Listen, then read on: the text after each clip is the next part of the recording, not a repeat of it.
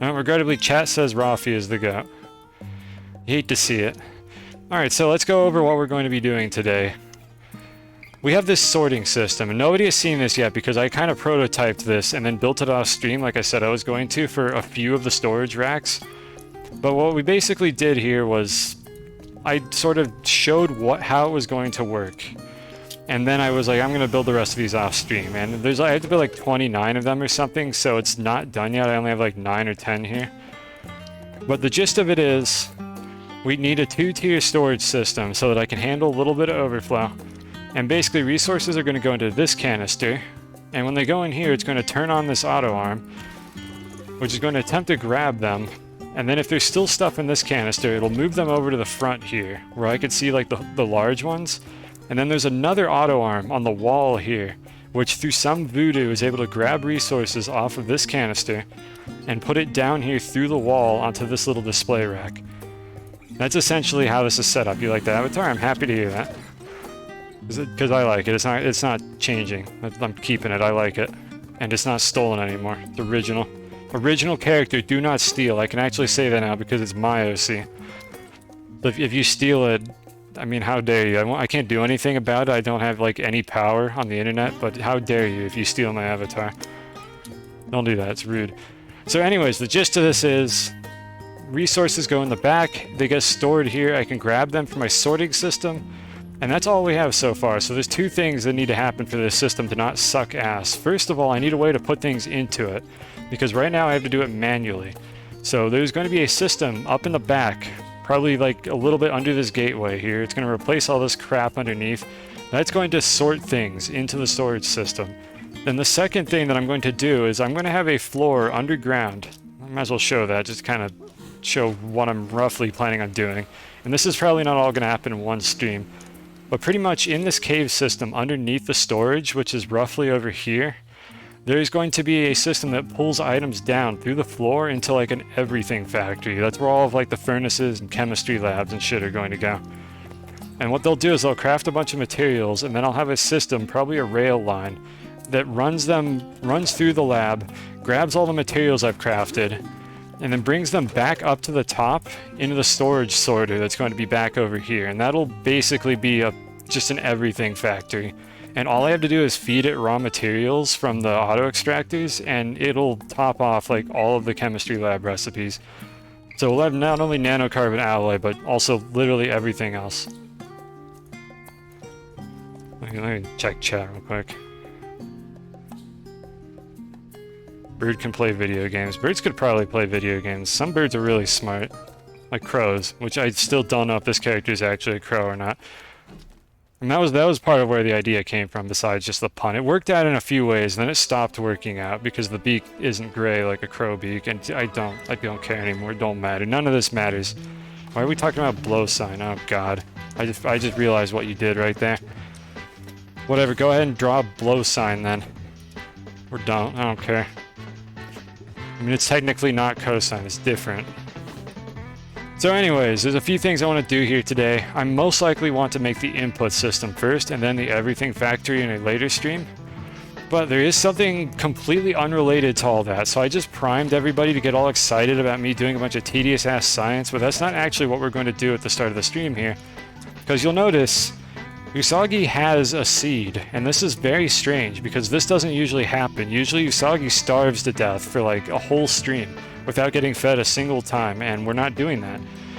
And that's because we're going to go on a little trip first, because there was a patch that came out a while ago that I never utilized in the last stream, where Usagi actually can apparently find these fucking chess figurines.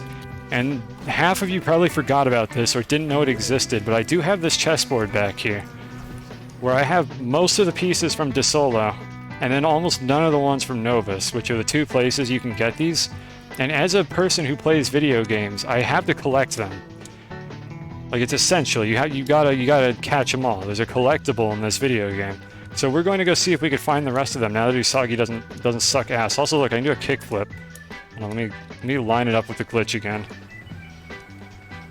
Come on. Do a kickflip. I saw it janking out for a second there. I did it once. Look, I promise I know how to use these tech decks. I was really good at this in elementary school. Oh my god, I won't do a kickflip anymore. Oh, there we go. There it is. I think that happens for the same reason that the platforms just like wig out if you rotate them a certain way, because this game's physics engine is the physics engine of all time. If you don't know what I'm talking about there, let me see if I can... I don't have any platforms I can show that with. Hold on. But we're gonna be opening this later. Let me do it now. There it is. Yeah, for some reason, this game's physics engine, if you're perfectly aligned to an axis, like I am in this location, and you rotate something the perfect spot, it starts just wigging out. And I think my hoverboard is doing the same exact thing if I get it perfectly aligned like that, or close enough for it to snap to this position. This video game is dumb and bad, but also fun and enjoyable, so whatever. Anyways, I'm gonna wait for all my snails to finish off the food that they have, because this indicator just means they're all about to get hungry, and then we're gonna go on a flight. In fact, while I wait for that, let me go prep the flying machine, because I mean, we're not going to take a rocket. That would be stupid. No, we're taking the flying machine. I think most of you have seen this by now, but for anyone who hasn't, this thing over here can travel between planets. I don't know why there's a horn on it. But anyways, this thing over here can travel between planets, and you'll get to see that in a moment. I'm shredding the rails with my sick board. I got it eventually, okay? I was able to show it off. And Usagi will be done in a second here, so... Anyone who hasn't seen this either, this is the automated farming system. It works 95% of the time, which is enough of the time that I don't feel like remaking it. Right, one for Usagi. A couple of these. One of these for the drill.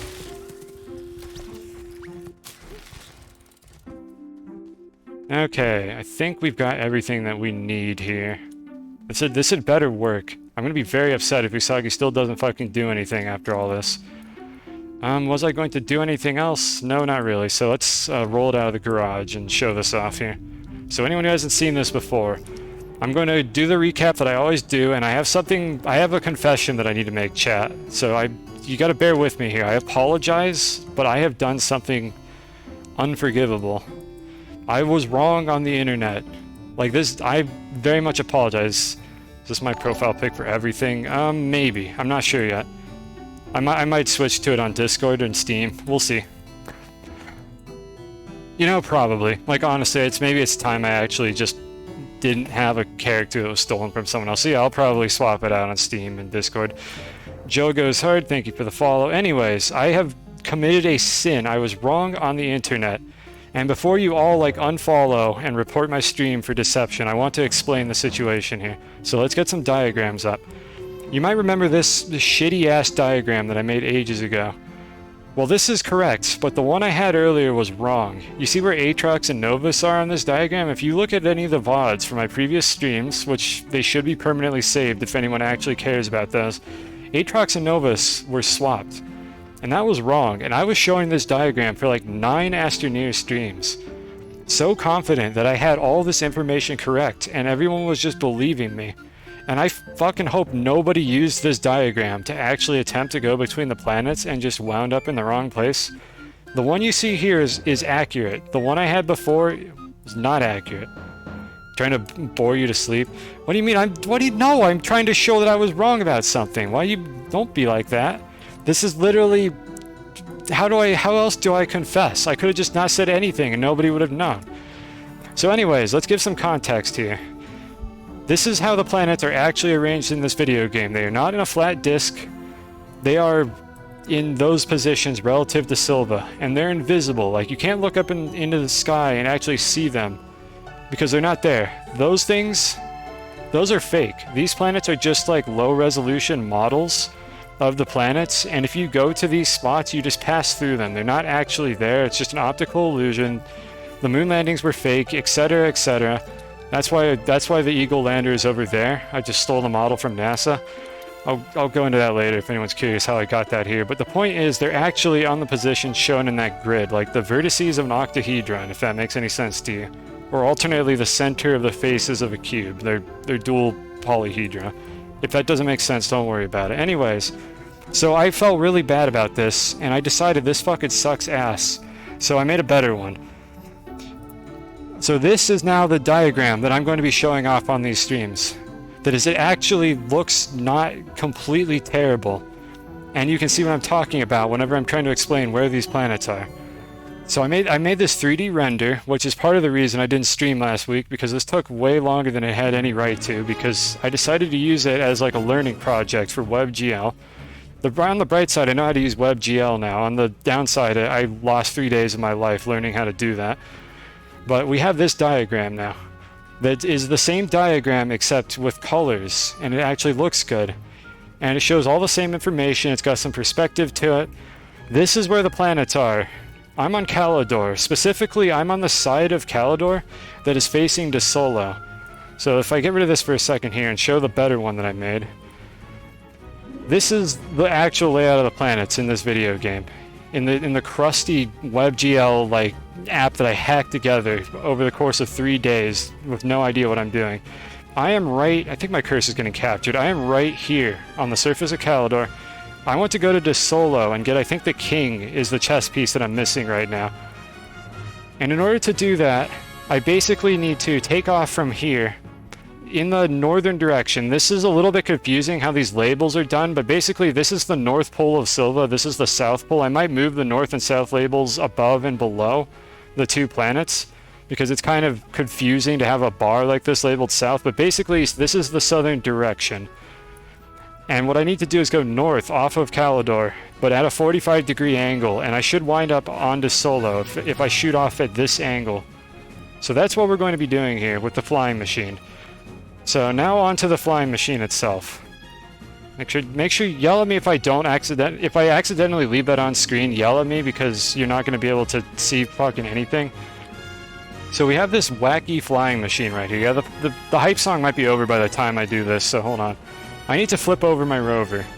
So this is unfortunately a pain in the ass, because the rovers are very floaty, and I need to use this winch on my backpack to pull it upside down. And it is absolutely not fucking cooperating. There it goes.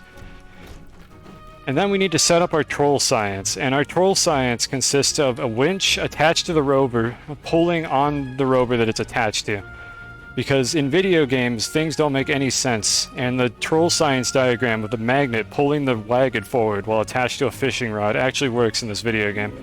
So we have a research chamber and a winch. The research chamber is here to center the winch on the front of the rover, and through trial and error I discovered that this exact position gives me just enough thrust that my flying machine can go forward. I'll hydrate after I land, background, but thank you. Or I'll forget. We need to go in that direction to where De Solo is. Alright, and we're off.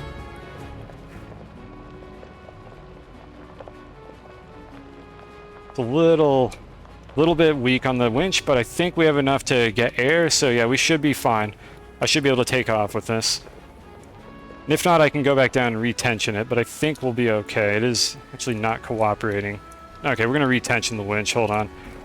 Not quite, don't get your hypes up just yet. I need to make it a little tighter. That is not going to give me enough air.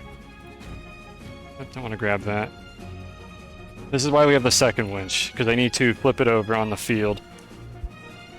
So do that. We're going to pull it back a little further to give me a little bit more speed. So again, if you're curious about how to do this at home, all I can say is just kind of eyeball it based on the stream here. So this one should give me a little more speed. I need it to be nice and centered. That should do it. Let's try that one. Which planet has the blackjack and hookers? Probably Aatrox. Pretty toxic and nasty there. I mean, if that's what you want, you can go there. There we go, there we go. That's the kind of speed I'm looking for.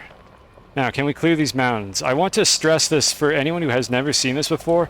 This thing is insanely difficult to control. Like, it is hard to describe how hard it is to control this damn thing, because the controls are roll and pitch, if you're familiar with flight controls. But imagine a flight control system with roll and pitch, but you have a 5-year-old in the co-pilot seat randomly pulling on the fucking stick while you're attempting to control your aircraft in your flight simulator. That is essentially what it's like to control this thing. So like, my camera is whipping in random directions, and I'm occasionally just getting pulled or turned for no apparent reason by the 5-year-old who is in the co-pilot seat. because we don't have any like regulations for how to fly aircraft in this universe. That's the space elevator, by the way. Don't worry about that. We'll show that off later if anyone's curious. And we got Minecraft. So that's Silva, but that's not where we're going. We're gonna keep going in this direction. And hey, look, it's the Solo, just like the diagram said. We just flew in a seemingly random direction and we wound up on another planet. That is how this game actually stores these planets. When you get in a rocket and fly between them, it just teleports you near the planet, sort of moves them all in such a way that it looks like you're still in the star system around the sun. But really, it is all just an optical illusion. And this is where we actually wanted to go. So once I get the 5-year-old to stop pulling on my camera for a second, I can do some litho breaking, and we can see if Usagi is fucking capable of actually finding chess pieces. Alright, there we go. Clean landing, didn't get stuck in the terrain. Alright, Usagi.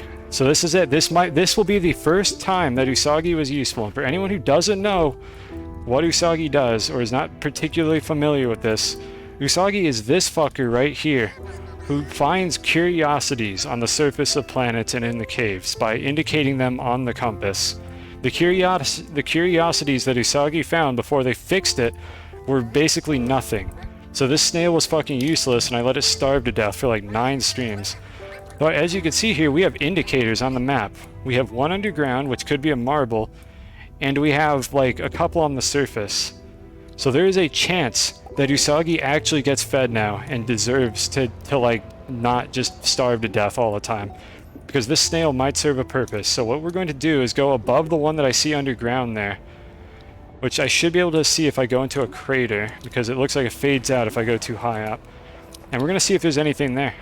And if there's something there, then congratulations, Usagi is not useless. Let me flip the rover real quick here. I'm just going to dig down here. I can find the rover again if I need to. So it was in this rough direction. We'll go into the cave system that is always here because it just is. Alright, we got something on the map. I'm going for this one here. Alright, what'd you find, Usagi? Did anything good? I don't want to go down there. Camera, please.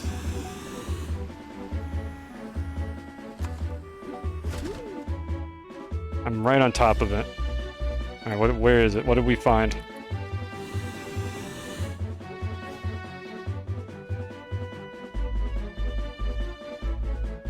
I'm trying to figure out... Maybe that's a little bit below me? That's laterite. Wait, did Usagi find laterite, or... I don't know, this ain't looking good. I don't think Usagi could find mineral deposits.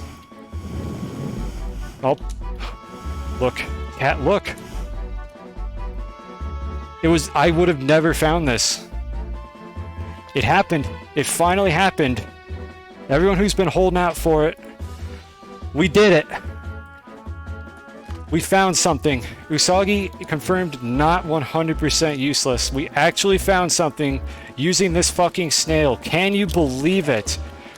This has never happened before. No one has ever used this snail and actually not regretted it until this day. We found a chess piece. I now have a reason to actually feed this fucking snail. Absolutely incredible. Let's go find the rest of these. I think we need like a king or something. Thank you, Usagi. Thank you for finally doing something with your miserable existence.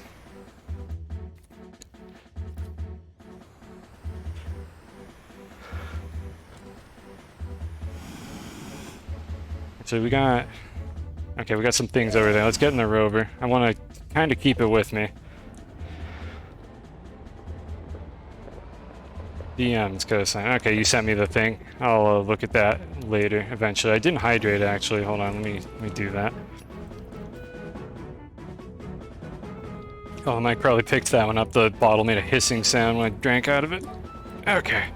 So Usagi found this, which I've already cleaned this one out. What else have we got? Okay, there's got to be a chess piece down here. That's almost certainly what these are. And if they can be buried in the ground, which I didn't actually know, then that's kind of huge that Usagi could find these. Because I was not even aware that was a thing that could happen. So that just means I need to like center my character on top of these like really precisely and then go digging for them. Increase my save file size, but you know, we'll be okay. We can live with that.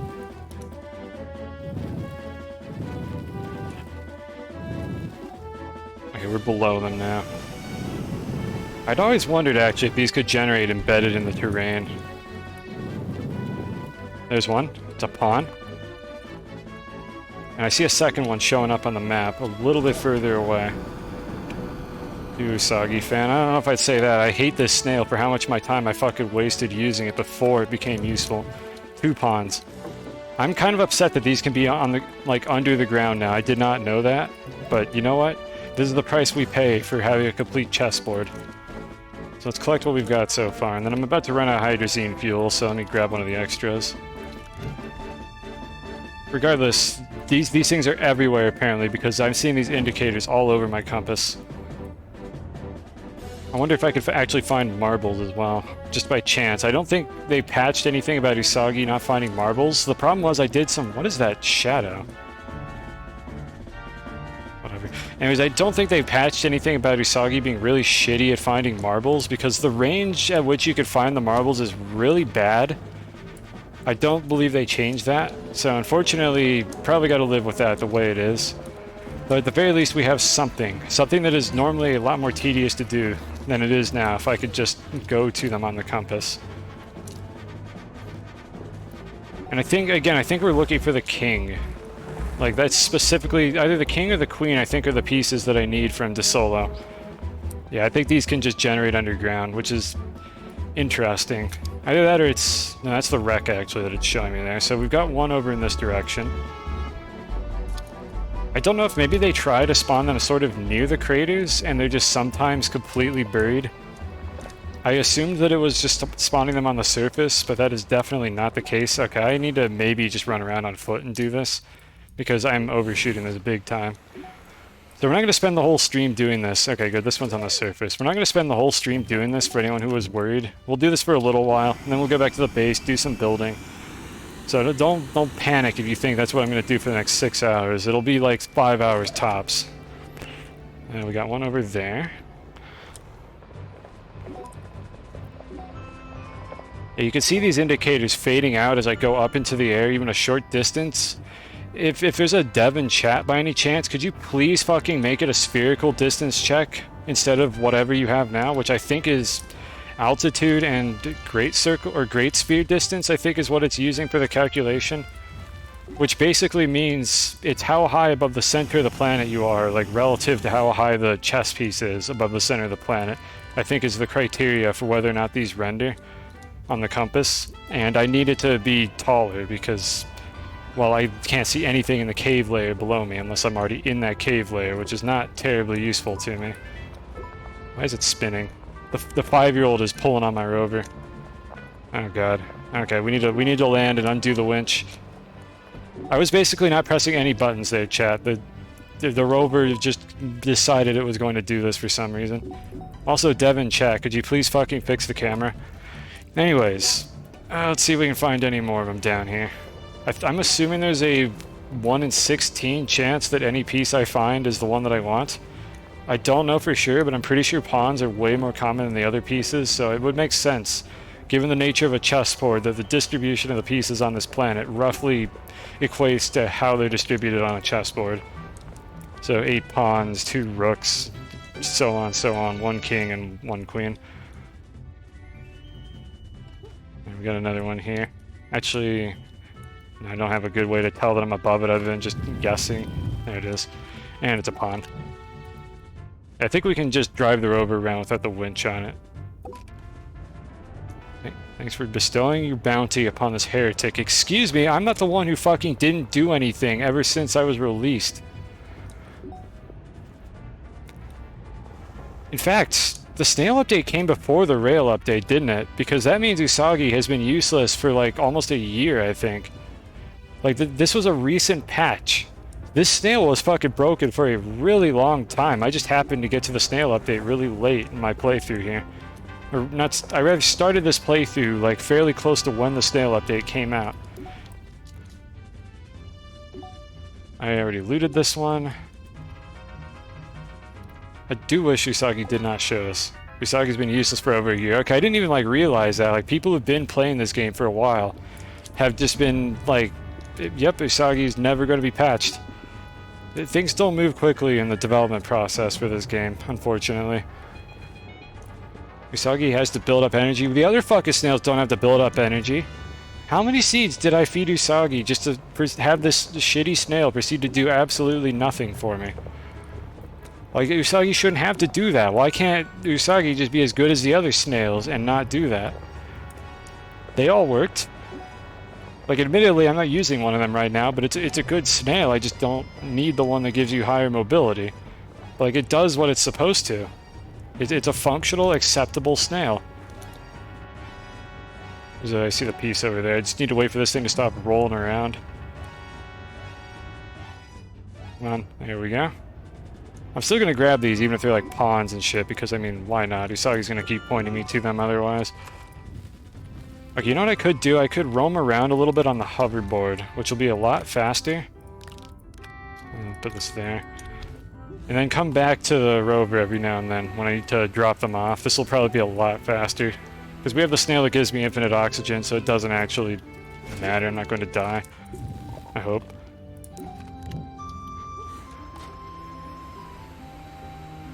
It's all pawns.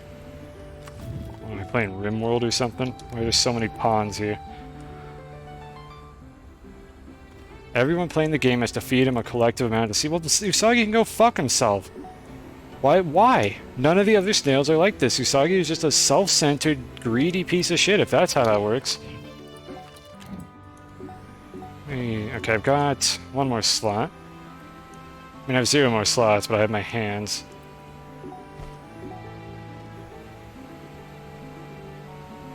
If it wasn't clear to anybody yet, I'm using the compass here. Like, these little, like, kind of snail head-looking indicators are what I'm going to.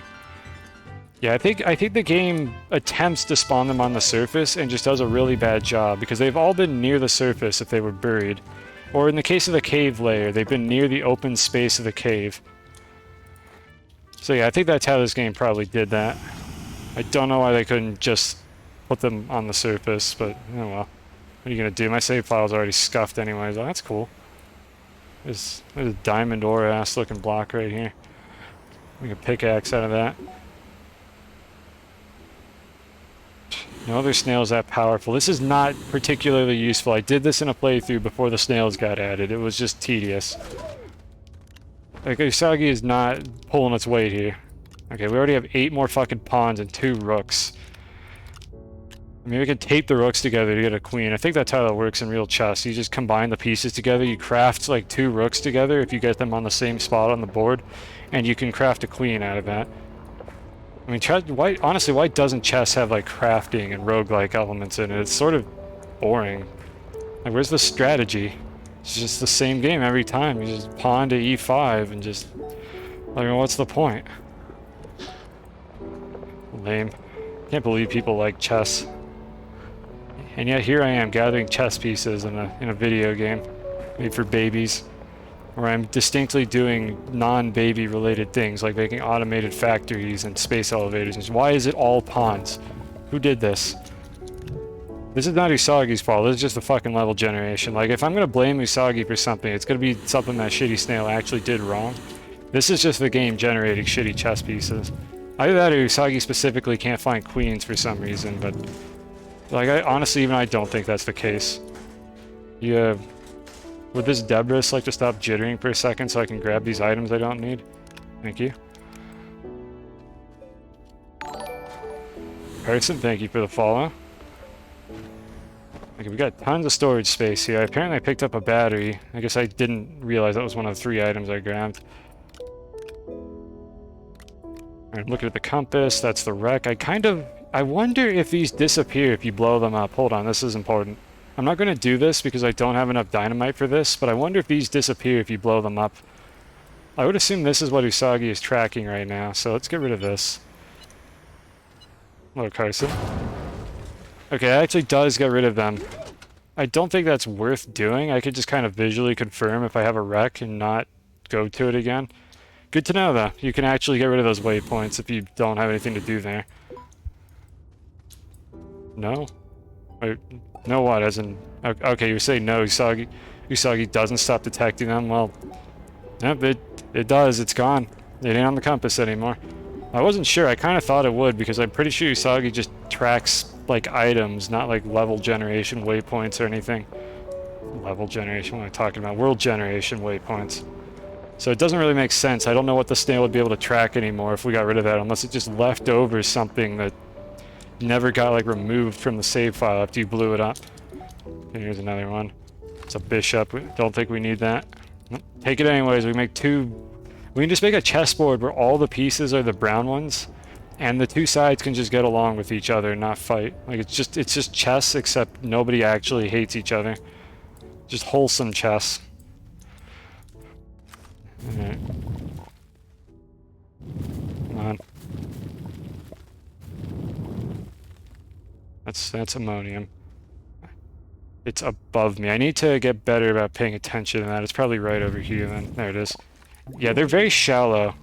Every single one that I've seen buried in a wall was kind of shallow, like near an open cave space of some sort. Okay, what else have we got? Come on, I just want the queen. Please. Give it to me, game. Knowing this game, there is a statistical chance that I do not have of Jasper. I think these are Jasper. Yeah, the Jasper Queen anywhere in this level. Like, it just might not have generated them. Okay, we got another pawn over there. Alright, let's get out and go look for more of these. I would have never found all of these without Usagi. Snail actually useful for something. And I see something underground there. Let's go get that while we're at it. For anybody wondering why I complain randomly about my save file size, anyone who doesn't know like how the save file affects your game, basically the amount of time it takes to save when you get in a rover seat or any vehicle is more or less directly proportionate. Hold on. I hope Usagi finds more bishops. Directly proportionate to your save file size. Bish hop on D's nuts. Got him. Got him. Yeah, I've seen this one before. That's some text-to-speech tech for you, chat. If anybody's using like the Streamlabs like text-to-speech bot, you can just do that. And it'll just have like an awkward delay before it says the punchline. Prank your favorite streamers. Definitely you should prank me by giving me 69 bits right now and doing like a bait and switch text-to-speech or something. But I mean, you could use it on somebody else if you wanted to. So I see a lot of waypoints underground. I wonder if I should dick around in those caves as well. Like, most of them are going to be chess pieces. But there could be marbles down there, and I want marbles. They're shiny, they emit light. They're real pretty. Is that a queen? Please, is that a queen? I think that's a king. That's a queen. Okay, I think that's what we needed. It was either a queen or a king. I think we're going to get the remaining ones in this area and then go back. But anyways, back to the save file thing. Basically, every time you deform terrain, your save file size goes up, and that means this shit takes longer, because this is a video game in 2022 that doesn't have auto-saving, and it just saves every time you get in a vehicle. So until the devs remember what year it is and get around to fixing that, I'm consciously not deforming terrain anywhere I don't need to, because this is going to take like a couple additional milliseconds every time I deform terrain, until eventually it will be like 5 seconds of saving if you have like a huge save file size. England has been looking for her. Yeah, she looks pretty fucking dead. This is a moon with like no atmosphere, so you hate to see it. The queen is dead. Long live the queen. I think we got one more. There's a couple more over here. I can't stop doing it now. It's so easy. Is that another queen? I think we're gonna go back. We're gonna drive back home. I could always come back and do this later. Well, let's not make the stream super fucking boring. So there we go. We got a couple queens. 2 of them. I don't know what that signifies exactly, but they're there. We found them. There's a couple underground waypoints. These are most likely chess figurines, so I'm not going to worry about them. Cat jam. We need to find our way back home. So if we go ahead and open up my funny diagram again, I'll just use the static image. Okay, so we're on DeSolo, but I don't know where on DeSolo we are. And the easiest thing to do in this situation is to go to Silva, and I believe Silva is consistently located next to like above a specific gateway, and then from there, once I found that gateway, I could try to diagonally go back to Calidor. So let's go see which gateway this is, because I don't know what side of the planet I'm on right now. By the way, that tumor there is the space elevator. I'll take the diagram down when I actually start flying, but let me see where I am. I have a separate note file that tells me like actually where the gateways are relative to the planets, but I didn't have a way to fit that easily on this shitty WebGL app that I wrote. So let's go see which gateway number we're at here. Hopefully this will not be cut off on the stream. We are on Equator 1. So if I go check that real quick, I can see whether or not that's the one that has Silva above it, and that'll tell me what side of the planet I'm on. So I'm just looking at some notes. I know they're not on stream. DeSolo 2. So we need to be on the opposite side of DeSolo and fly off to the south to get back to Calidor. Yeah, we need to be on Equator 2. So let me get this off the screen now. Let's tension the winch and figure out what tab I need to have open to see my Twitch chat, and then let's take off. Good haul as far as the chess pieces are concerned. Thank you, Sagi. You finally did it. You did something. You know, I did this bit already, but I worked hard to make this, so I'm going to put this on screen like one more time before I start flying away. Oh my god, please get off my camera. There we go.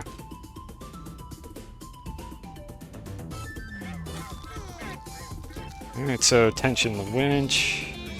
Make sure my ship post isn't blocking it.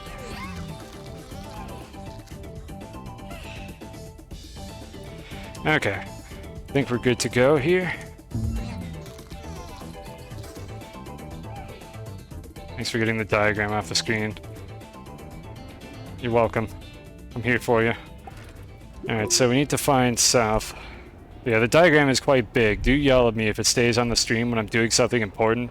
But like if anybody was actually looking at that, I don't want to just like pop it up for a nanosecond and then take it down. I'll just leave it up for like a little while for anyone who's curious until I do something important. So anyways, we're on the equator of the planet, and we need to go off the South Pole and towards the other side of the planet. So I'm basically going to like do like maybe like a quarter of an orbit here with my wacky flying machine. And then I'm going to fly towards that spaghetti over there, which might actually show up at 720p. Those are the rails on Calidor and the space elevator. You might be able to see the space elevator where I'm running my cursor. We basically want to go to that because that's the home planet. And I am flying, as you can see. For some reason, these just render from anywhere. The planet is going to pop into view in a couple seconds here, and you'll see what I'm talking about. Like, this is the circle of the planet here. My camera is going to snap, but that's basically where the planet is going to be. And we need to try to land on the home base, which I might actually be able to do a hole-in-one here. Let's see if we can hit the gateway. Oh, I'm coming in fast. No, we're missing it. Yeah, we missed it. I came in way too fast to adjust my trajectory. That's okay, though. We can fix it. Just need to stop tumbling real quick. Your Wi-Fi just died. I'm sorry. Imagine using Wi-Fi. No true gamer would use Wi-Fi. You gotta have an Ethernet connection. You gotta have the optimal connection quality so that Comcast could fuck you over anyways. I mean, you'll have a really sick LAN connection. It just Comcast will still make you feel like you're playing on Wi-Fi. Alright, Razor, I'll read your message in a moment. Let me land first, so I can actually read it and not just gloss over and probably read it completely wrong. Okay, that's a hole in two. You know, we take those. That is still under par. Alright, let's go park the flying machine. So by the way, anyone who's wondering how I got this lander here, this is supposed to be on DeSolo, the moon that I was just on. I have it here because I used winches to tow it through space. If you're wondering how I did that, I have no like shame in showing off that I have a highlight of me doing that. It's an interesting watch. It's like 5 minutes long though, but that's how I got that here. I've been doing a lot of wacky shenanigans in this playthrough here because I don't want to just make a boring playthrough where I just make a nanocarbon alloy factory and then finish the game and go home. Like, we could do better than that. Why is Usagi at such a different cycle than the other snails? Okay, well, Usagi gets to stay over here and gets to have one more seed for being useful. Until next time, Isagi, we'll be going to Novus at some point. I don't know if it'll be this stream, but we'll go to Novus to get the rest of the figurines. Now, let me grab all the crap that I got off this planet now. We don't need this. I think I used the dynamite, and I don't remember what else I got, like a battery or some shit. I can put this over here. There we go. Okay, emo time, that's right, you did tell me that. Okay, we'll do that in a second here. Let me put these away.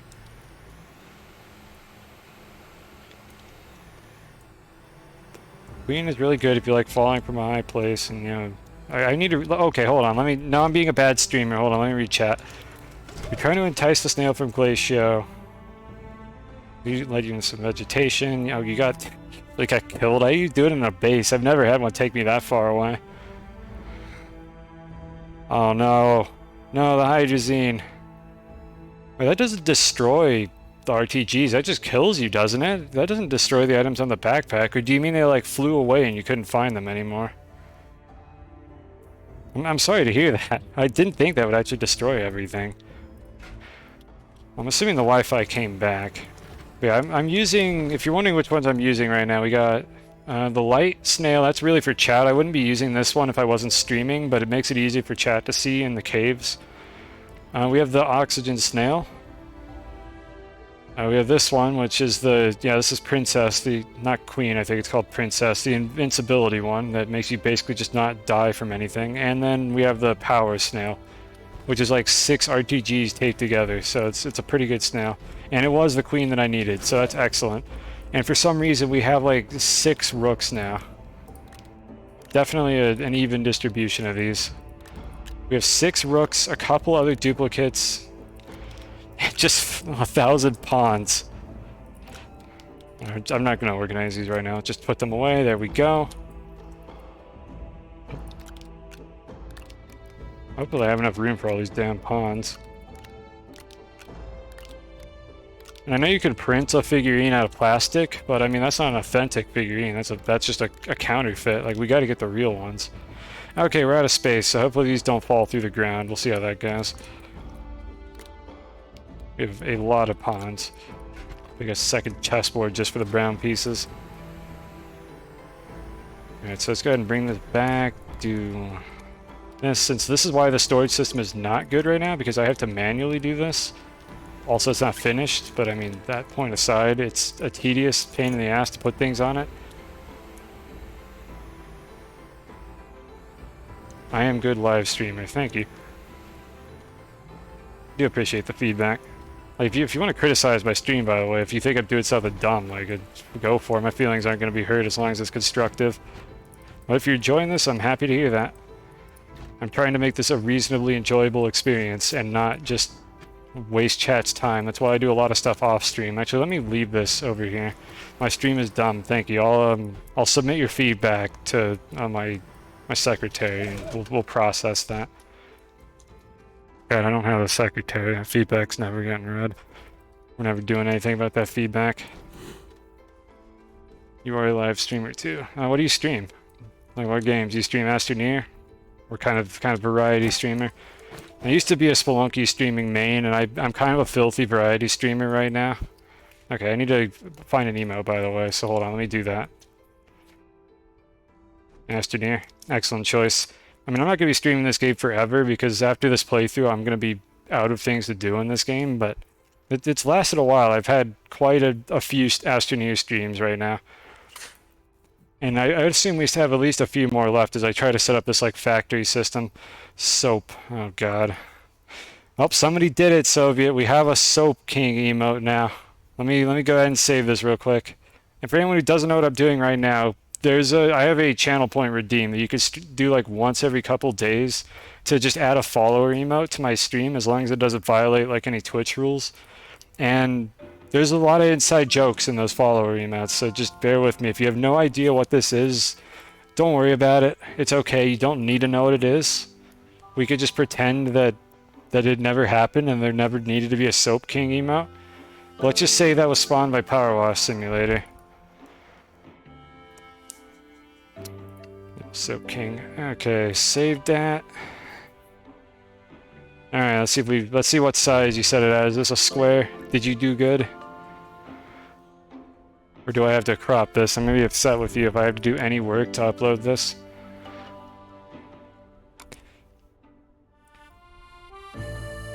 That's a good chat member, and it's 112 by 112. Look at you.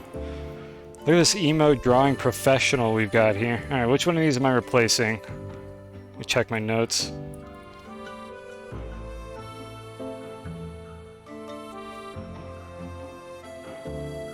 What I should do is like have something that I can look at to just quickly know which one to swap out whenever I do this. Okay, we are replacing the first Hickory emote. So Captain, you've got like a minute to use that emote before it's gone. I mean, until you probably redeem it again next stream. Hickory's gonna go in a second here. Enjoy it while it lasts. For all, like, one person that's in chat that probably knows what Brutal Orchestra is. Because I don't know what it is. That's Soap King. Throw that bad boy in. This is actually not badly drawn, Axel. I'm gonna be honest. This is actually, like, fairly well done. Like, yeah, it's like a crust emote, but like, it's a good crust emote. It's very clear what it is. And it's got transparency.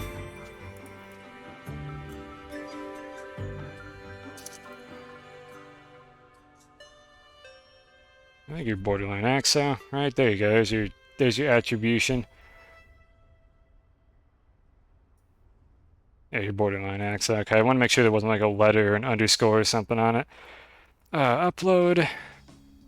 Alright, goodbye, Hickory. Farewell. Godspeed. See you again next stream, maybe.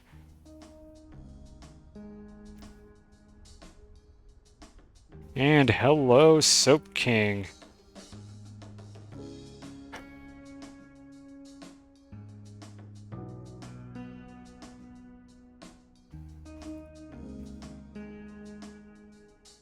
Alright, refresh if it doesn't show up. I had chat closed, so let me look real quick. Okay, there's Captain calling me dumb. This is why I don't feel bad about removing Hickory at all. Oh, Axo feels sorry for you. I don't. I don't have that kind of compassion. You can redraw him if you want. I think the next one that gets replaced is Sag, so like if you redeem it, well, actually you can't redeem it twice in a row, because I have a rule that you're not allowed to do that, but the one after that, like if you want to put Sag back with arms or something, I mean, I don't care. This is what the point of the redeem is. You could just put a shitpost or an inside joke as a follower emote on my stream, and I'll just let you do it. So you decide what you want to do. Just try to have it ready by the start of the stream. You just started live streaming. Can you not like go to other people's channels and advertise? I get it if you just started, but don't advertise, please. It's a little scummy. It's bad etiquette. In streaming culture, that's considered a dick move. There we go. Okay, what was I doing? I am going to set up the sorting system now, or at least try to. We're going to do a little theory crafting here to see if we can figure out how to do this. So I need a lot of rails. So let's go ahead and grab this thing. Nope, sorry, Captain, it's gone now. You can't do that anymore. What are you pogging? What happened? Pogging the rails or the advertising? I don't even know with you anymore. Hopefully you're pogging for the rails. Let's see, we got that temporary setup. Where is a good spot that I can do this? I need some open space. I mean, Captain might have not refreshed the stream, but I thought it takes those out immediately. I don't really know for sure. Maybe I should read the chat sooner. Yeah, you'll get used to that around here. Like, reading chat and streaming video games is hard. You gotta understand. I gotta try to act like I know what I'm doing in the video game, but then I have to look at chat. But if I stop moving in the video game to look at chat, then I'm not playing the game anymore. And nobody's here for that. Anyways, what we're doing here is we're setting up a little test rail to see if auto arms can consistently grab items off of moving trains, because that is ideally going to be the crux of the system that I'm trying to create here.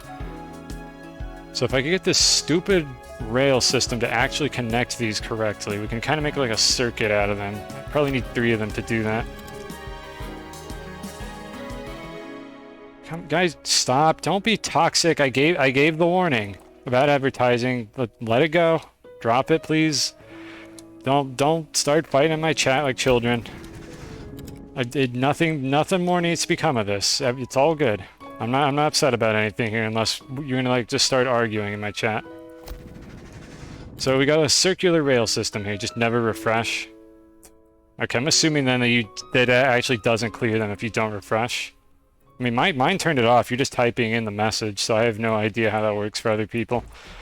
Anyways, we got a rail here. I'm going to need a power supply, which I should be able to get by just branching off of this rail. I'm gonna have to agree. I think Soap King is a better emote than Hickory. I mean, I don't think Captain wants Soap King. That's my guess, is the Captain doesn't care. So that's not like a downside to never refreshing. You basically, Captain can't ever close my stream anymore, is what's happening here. Actually, we can just... Nah, let me set up a permanent bridge here. So let's get just any platform, because extenders suck in this game, so we're going to use this instead.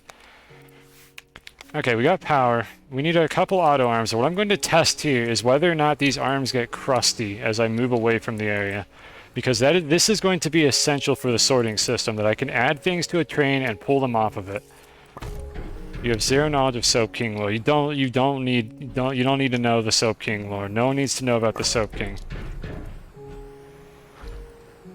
Soap King lore is cringe. Soap King is cringe. I said it. Streamer calls things cringe. That's the kind of streamer that you're watching, chat. I'm sorry. I'm not sorry. I'm not sorry for who I am. Anyways, back to what we're doing here. The premise of this is I'm going to set up 2 auto arms for testing purposes. One of them is going to put things on the train, the other is going to remove it, and then I'm going to go really far away from this whole system, and we're going to try to find out whether or not the train will transfer all of the items consistently, or whether it gets like stuck or bugged out in some way. And if it doesn't get stuck or bugged out, that means this is a viable sorting system. So let me stick another one of these just over here somewhere. Like that's a virus. It's twitch.tv, dude. That's the website you're on right now. If you think that's a virus, I don't know what to tell you. I hope it's not a virus, because that's the website that we're on right now.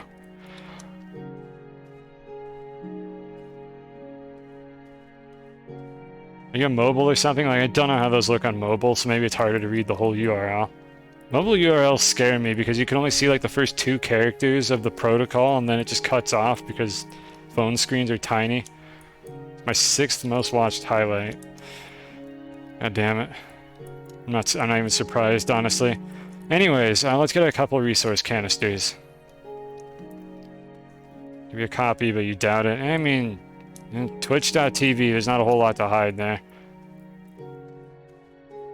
Like, if anything, the fact that it unfurled it into the thumbnail preview tells us that it's safe. Like, if that was like a fake link, like Twitch with 2 W's or something, .tv, that would not have unfurled into a link.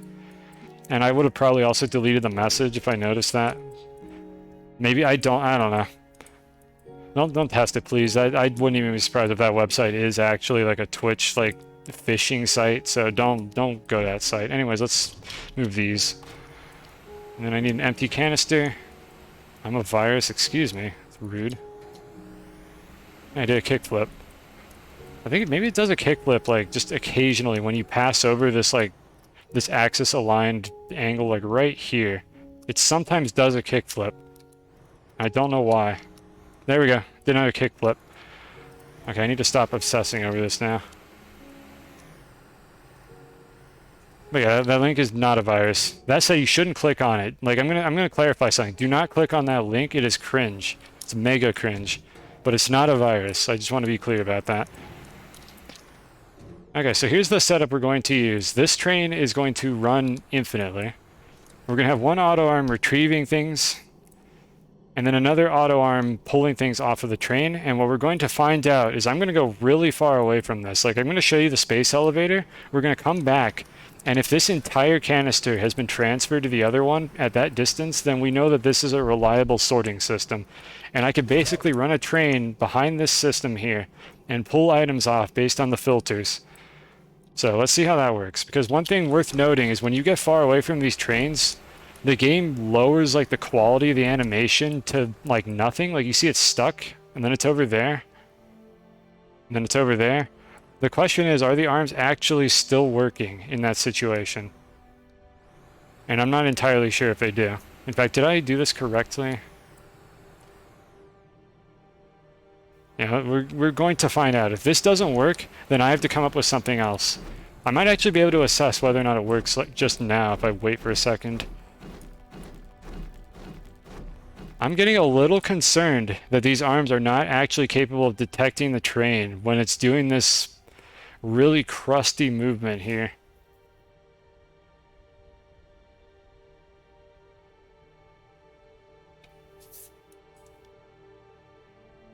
And just like have a tether disappear. I'm not sure what you're talking about.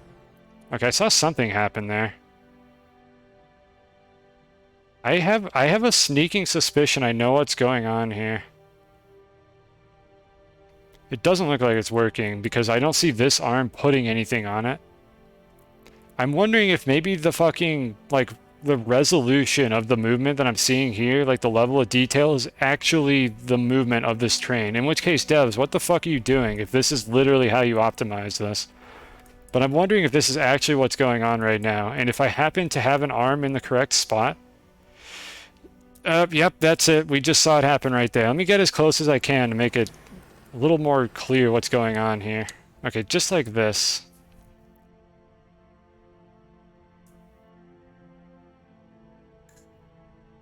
Let's see what I need to... Okay, hold on. I need to read all of what you're saying here. I'm not going to get the context. Takes you to this website on the stream. With the link? I mean, yeah, it takes you to a Twitch highlight of something I did with the Soap King. Don't worry about that. Probably not working. Yeah, it is probably not working.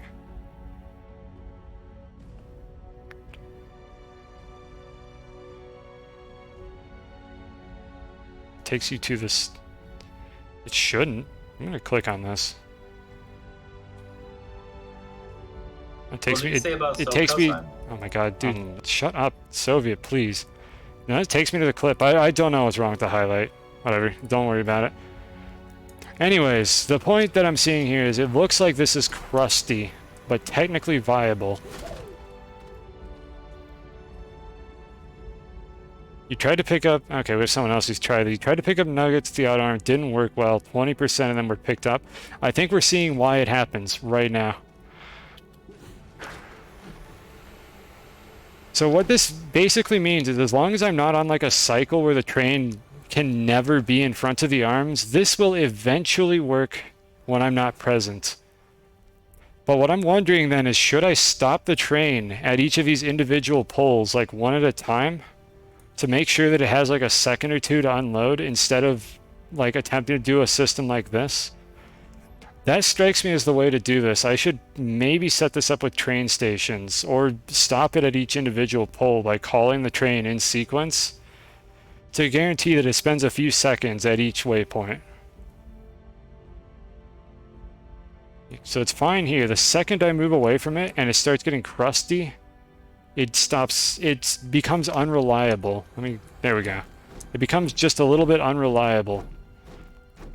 Well, not a little bit, very unreliable, because for some reason this is how they optimized it. So if I were to like stand here, I think it's never going to work because it doesn't...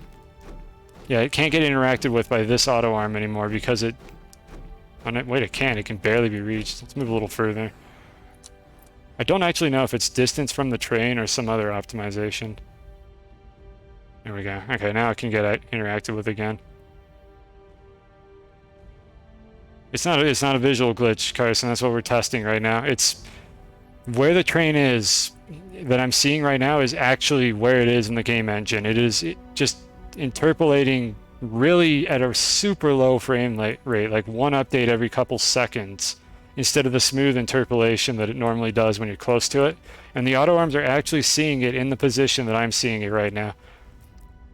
Like, devs, come on, my computer can handle this. Why are you like this? Alright, so what this essentially means is we got to make this more complicated. We'll go on the space elevator later. I thought I would need to test it, but we need to... This is going to be more complicated.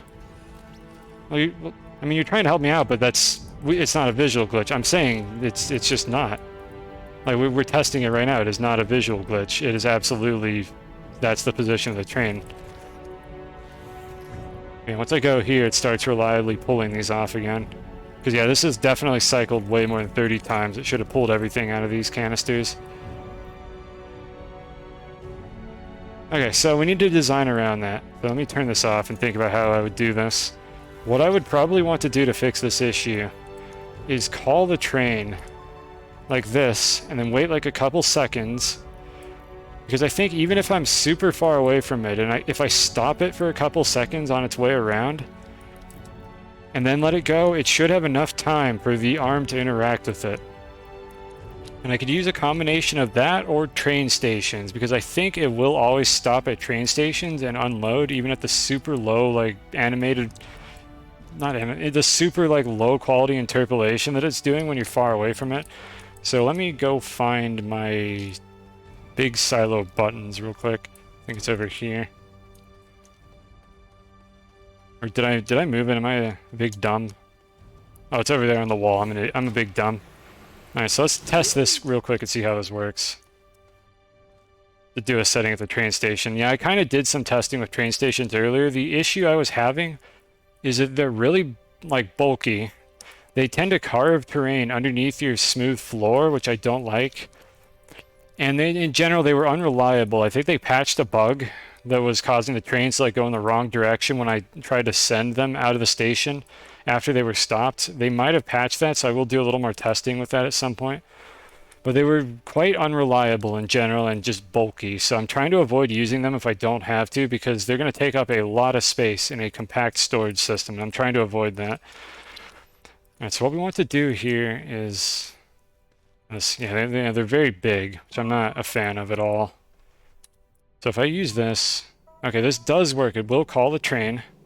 This means I would only be able to have one train on this rail system, because if I had multiple, I would risk calling the wrong one with the button repeater, but can't do much about that if the system's going to be a pain in the ass, because they optimized this game for shitty consoles.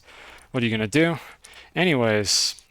Then I would have like a delay timer. I might as well set a little bit of this up now. Alright, so we activate this, we call the train. When the train arrives, do I have a way to detect it? I think that's what these do. So I could set up a delay repeater and then call it to the next one and do this in sequence, like for probably one for each canister, maybe like a couple.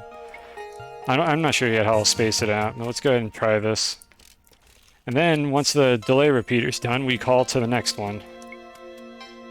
Stream for 2 hours now? Oh, you or me? I've only been streaming for an hour and a half.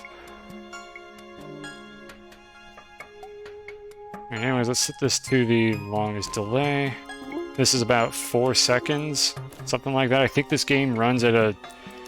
I think one tick in this game is 1/6 of a second. I'm not really sure. That's what I think it is. It's about 4 seconds for this delay here. Yeah, I usually stream way longer than I ever want to, so I wouldn't be surprised if this goes on for like 6 hours. Why did the train moving off of this do that? Okay, hold on, this is weird. Alright, I call it here. I'm gonna call it to this with the button, and let's see what it does when it gets there. Is it going to stop? It sent the signal. It sends it a fucking second time. Ugh. Astroneer, why are you like this? Okay, it sends 2 signals, so I need to consume one of them. It sends an arrival signal and a leaving signal for God knows what reason. So we need a count repeater to fix that.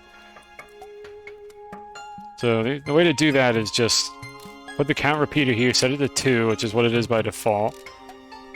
And then the count repeater is basically going to eat the first signal and then send it the second time. So I need to artificially, like, send one signal to it from the get-go so that...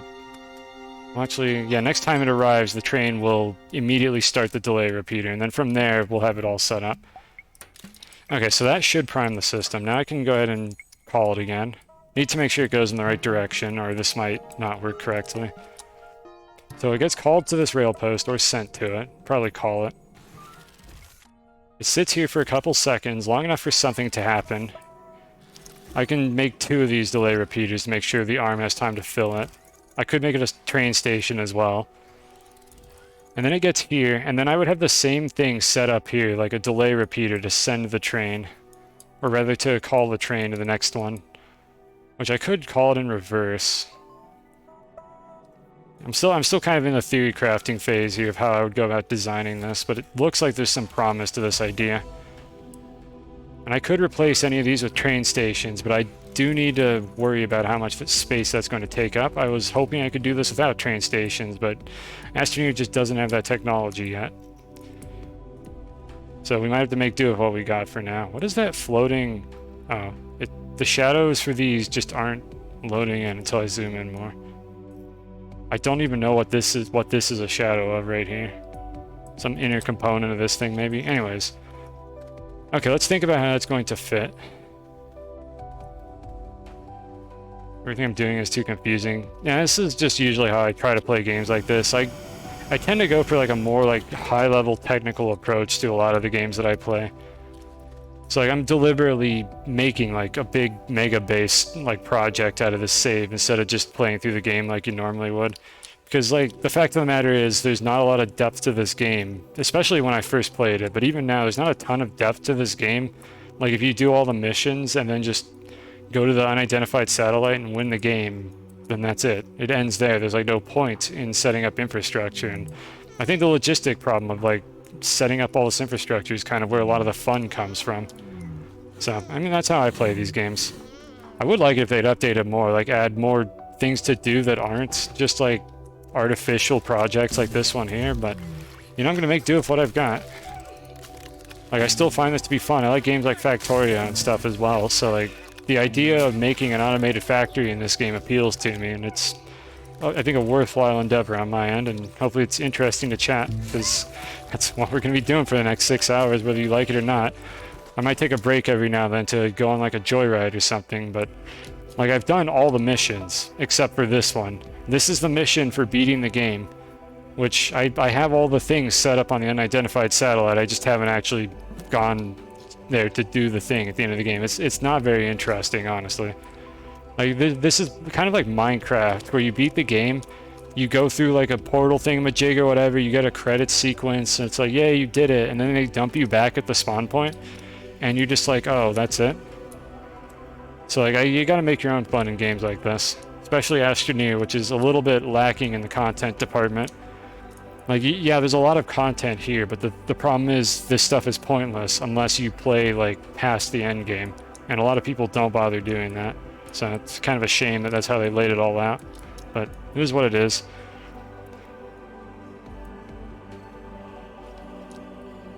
There are like 5,000 people that play this. I wonder actually what the Steam, like, player counts are for this game. They're not, like, exceptionally low, but I know they're not terribly high either. You don't have to activate every gateway chamber. I think there's an achievement for that. You only have to activate one on the surface, and then it lets you activate the core. Or you can just clip through the core and activate it directly. There's an exploit to do that I showed off and bricked my progression and had to roll back my save. But there's really just generally not a lot of depth to the game. So anyways, what was I trying to do here? That's the Steam player count. You might be right. That sounds like it's probably about right. If you want to 100% the achievements, you do have to do every single one. There's an achievement for that, which I already did that. Like, every single gateway in this save is activated. I just haven't gone through the you win portal. Enjoy your fake emotes, Captain. You can continue to, like, delude yourself into believing those are still there, but they're gone. You can put it back when you redeem it next time. So how do I want to do this? I want to have a train that stops, like, I could probably have the train stop every 2 canisters, or I could try to utilize train stations. So let's go think about train stations here. First of all, I think I need to move this infrastructure somewhere else because it's going to try to connect to the train stations. Like specifically this one here, the aluminum one, is in a bad spot. I need to turn it like over to the right a little bit and try to get it to not connect to anything. because these rails are super aggressive about like tying to each other, and that is going to carve terrain and cause a lot of damage to my base if I'm not really careful about letting it happen. So I'm going to do this, and then I'm going to put one of these on it, because what I discovered is these are a really good way to make sure that rails don't connect to stuff you don't want them to, because it just puts like a cap on the end of them. So, like right there. Okay, that should be good. Am I out of power? This section is out of power because I just disconnected it from the grid. The rest of the base has power. This section was depending on like a single power pole of some sort. Yeah, right here is where it was depending on. So I can connect this again. That should get it. There we go. Okay, we're back and good to go. Don't want this. Thank you, game, for putting that in my inventory. And let me just move my aluminum smelter over to the side real quick. So we're probably going to disconnect the power grid again. Where does the train wind up when I do this? What is that connecting to? Wait, is there a power outlet on this thing? Hold on. What is this connecting to? Dude, what the fuck? Did anyone know that there is a power outlet on the bottom of these site pylons? What? Devs, what are you doing? Is this supposed to be here? I just assumed you couldn't power these things. How is anyone supposed to know you could power these damn things? What is this? This game is dumb. Hold on, I need to hydrate.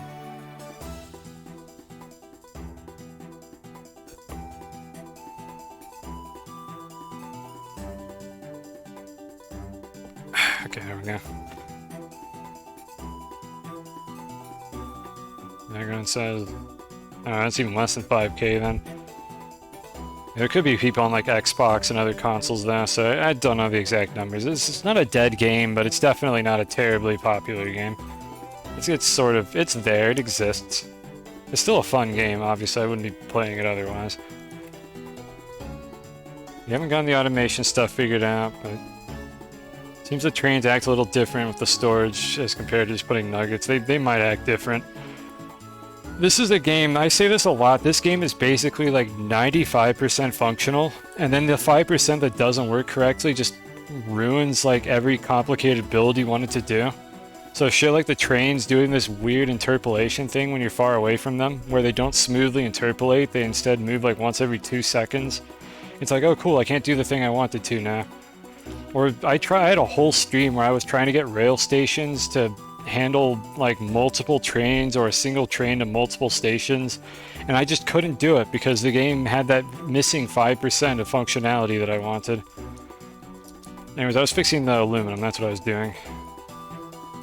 Xbox is $20 without Game Pass. I'm assuming it's about the same on Steam, but I don't actually know how much this game goes for. But yeah, it's still fun to dig into this stuff. I just wish I didn't have to do so many damn workarounds every time I'm trying to play this game. Well, anyways, this was actually a big discovery that I can plug into these site pylons, because that makes it way easier to lay out these rails now, because I don't have to worry about connecting to the rail posts down the line from the site pylons. Also, it turns out you don't need rail engines on these, it just makes them move faster. I might just leave it here, I don't really know, but I don't really need the rail engines. Anyways, what we need to do here is get an arm that can grab all the aluminum. So we'll do that. I wonder how many cable plugs are on this thing. What? I don't... How many? I don't know. Did they fuck something up? Was this like in development? Did they put cable plugs on this thing and then they changed the model, put the cable plugs on the origin, and forgot to remove them? Like, I would not even be surprised if that's what happened. You think there's infinite? Do you think this is intended? Because it really... doesn't look intended. I mean, that's great if it is intended, but it's very janky. I didn't know that it had cable plugs because there's no visual indicator, so it's probably a bug. You know, there's only one way to find out if there's a limit. I think it's 2. No, I don't think it's infinite. I think it's 2. I don't believe it matters if I take a different power plug, but let me grab this one real quick. Nope, not infinite. 2.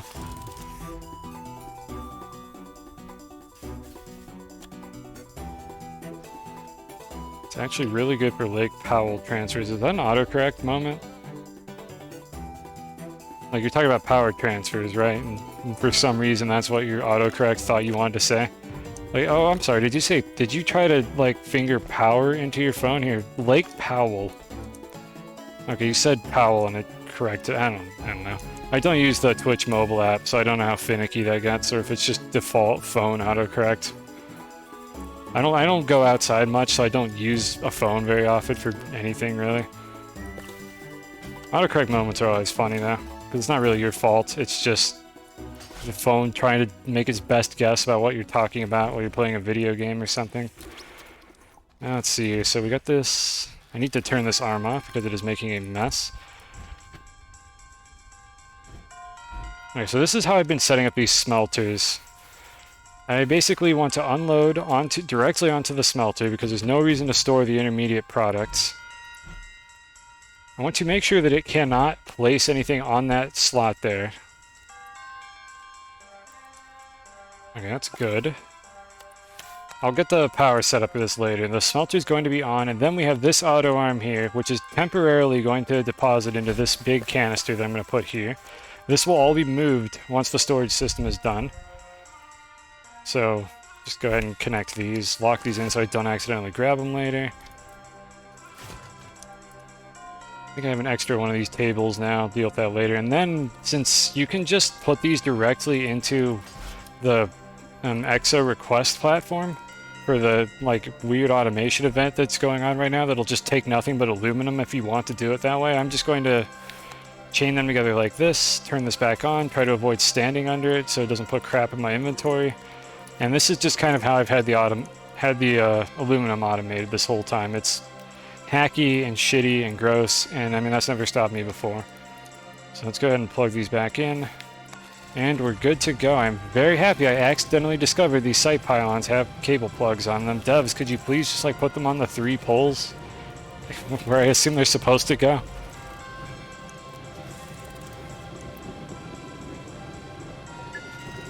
It's Twitch not messaging. Okay, I didn't know if Twitch had their own autocorrect system or not.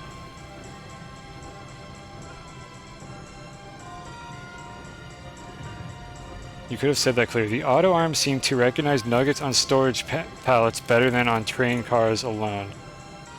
Do you mean that the...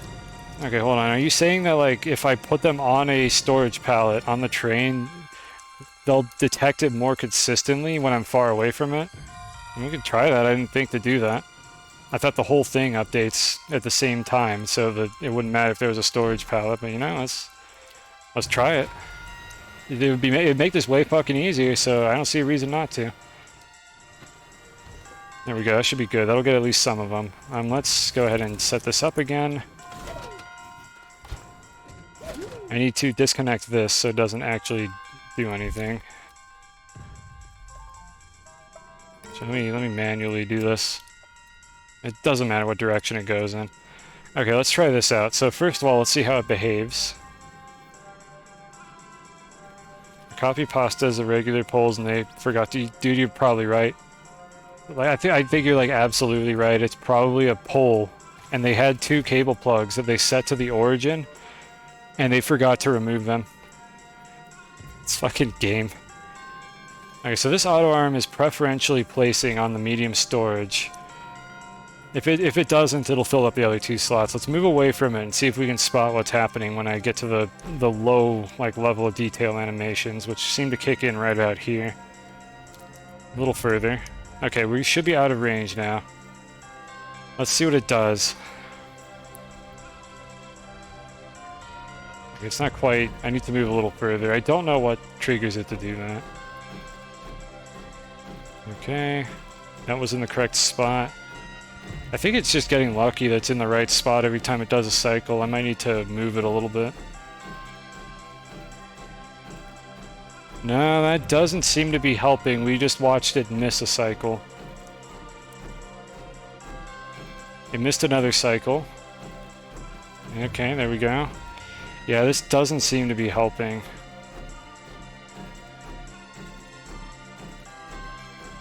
Yeah, it's not helping. Oh well. I'm not upset about a suggestion to fix something that doesn't work if I haven't tried it yet, because, I mean, why not? Maybe this would have worked, but it does not work. It seems like the whole thing is parented to the train, and it just doesn't move at high resolution. It must have been a range thing. Yeah, it might have been something like that. Select at the bottom instead of the other. Well, I mean, if you're talking about the cable plugs, there are no cable plugs on this thing. That's the problem. Like, they didn't put any on these site pylons. The model doesn't exist. And my theory is that this point right here that you're looking at is the origin point of the model, and they probably configured it to have two cable plugs from whatever object they copy pasted this from, and they forgot to remove the flag that says it has these two cable plugs at the origin. Or maybe the origin is like a fallback if they didn't specify the position it's supposed to go in. Maybe they were going to add them later in development and forgot to fix it. So they're just here now. After the stream, I should be looking on YouTube. No, that's the point. I don't want to do that. Fuck that. I want to figure it out myself. Like, that's the whole point of it. That's where the fun comes from. If I just go to YouTube and watch somebody else solve the problem, then I don't get to do anything interesting. I just get to build their solution to it. So, like, maybe the solution's not as good as somebody else's, but I mean, the fun of doing this is figuring it out yourself. That's like downloading blueprints when you play Factorio or something. So, like, I don't care if anyone else does that, if you just want a solution that works, but in my case, I'm specifically here to figure it out myself. So we're unfortunately going through the trial and error, but, you know, some of the things that I tried to figure out myself, like this plant farm, actually worked out at the end of the day, and I'm very satisfied with it, so I don't regret the time I spent on this. At the end of the day, this is just like budget Factorio is what this game is right now, except it costs, I think, as much as Factorio does, but it's Factorio in 3D with a really bad camera. That's what we're playing right now. Anyways, we just fixed the aluminum. I need to go update the auto extractor that the aluminum is coming off of, because it's stuck.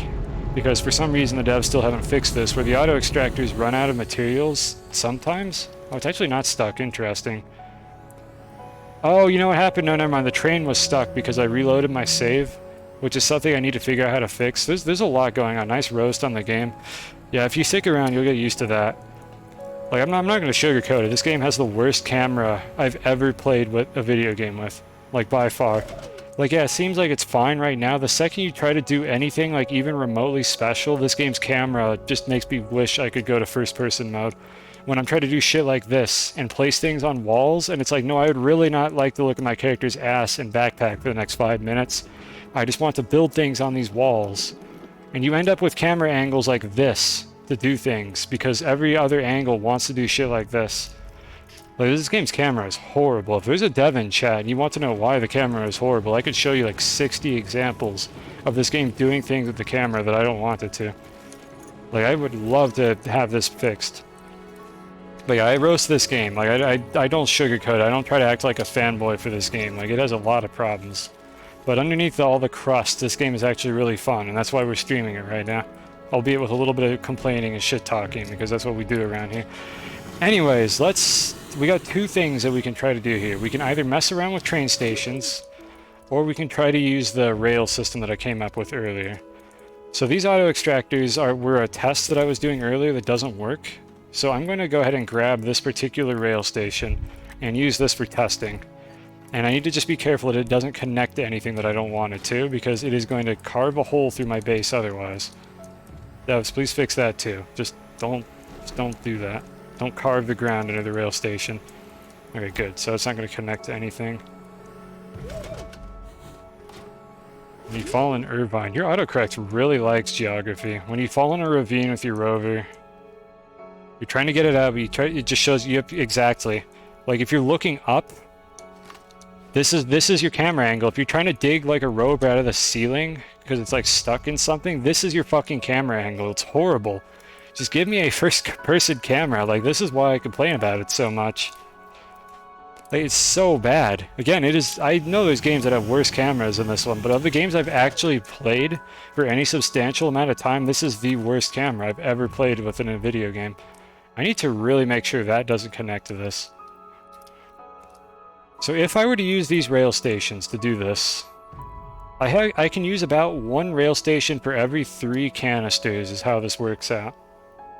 Like width, as far as the width is concerned. And I might be able to reach it with like 4 or 5 of these canisters instead. Drop this. I'm just trying to make really sure this doesn't connect to anything, because we're going to have problems otherwise. 3 or 4 is looking like the magic number here, and what I could do is, in sequence, send the train to each station, and then I wouldn't want the train to unload onto these slots, because I don't want it to unload the wrong resources. Like, if I have a train with graphite, and it unloads onto the station while it's over here, then that graphite is never going to get sorted, which we don't want. And daisy chaining auto arms, for anyone who's curious why I don't just daisy chain auto arms instead of using rails, daisy chaining auto arms does not work, because when you have too many auto arms in your save, they become really unreliable and slow. That is why I'm trying to do this with the trains in the first place. Otherwise, it is going to be a huge pain in the ass, and it might never work correctly.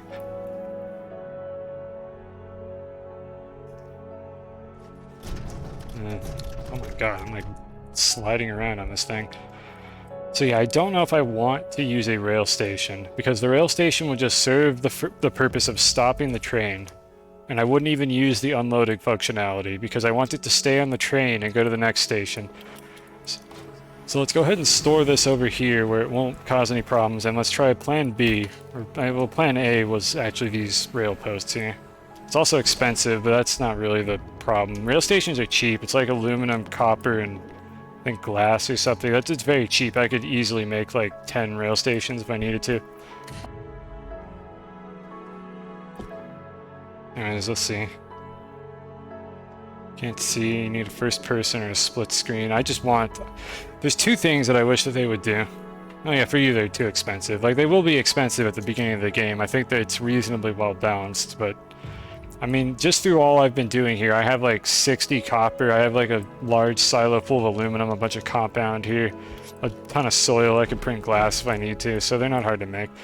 Anyways, yeah, the camera needs to turn your character transparent, or I need to just be able to zoom in and have a first-person camera. If I just like zoom in enough, just switch to first person.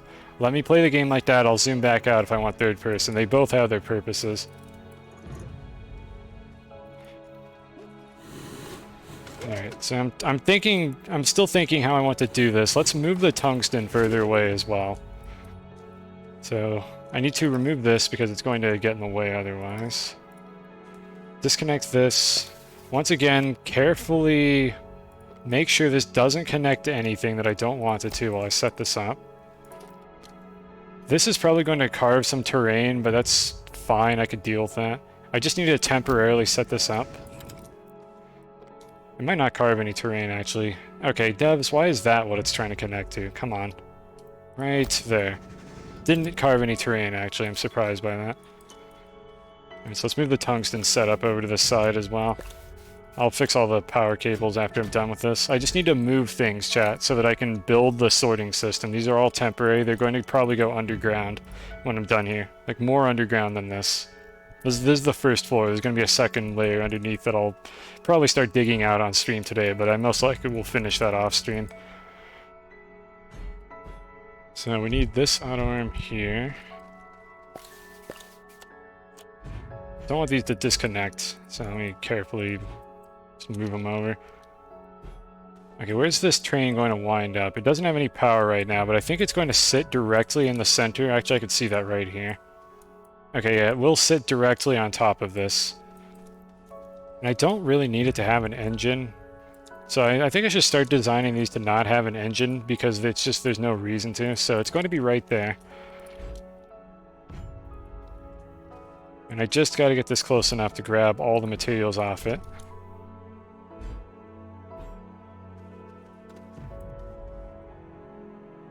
Okay, that'll work. Oh, interesting. I actually did this the other way around for this one. Because I put the one that pulls off the raw materials on this particular platform. I don't know, there's no consistency here. I'll figure this out eventually. It doesn't matter for now. Anyways, the train offload, or the furnace offloads onto that, and then it goes into the storage canister, which I think I accidentally disconnected all my segments. These are just here to turn off the auto arms when it's full so that I don't constantly have crap put into my backpack. So there we go. Go ahead and do that. Wire it all up. And then I'll use like that work light or something to connect it to the grid if I need to.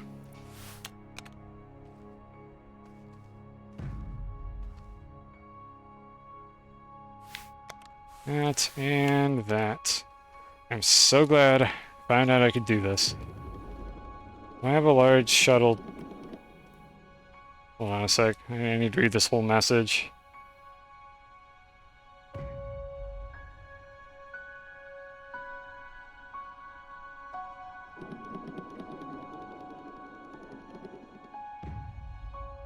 Don't like to do the mission. I'm not entirely sure what you're trying to say there, but I mean, I don't know, the missions, the purpose of the missions, I think, is just to kind of give you guidance for what to do in the game. Like, you obviously don't have to do them.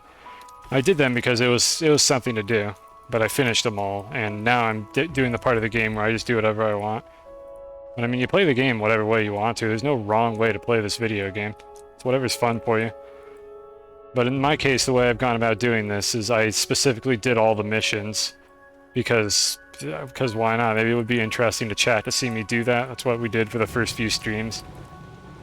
And now I'm coming up with my own missions. Now that I'm at the end game where I have basically everything I could ever want, it's just a tedious pain in the ass to do anything with the everything, if you know what I mean. Like, I have to do a bunch of manual setup to actually utilize all the cool things I have, so why not automate it? So speaking of automation, we need these rail posts at a specific height so that I can grab off of them with auto arms and put them in these canisters.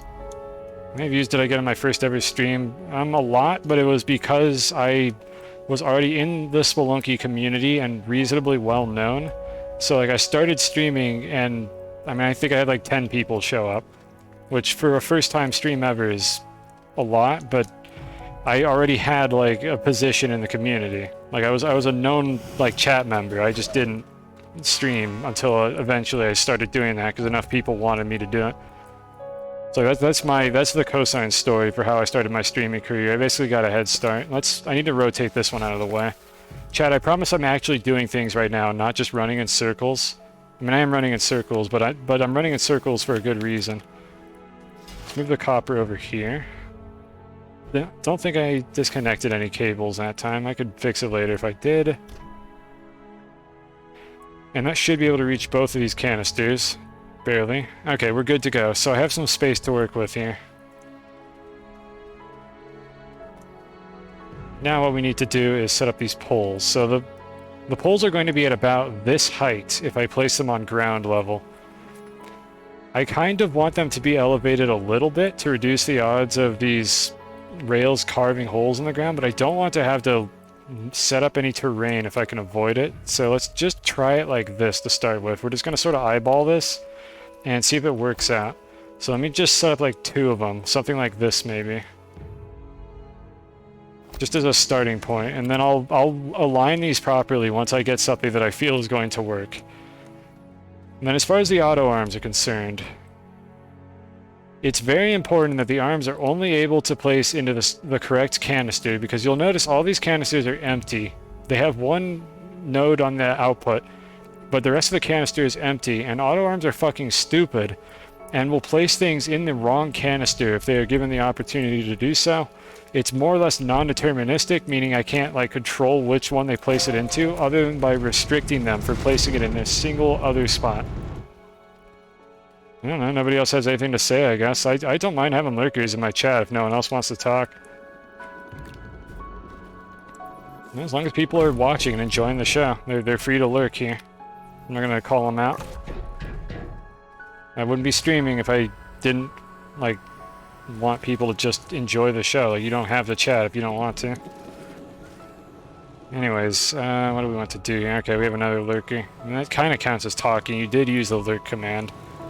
The command that literally just says you're lurking and then doesn't actually do anything.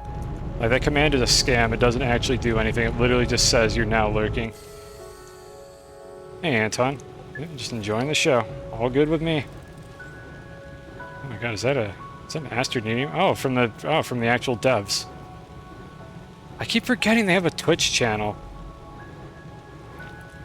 I think they stream at like weird hours. I feel like I've never seen one of their live streams or not. I could totally complain about the camera on their stream and get banned from their chat. That'd be great. Anyways, what are we doing here? We're trying to make sure that these auto arms do not output into the wrong canister. Unfortunately, I think I'm going to have to raise terrain to do that because this might be too high. But we could do a little bit of testing with some compound here to see what this is capable of reaching from this position down here on the ground. I suspect it can't reach anything. But we shall find out in just a second. Let me... that one's already got all its connections used up. Let's try this one. There we go. Turn it on. It's going to grab it, and... yeah, it cannot reach anything up there. Even if I put it closer, it's too far down. The height that these arms can reach is actually really deceptively high. Like, it's not a sphere like this circle on the ground would lead you to believe. Like, this looks like the outline of a sphere clipped into the terrain. It's actually a capsule, and what a capsule is in video games is basically a hemisphere on the bottom, a cylinder, and then another hemisphere to cap it off on the top is what a capsule is. And the cylinder part of the capsule is about the height of this wall. And then there's another sphere on top, and the auto arm needs to be able to reach this spot right here to be able to deposit into this canister. So it can reach me in my backpack, which I fucking wish it couldn't, but it cannot reach the top of this. So I need to elevate these just a little bit. The less I elevate them, the better I think this will go, because it'll reduce the odds of them being able to accidentally output into the wrong spot. So we're going to set up a little bit of terrain here. For anyone who's wondering how I have this perfectly grid-aligned base, you're about to see me do it, so... we need... where's the canister I usually have on that? I need to make a leveling block. If anybody, like, really wants to know how I made this base, like, I can kind of explain it a little more clearly, but you're gonna have to shout out, because I've explained this several times already, so if nobody cares, I'm not gonna do it again. But you might be able to pick up on it just based on what I'm doing here. Just if you're wondering how it's all perfect cubes and shit, you have to be at a gateway, aka right here with this big purple thing above me in order to do this. Or if you're on a moon, you have to be at a spot where there would be a gateway on a normal planet, like on the faces of a cube pretty much. There's 6 spots where you can do this with some reasonable consistency. So let's go make a leveling block, which, there we go, got it.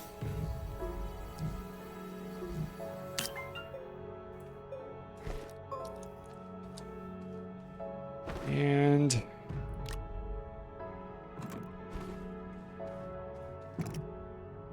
how far away do I think I could put this?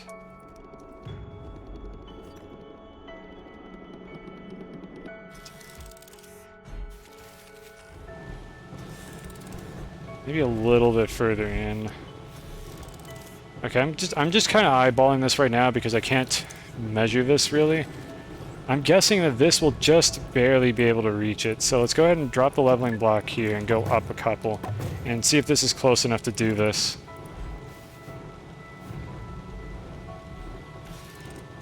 Not quite. Do I need to rotate a little bit? I'll go up a couple more if this doesn't reach. Okay, it's not quite. Let's go up 2 more. Now, you honestly didn't miss a whole lot. It was me running in circles, very slowly doing things, but we did a little bit of rail science. Oh, there we go. Okay, it's connected now. Missed way too much. I don't know if I'd say that. Heaven forbid you missed too much. There's no coming back now. You're done for. Severin, you missed too much. You'll never have context again. Alright, so there we go. This is what I wanted. It looks like it can just barely reach this resource canister. I need to make sure it cannot reach the resin canister there. So let me put these rails away for a second. We're going to have to move these. And I'm going to probably put the rails over here in a line like this, and that's where we're going to unload it. So now that we've used the leveling block a little bit, I can turn this off and then go ahead and just smooth this out. So here's how you make smooth walls for anybody who was holding out for that intel. Now, first of all, you don't want a big terrain tool size. It'll cause problems. I'll use the narrow mod in a little bit. You don't need that because we're just building. You want the boost mod. Let me just drop this off here. Okay, so you want this, you want the boost mod. Eventually, I will be using the inhibitor mod, but for now, this is enough. I'm going to initially turn this... Do I want to turn this on, actually? I think I'll do it like this. Let me make this a little bit... Let me make this a little bit wider, just so it's easier to do this. And again, this kind of smoothing is only going to happen when you're in this, like, part of the world.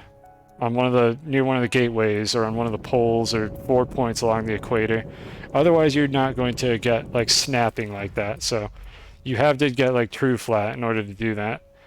And that's what the leveling block lets you do. You smooth off one of those cube surfaces I created, and your base will just look like this every time. And once you go true flat, you can't go back.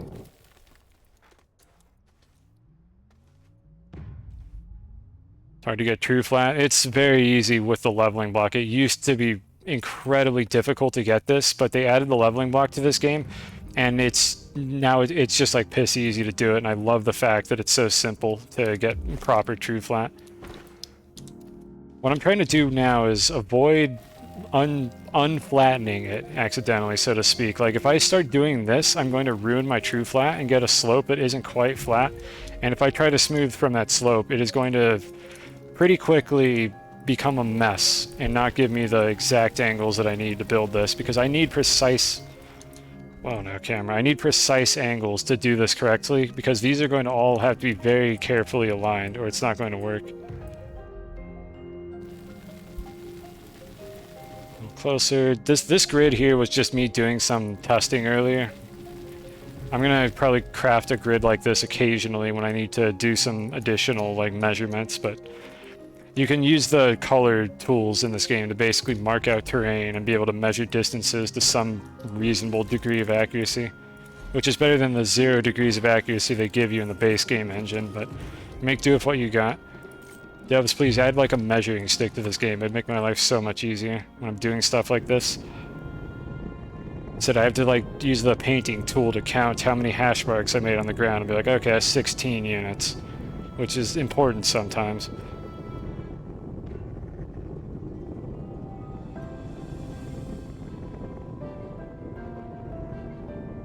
So everyone, I don't think that's even what this one is. This one is Elpis Day theme. I don't know anything about Final Fantasy, that's just the song that's playing right now.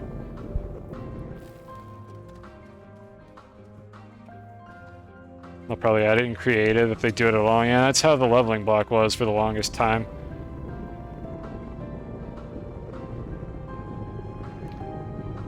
Like, the thing is, it was possible to get true flat. I actually have a base I made like 3 years ago. It was before I was even a streamer, so it's all solo. I've only shown it once on this stream, but I had a base where I actually did get true flat without the leveling block, because there are ways you can manipulate the terrain engine to eventually create a perfectly flat surface. It's just a huge pain in the ass. I'm so glad they added the leveling block. I can just do this anywhere that I want, instead of like through a really intricate ritual of like strange building practices to get the game to snap terrain to the true flat grid. So basically I had like shitty peasant technology, and eventually they figured out how to add soil to the true flat crafting recipe and put the leveling block in survival mode. I would say too little too late, but it definitely wasn't too little or too late. I just wish they had done it like immediately instead of waiting for years to do it. I think it was like at least a year between when they added the leveling block and when it was possible to get it in survival mode. For us dedicated builders, because most people probably don't even use it or know that it exists. They're like, what the hell is this thing? Oh, it builds like a tiny cube? That's cute, I guess, and then they never use it again. Oh, I know its true potential.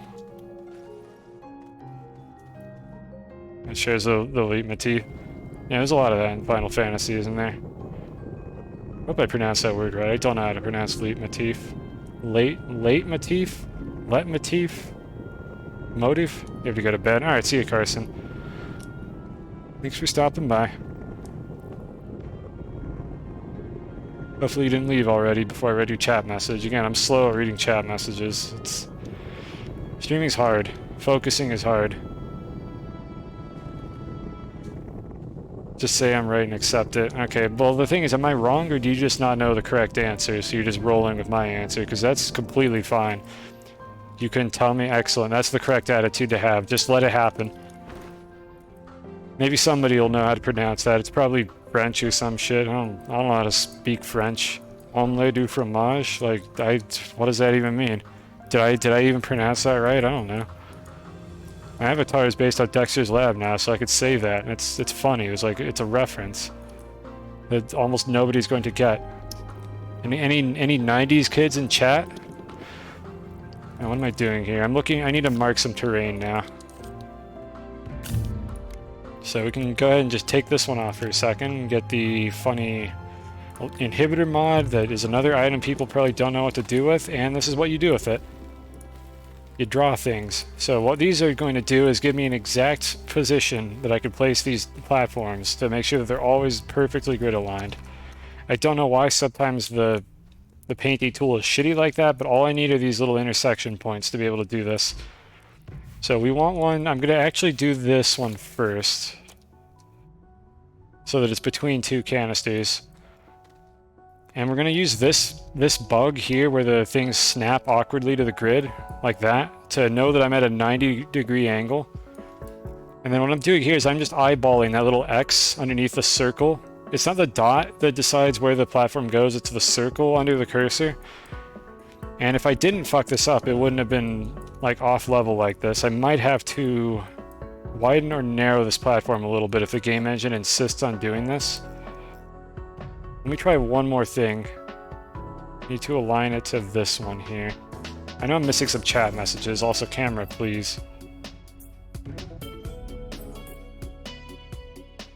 I need to make a camera, please emote, but it's not a dancing emote. It's just the camera pointing at my Astroneer's ass.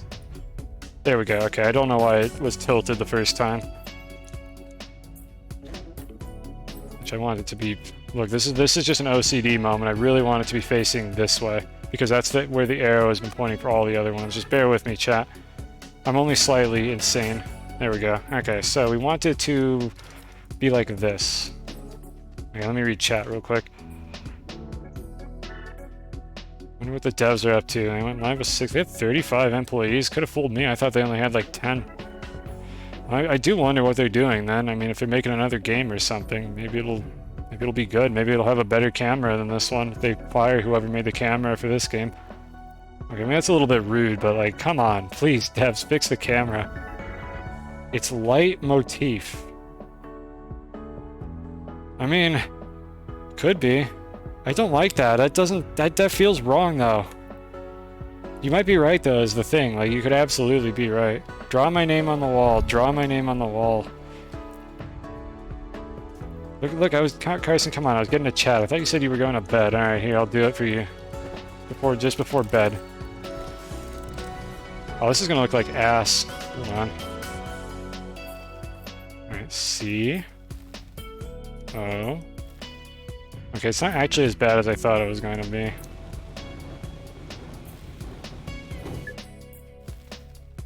This is actually way more legible than I thought it was going to be. Oh, never mind, nope.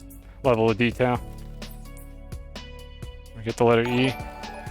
There we go. Anton, I'm glad me drawing my name on the wall was enough to justify a follow. There it is. I did it. If I see you again, you're lying. I won't see you again. Okay. That makes sense. That checks out. I see no problems with that logic. Why is this auto arm turned on? It's supposed to be turned off while this is filled. Game, please. Just drop these on the ground. Whatever.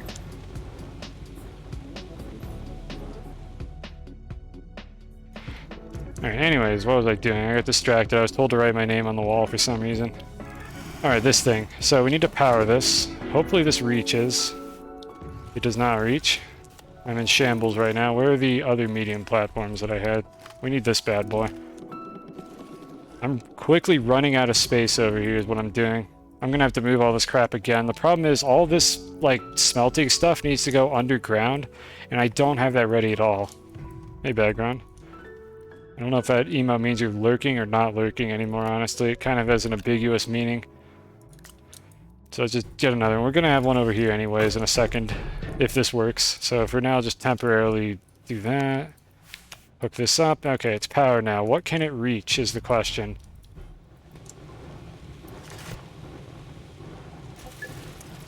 It can reach... I probably should do this with resin, seeing how that's the thing I want. What just happened there right now, by the way, is the reason why these need to be very carefully aligned to not place into the wrong canister. Because otherwise that nonsense is going to happen. I only have 8. I only have 8 macaroni. Huh. Let's go ahead and do that. Set it up to only grab that material. Okay, so we know it could reach this one. I need to block this one off real quick so that it can't do anything anymore. Let's see if it can reach either the two on the side. That's the next thing we need to check. It can't. This is what I was talking about constraining the arms. This auto arm, again, this is a capsule, so there's imagine a cylinder protruding from the top of that, like, that circle on the wall there. It can reach this storage platform, but not the one on the left and the right. That is mandatory for me to design a storage like this, because these auto arms are stupid and I can't control where they put things. So this is what we need. So I can go ahead and put this back now, get this all set up, and we basically need to create a whole ton of these. I'm going to make just a couple of them for now, and I'll come back and make the rest of them later, maybe off stream. Initially, we just want to do it like this. Don't have anything to say, but hello anyway. I think I introduced myself to Jess's chat today using that emote. It's so stupid, I love it. I don't know if I'm going to keep it forever, but I love that damn emote. Thank you for taking that terrible screenshot. Right, I'm just fighting with platform jank right now. Let's try right here. There we go. They're very finicky about whether or not they flatten out correctly. Yeah, this one looks perfectly flat. Okay, yeah, we're good. This one's lined up. 4. Well, you don't know what that means? Oh man. Maybe when you're older.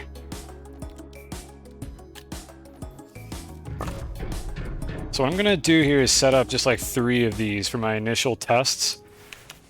And then we're going to try to figure out how to set up the rails. I might have to delete this setup here. It's in the way again. You missed the story behind the Soap King. There's a highlight, Severin. If you really want to know about the Soap King, you can look at the highlight. I saved it.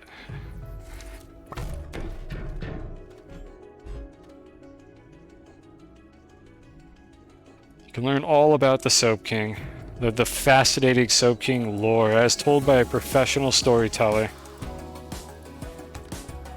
Just don't blame me if you die of cringe in the middle of watching it.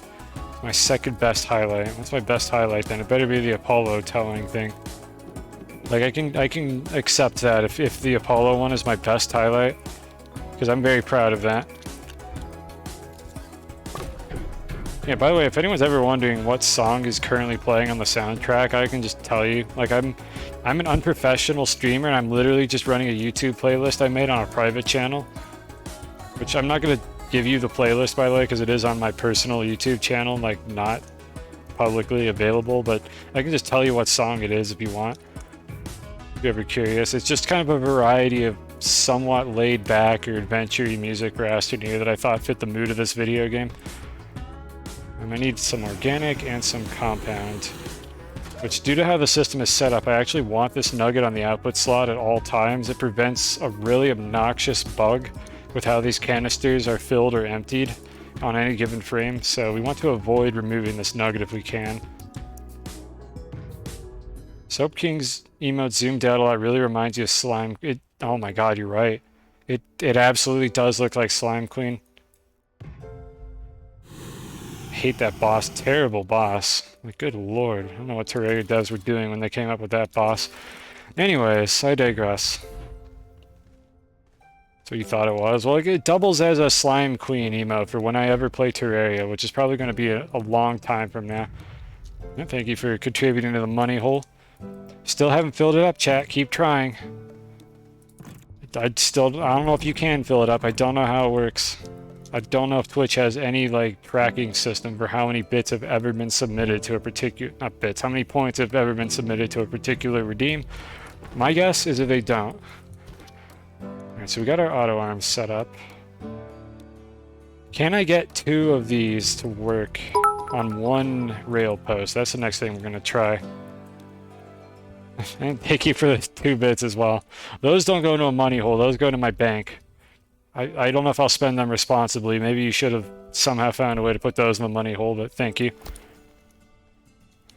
Always appreciated. Okay, so my question here is, does this work? Where do I have an empty rail car? I have one over here.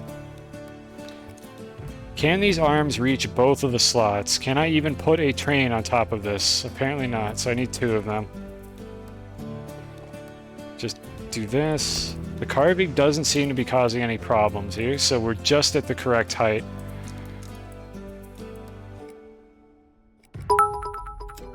Thank you for 2 more bits. Insufficient power. Yeah, I suppose that there is no power to this system, is there? Come on, game. Don't give me the little clicky sound and then have it not work. So this looks like it could work. I don't know if this can reach the left side of a medium storage, but we can do this, I think, to give it a higher chance of being able to do that. I don't have to use all the slots if I don't need to. And I could also rotate these arms ever so slightly, but I feel like I'd rather just try to do it like this. It is very hard to read this. I probably want to move the rails a little bit closer to the arms as well. So I have to remove the train to do this. Let's go ahead and mark the terrain. Just have my... Oh my god, that's crusty. Hold on a sec. We're not lagging much. Let me see if I can get away with doing this. There we go. Okay, we can see that write my name on the wall like a fucking 4-year-old. At least I like didn't have inconsistent spacing for the letters. There we got RimWorld playing now. Okay, so what I'm trying to do tentatively is have this like right in the middle.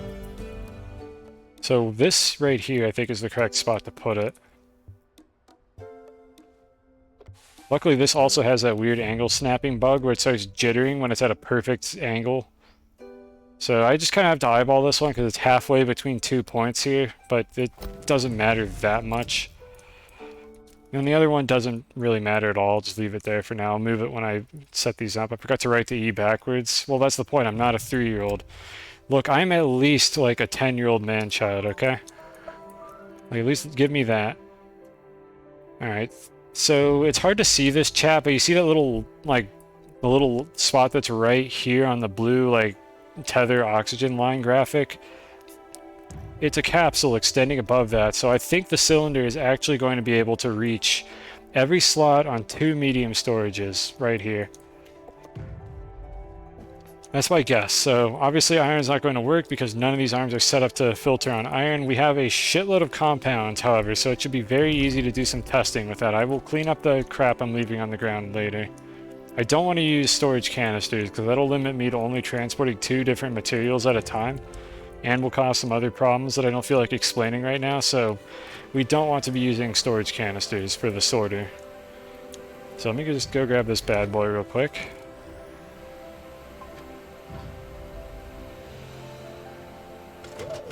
Good. I pressed jump, by the way. The game just did not jump at all. It just didn't even try. I was trying to jump over that platform. It would have looked really cool. Would have got some points in like Pro Skater. Nope, didn't jump over it. I'm just sending this away every now and then because I get free crap for doing that.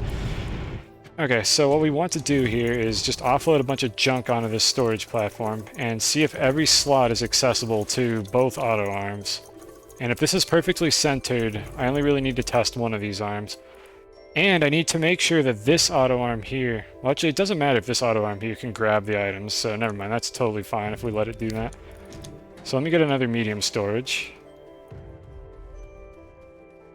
I have a few laying on the ground over here, I think. I should. If not, I'll just print more. Okay, I thought I had more laying around over here. I'm sure I've got some. Dude, where are they? There's one here. I'm using this one for something. Oh, here they are. I knew I had more of these. I keep finding these in wreckages, so I just bring them home for some dumb reason, even though they're really not worth anything. Let's try this. Yeah, this is a storage sorter, pretty much. I just want to automate the sorting process. I think this is more aesthetically pleasing, so I'll do it like this. I need to quickly fill this up, and then I'm going to see if this auto arm can grab every single compound. And if it can, then we probably have a solution here. I should be able to do it with rail posts every 2 sorters. The Soap King's catchphrase is pretty great. Wash your hands, you goblin. Honestly, that's a good catchphrase. That's the one bit of Soap King lore that I think I like so far. Congratulations, you did it. You came up with something for the Soap King that didn't make me upset, Soviet. You did it. Alright, so we're going to come back to this in a bit and see if that was able to take all the stuff off the storage, but I do believe this is going to work. I hope. We love the base design. It looks nice and clean. Dude, are we looking at the same base right now, or is this like kind of like just like based on like what your standards are for what counts as a good base? Because this base is a mess. Like if you delete every single building I put in this base, it looks great. But the second you look at the buildings, it's just like, why is there a fucking lunar lander here in the middle of the road? There's a bunch of canisters, there's just crap everywhere. Nothing makes any sense. But yeah, the floor layout is really good. I definitely like the floor layout.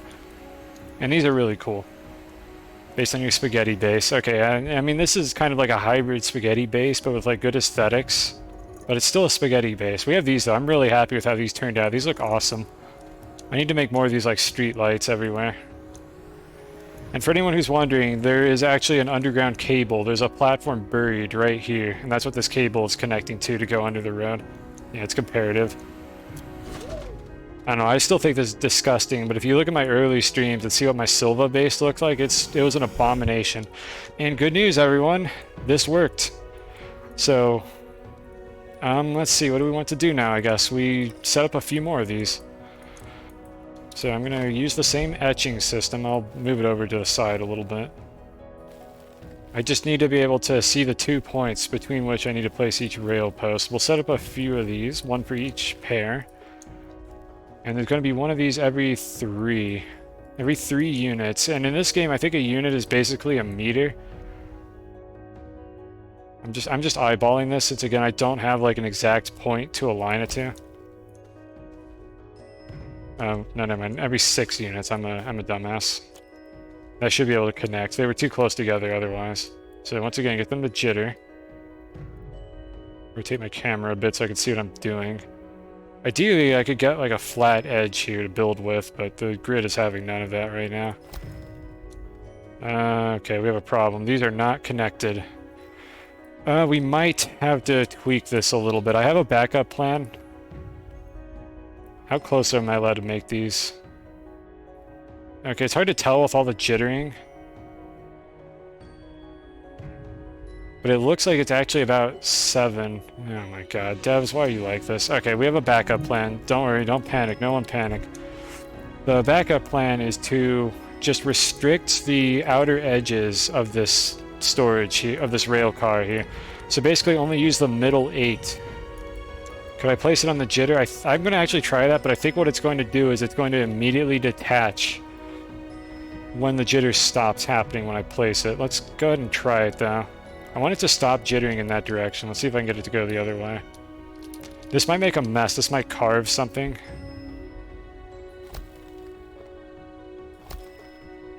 I'm trying to like... Oh my god, you're right. I actually did... Is that stable? So we have 2 of these are too close together. Is that going to survive like a save and load? I don't think I want to even do it like this because it's a pain in the ass. I wonder if this is going to even survive a save and load. Hold on. This strikes me as something that might break. I honestly thought it would disconnect like when it like centered itself off, but maybe it doesn't check after you place them. That's actually an interesting. See, this is why I listen to chat, because sometimes chat is wrong about things, but then other times we learn something new. So never doubt chat until you can like definitively prove chat wrong. My base needs a well and a town hall to get my next rank. That is a joke that 2 people in chat are going to get, I think.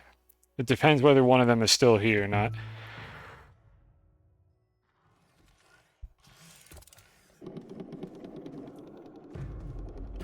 It worked. I read one of your messages. I know, can you believe it? I forgot to ignore that one. I didn't realize it was you until it was too late was the problem, I think. Okay, so there's a couple things to test here. It looks like it's stable. Do I want to do it like this, I guess, is the second question. Like, before we go through with it, just because we can doesn't mean we should. I'm looking at my notes for Astroneer right now. Because I did plan this out. Like, a little bit. Like, I didn't know how this was going to work, but I do know how many of these storages I'm going to have. We have 29 of these, is tentatively what I was going to go for, maybe 30. It depends on whether I store any intermediate resources like ammonium. It might end up being 30. So it would work either way if I did 2 or 3. Called it the best snail. Whoa, slow down. I did not say it was the best snail. All I said was Usagi is not 100% useless. That is all I said. It's okay. Usagi is now has a function in this video game. That is the only information that was like that I bothered saying. You know, let's do a little bit of testing here. We can recreate this if we need to. So let me try the 3 per rail post, like, positioning. Like this. This is also easier to place, if it works. Sounds like high praise. It kind of is, isn't it? I basically hate everything unless proven otherwise, so... Alright, so this was the backup plan. Plan B was to do it like this, which does reduce the number of rail posts. But rail posts are not expensive, so it's mostly the automation between them that I'd like to reduce. The question is, can this auto arm reach the left side? And almost guaranteed the answer is no, it cannot. Let's see, I can just test the extremes. So it cannot reach that. I want to see just, like, which spots do I need to block off is kind of what I'm going for here. And, like, I know I could try to tweak these arms a little bit and rotate them inward, but that is just asking for tedium that I don't want to deal with. Forgive me after I build the Usagi item transport system. Are we doing this again? I mean, if you give me more money, you can name it the Usagi. It'll be the Usagi item sorter is probably what it would be called. My snails are hungry. Like, speaking of snails, let me go feed them real quick. Love tedium? No, I don't. I'm trying to automate this so I don't have any more tedium. It's just tedium in the process of creating automation defeats the purpose of automating the tedium. I don't know if that made any sense. It made sense in my head. And I'll feed the other snail when I get back to the thing that has all my drill tools on it. And these are actually not getting very unruly. Sometimes these items get launched out of their little farming pits, and they've actually been pretty cooperative lately. That's exciting. Usagi #1 next emote? Yeah, go for it. Just gotta get the redeem. Where the hell am I storing my color palette? This is a mess. I can't believe you said this base looks good. I can't find anything here. Did I put it on this side, or did I, like, place it up top or something? Where is it? Oh, it's over here, behind the other mess. Okay, that snail's not hungry yet for some reason, so I'll just leave the other one there.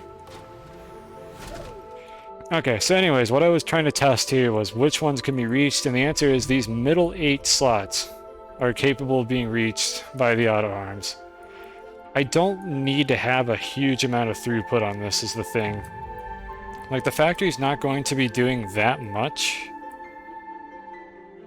And it's not difficult to change this later if I decide I want to do so. The Usagi sorter goods nail system. No, you don't get to decide the rest of the name. You get to decide, like, Usagi And then I decide if it's called like the item sorting system or the main storage. Like this could be the Usagi main storage is what this could be called. You don't get to call it the sorter good snail system unless you give me a lot of money. Sorter cool sorting Oh train. my god. Severin, yours doesn't even make sense because I said you don't get to choose the suffix. What am I doing with my life, chat? Why am I accepting money for this? Okay, we can do it like this. We can store them in the middle. Yeah, this could work. This is what I'm going to tentatively do initially. You're not doing this. Please don't. I felt bad. I felt legitimately bad.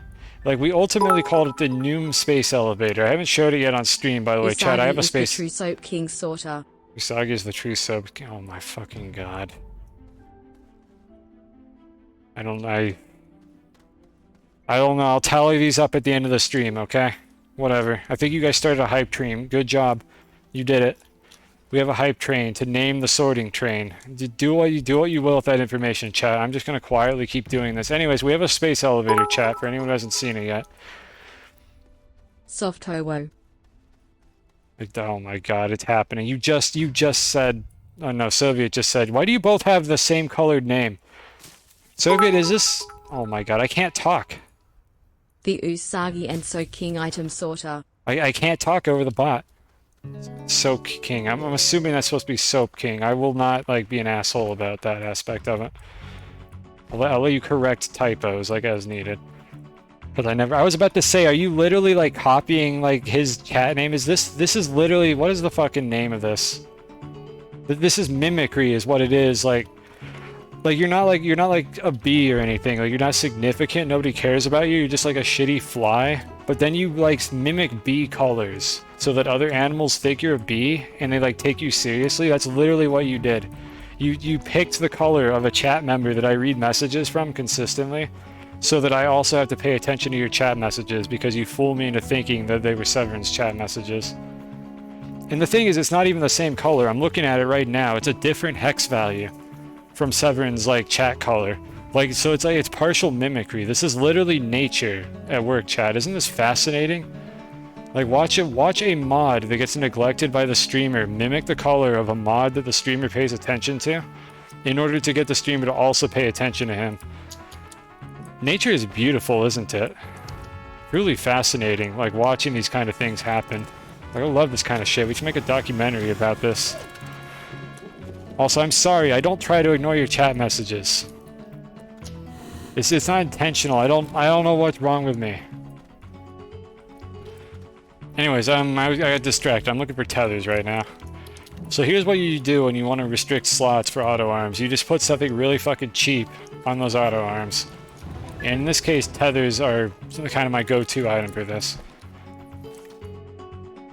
So the auto arms can't pick these up because they're set to filter on other items. So these slots, basically nothing can ever deposit into these slots because there's just something there. So tethers are good for something in this game. They're basically useless, but this is the one thing I'm doing with them other than, like, measuring things. Like, these tethers here are measuring a distance right now. They're 8 units apart. They're not here to provide me oxygen. This one, I don't even need this one. I forgot to remove this one, so we'll use that. Do that. One more. Just stack the rest of them. And now only the middle 8 slots can be used. You should change to red. Don't I usually read your chat messages? I mean, you said something about color blindness, but I didn't know what the context was for that. Tethers have a use just like Usagi. I mean, tethers used to be a lot more important before they added the rails to the game. I'm not going to shit on the tethers. They still serve their purpose in the early game, but once you get these rails, you really never have any reason to use tethers other than for short ventures away from your rail system. So I haven't had a whole lot of applications for them, but I mean, they do what they're supposed to. They do it well. They reduce your frame rate. I mean, what doesn't reduce your frame rate in this game, honestly? Interesting how I got the parallelograms oriented like this, but then these ones are oriented the other way. I don't know how that happened. Whatever, it don't matter. Let's add a couple more of these. These need to be 9 units apart. Hit the snap. Since there is actually a hidden orientation on these things, I'm going to get them to jitter in this direction, because if I decide to go for the more compact system later, I don't have to rotate them. So I actually do want them to jitter to this side. I still don't know why this happens. It's just something, some physics engine jank is all I've got. Also, what is this trying to connect to? I think it's trying to connect to the station, but it's too far away. We got 9 of these. Let's make one more, because there is something else I'm going to do here before I show off something else. We're about to do something different, by the way, chat, like as a sort of intermission. So if this is really fucking boring to you, I understand. I am going to show off something that might be interesting. Just as like a brief intermission. Because I need to like go get a drink, and I'm going to take a break, and I'm going to maybe let the space elevator run while I do that. Actually, no, I can't do that because the fucking camera... No, I'll just sit here while we ride the space elevator for a second. So it's right there is where we need it to be. Okay, good. And carving, perfect. Alright, so what we have here... Hold on, the type train complete. 0 gift subs, $15. Oh my god, you've already given me $15 to name this thing. I'll honor it, like whoever gave me the most money. You can name the main storage. I reserve the right to reject your name if it is too horrible. I'm gonna give you a warning now. We can negotiate over what the name is, but it needs to not be so difficult to say it that I can't even say what it is on stream. You're over it? Look, Soviet, I'm sorry, but like Severin just outbid you. I don't know what to tell you. I don't want to pressure you into giving me money for something that's fucking stupid, but Severin has disposable income to give to like shitty streamers like me. And that just is how it is. If you can't beat them, just I usually say join them, but just give up, I guess is what I'm saying. Basically what I'm saying is never try. That's the moral of the story here. Like if somebody is better than you at something, just give up. Is that a very good lesson? No, not really, but that's the lesson that we basically have gleaned from this interaction. Name it porridge. What, the main storage? I mean, it's kind of the porridge storage. I hate it. I mean, I think at this point you have to give me money in order for me to name it that, because otherwise I basically scammed people, and I don't want to be a scammer. Here we go. I don't know why these are doing this at all. And lock that one in. That's for quartz. Let's see, I'm thinking, so give me a second here, chat. I'm thinking what I want to do next with this. Maybe we should take our break now and go do something else for a bit. Let me check my notes here. Okay, we could do that. No, we already did that. Already found figurines. I'll save that for later. Oh, there was some science I wanted to do that might involve the space elevator. I don't know if it'll work or not. What if I got my backpack? That's fine. Okay, let me do a little bit of testing here with button repeaters real quick. Where are my button repeaters? They should be in one of these stacks. Is it this one? Count repeater, button repeater. Okay, we need 2 of these, maybe 3. Got a 3rd one for good mastery. First of all, you can stack these. In case you didn't know, they trigger each other. If I trigger the bottom one, the top one activates. In case you didn't know about that. Interestingly enough, you cannot stack them in the backpack, but my question is, can I connect one of these to my backpack? Is that a thing this game lets me do? Or an item, and it can attach them to an item in my backpack.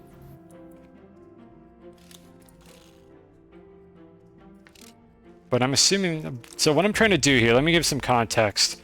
If we could get infinite length, like signal cables like this, that would be huge. It would be basically functionally equivalent to wireless signals. Like, they're obviously not wireless, but if we have one wire with infinite length that can just go through anything. The problem is I don't know how to do that. This game seems to be really fucking good at disconnecting these things when you get too far away from them. So this is something that would be a nice to have if we could get this to work, because it would allow me to send signals over extremely long distances for item gathering purposes. There's only a couple things I could think of to try. Like, I'm open to like theory crafting here, but as you could see from what I just did, I can't like move these very far apart. They seem to be very robust about disconnecting from each other. And I'm just not sure what the like exact algorithm is behind it for when these things decide to disconnect. Do they check constantly, or do they only like check if one of them is moving, perhaps? Is there a way to like get two of these connected to each other over an extremely long distance and then just never disconnect them again? So it leaves a few questions open. So one of the things I was going to try, for instance, was can I like bring one of these with me through a gateway? So I lose the ability to hold things.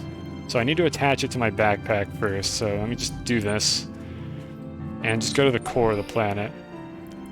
Will it disconnect if I do this? The answer is probably yes. Yeah, it looks like it broke off. Again, I don't know where I'm going with this, chat, because I might not be able to do it. It looks like it disconnected it automatically, which is unfortunately what I was expecting it to do. And if the game is just checking every frame, whether or not these are too far apart, then there really isn't a whole lot I can do to get around this. And I really wish the devs would add like a wireless signaling system to this game. It would be extremely useful if they did something like that.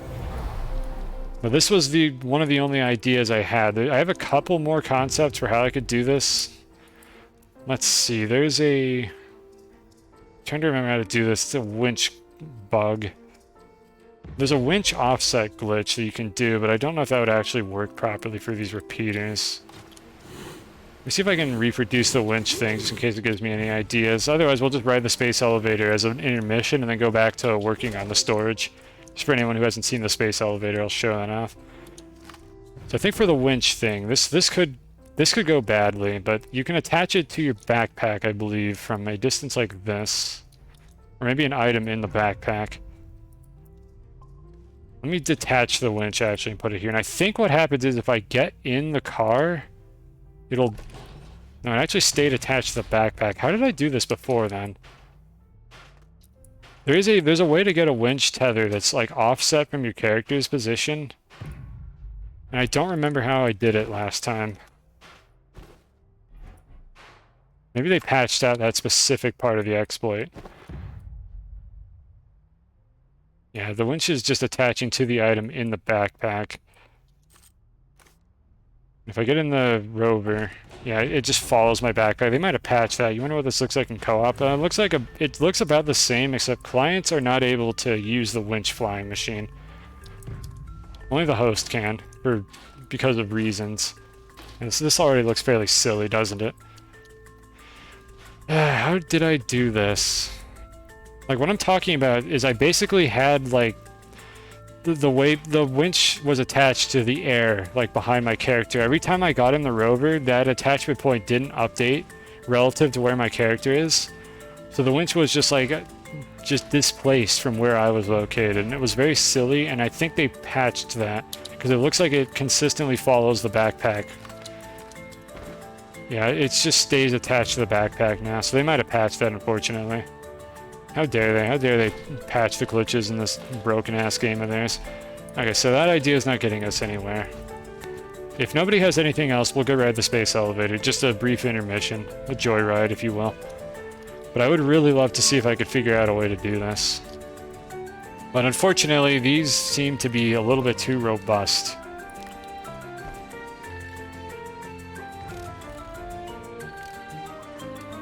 I'm assuming these are going to disconnect at, like, the exact same time, or... No, not quite. Something else I wonder is, what is the update rate on this? Fixing things, yeah, how dare they? It's weird that they actually fix things in this game, and sometimes it's things I didn't want them to fix. I wouldn't be surprised if these actually disconnect at a specific, like, rate. Maybe the same update rate as, like, the signals. And I don't really have a good way of assessing this. I'm not going to dwell on this for too long. It won't really get us anywhere. No, that was definitely more than or less than a sixth of a second apart. It might actually be just if either of these physics objects are awake, the game simply knows to check the distances between them. I would be astonished if the game is checking every frame. I want to be a 1-1 streamer.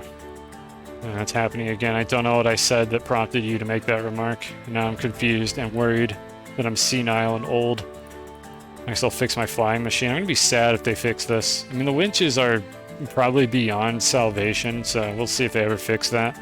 I'll be very sad if they do. I would really rather they would just fucking fix the camera instead of the flying machines. I feel like there's something that is...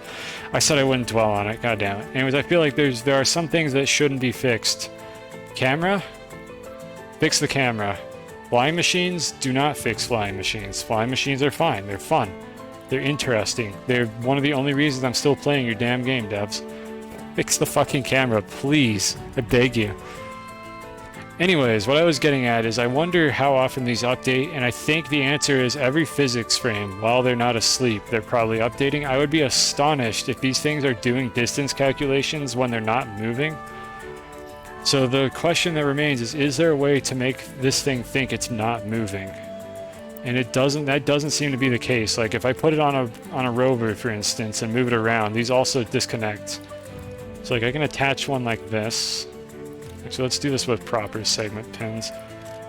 I can attach it to the rover or to another one of these. And then similarly, I could do like the reverse. And I get the feeling all four of these are going to disconnect at some point as I slowly move the rover away. Not at the same time, they're all slightly different lengths. Yeah, every single one of them disconnected, and we're left with the system that we had before, where we just had the 2 segment pins. And it's not looking good for this idea. This might be something I grind off stream. I've had weird ideas that worked correctly, like the space elevator, so... You know, let's go ride the space elevator. I'm gonna hydrate for a bit. I can enjoy the music. And then we'll come back to building. So, the space elevator, for anybody who is unaware, I built one. So how much zinc do I have? I'm going to the place that has zinc. Let me see if I can fill a canister. I have 2 canisters of zinc. We do not need any, so I'm not going to bring any empty canisters. Let's just go there. So, you could build between planets. Let me show the diagram again, just in case anybody hadn't seen it. And because I fucking spent 3 days making this, goddammit, I'm gonna make chat look at this whether they want to or not. So, anyways, I don't know why there's a bar at the bottom. I think that's where my taskbar is trying to be located. I have a space elevator between Calidor, as you can see here, and Silva. So off the north pole of Calidor, down to the south pole of Silva. This was a pain in the ass to build. I did a whole stream where I was building this pretty much. It took like 6 hours. I have the highlights all saved. If you want to check out my channel, there's a video for Astroneer that's just called the space elevator one, but the gist of it is through a lot of sweat and grit and try-hard nerdiness, I was able to figure out how to do this. And the way this game works is there is an area called, like, I don't know what it's called, but there's basically a build limit, which is roughly here, I think, where I'm showing my cursor. And then Silva's build limit is down here, and then there's what I've been like affectionately calling interplanetary space. And there's a physics engine exploit using tall platforms that allows you to basically place rails on the sides of tall platforms. And by doing that, I was able to build all the way through interplanetary space without any soil and get from Calidor to Silva with a rail line. So anybody who was wondering in this rail update whether or not it's possible to do this, it is absolutely possible to do this, and I'm going to just go take a joyride on it for no reason other than to show it off. So, enjoy. Hopefully this will be interesting if you haven't seen this, and if you have seen this before, I mean, I hope it's not super boring. Maybe I asked you to do the funny dance after. I can just do the funny dance now. We don't gotta wait. Yeehaw, giddy up!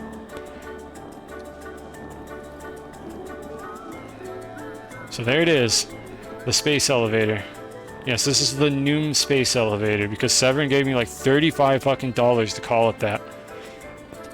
I don't know, I guess that's not really that much income, like all things considered. But it's a lot of money to me because I'm unemployed right now. I'm living off savings. I have a lot of savings. Like, don't worry about me, Chad, anyone who's concerned about that statement. What I'm saying is, I'm not used to having any money. Like, I'm not used to having anything in the green. I just have, everything's in the red. It's just I can tank a lot of damage before I need to actually start worrying about my money. So that's why I'm wasting my time streaming and making, like, WebGL like models of planets for a video game instead of actually getting a damn job as a software engineer, because the first job was paying me the big bucks to do it. So anyways, this is the building zone. I don't know what it's called. I just call this the build limit at the top. And you can go pretty damn high with this. I don't know how high it is. I haven't measured it. I would need to basically calculate the distance from the ground all the way up to the top. Maybe I could do that with like speed of the train or something. This is the Noom space elevator because one chat member specifically made me call it that. And it goes to Silva. And if you keep an eye on that right there, that is actually the satellite that orbits Silva. And then here's the build limit. So the rails get a little bit janky because this is where I was like placing platforms in space, loading and saving my game, placing another platform, and so on, and building a rail on the edge of the platform. I had to save and load my game, I think like 80 times to build this. Each one of these rail posts is a save and load in a game that takes like 15 to 30 seconds to save and load. This took a while. Why does the card have a face? Don't worry about it. This is the fastest one. Just don't worry about the face. And we just crossed over the threshold between the two planets. Calidor was up there. The camera just flipped around because now we're going down to Silva. And you can see the space elevator from the camera angle where you face down instead. It honestly looks pretty cool. I just wish that it could have been a straight line, but I did not have the ability to make this a straight line. Like I cannot describe to you how tedious this was. Just watch the VOD if you're really curious. Like, not the whole thing. Please do not watch that entire VOD. It is 6 hours of me doing like 2 things. But if you're curious how I did this, the VOD has that information. And I have like a shorter highlight showing how I built one of these specifically. You looked at my new picture and thought you don't remember following someone. Yep, I finally finished the commission with Jess and got an actual character, who I'm still not sure if I want to call it Crow's Sign, because crows do not have yellow beaks. I just wanted it to have a yellow beak because I thought it made the character a little more colorful and interesting looking. It's a bird in a lab coat that looks like Dexter from Dexter's Lab from that show in the 90s that I'm pretty sure they don't make anymore. My childhood. I'm old, by the way, Chad. I'm like 30, for anyone who was wondering. Miss the 90s. Back when we had dial-up internet and RuneScape took like 4 minutes to download and you had to run it in a browser. Things have changed. But yeah, that's the space elevator for you. It goes all the way to Silva. I could have theoretically built 5 more of these to the other planets and make a fully automated train system. As it stands, I am probably going to automate zinc from Silva because I do have a zinc mine over here. And that'll be like the one interplanetary like automated system that I have where I get a resource from a different planet without having to do anything. You may need to ban me from your streams if I start calling it like Crow Sign. No, don't worry, I'm not going to call myself that. You do not have to worry, that is not going to be a thing that happens. That's just chat. Someone in chat mentioned that. It wasn't even in my stream, it was in Poison Type's stream that came up. And I stuck with it. I was like, you know what? I don't have a better idea. I'm going to roll with it. And then eventually I brought up the idea to Jess. We talked about it during Power Wash Simulator, and here we are. You can call the train from the other planet? Yeah, you bet you can. That's what I'm going to do in a second here. So I just wanted to show that off, just as a little intermission. This is my starter base, by the way. So if you want to know what my base looked like during my first stream, imagine this base except with thousands of items littering the ground between all the buildings. That's what this base looked like. And then we have the monument here to the 2 unnamed crickets in my apartment that I killed live on stream. Well, I killed one of them. So the left mound is for... I don't remember. I think the left mound is for the cricket in my closet, and then the right mound is for the cricket that I killed off stream that was in my AC ducts that was making noise for like 3 days straight and pissing me off. And then the middle part is just to make the monument stand out more. And just remember, chat, if you see anything here except like a monument, you're the one who has a dirty mind, not me, because it is just a monument. There's nothing special about it. Oh my god, what are you fucking doing? Okay. Just skip to having Severin pay $20 to name it. Alright. Look, alright, Mighty, I mean, look, if that's what you want to see, why can't we just have nice things? Why can't this just be a monument? So yeah, go ahead, Severin, just pick the name. Why do you remember the names of the fucking crickets? They don't deserve names. Those crickets just pissed me off for like 3 days straight. They don't deserve to have names, and I'm glad I killed them. They're dead. They got what was coming to them. It's just a monument, exactly. This is Old Junk City. That's the name of his base. Severin, I assume you're trying to name the sorting system and not the monument. Like, please tell me you did not pay me $20 to name the monument. What the fuck is wrong with you? You had to check? Oh, god damn it. The worst part is, I'm gonna come clean. I actually have notes on the names that chat gave those crickets, just in case we decide to meme it up later for some reason. You wouldn't believe the amount of stupid, like, stream lore that I have notes on, just in case it becomes relevant. So, like, I do have the names of those crickets. I just refuse to, like, actually acknowledge them by those names, because those crickets did nothing but piss me off. You were saying to name my new bird character. No, nobody gets to name the bird. I'm gonna say that right now. No one gets to name it. If Severin gave me $20 to name it, you can like you can like put that towards your tab and then name something else later. No one gets to name the character. I don't want that. Is not going to become a thing that chat gets to do. So anyways, let's head back. I just wanted to show off the space elevator bit. This is where the snails come from. Yada yada. Don't care. But you can actually call these trains from the other end. So I'm going to actually use the gateway to get to the planet before the train does. I legitimately wonder... Chat, I wonder if I can bring this panel up the space elevator without it getting stuck. I have decided what we're going to do, chat. I've decided what we're going to do here. So what do we need? Do I need to go all the way back? I need to get a couple materials. They're gonna haunt me for the rest of my life. There was another one off stream that pissed me off for a couple days, and I think I also killed it. I think it eventually showed up and I murdered it. It just didn't make any noise during a stream, so the subject never came up. And crickets have been upgraded to a kill on sight policy in my apartment because of that, because it happened a second time. So like they did this to themselves. Anyways, I am going to do something very stupid. So we might need one of these. Actually, I need to call the train anyways. Yeah, okay, I decided what we're going to do. We're going to try to haul that solar panel back up the space elevator. This is a terrible idea. Let's do it. Also, welcome back, Captain. Sprunkler. That's the third one. Chat, you didn't even get to, like, hear that cricket. Oh my god. You're all terrible. I love you, chat. Never change. Alright, so here's what we're going to do. I'm going to actually teleport here, and I'm going to call the train while I prepare some stuff.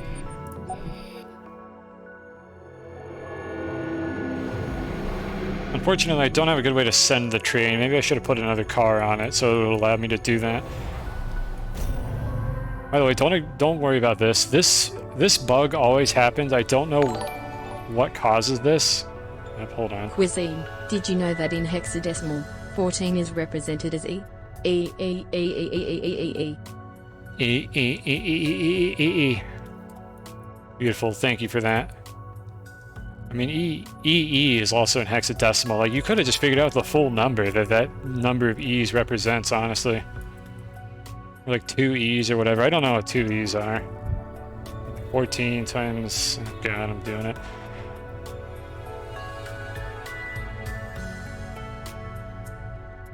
I guess you just keep doing that. Oh my god, all I did was try to open the calculator windows. What the fuck is wrong? You going to bed? See you, cue ball. Should probably go to bed on time. Okay, I might not actually be able to do any math here. Nope, calculator app is not loading. There it goes. Or 238 would be E, and you can just keep going from there. Anyways, what were we doing? The train is not moving at all because I'm wasting my time. We're going back to Silva with the teleporter, which is faster than the space elevator if you don't get distracted by chat. Was there another sprunk death? Yes, I killed another cricket, but this one never made any noise during a stream, and chat should have no emotional attachment to this cricket. I've killed literally like 8 crickets since the incident, and none of them made themselves known on stream. I miss Adam, too. You don't know how hard Astroneer is. I mean, what I'm about to do is going to be really difficult, but, I mean, this game is a baby game for literal babies. I'm making my own challenges here to make this interesting for myself and hopefully for chat.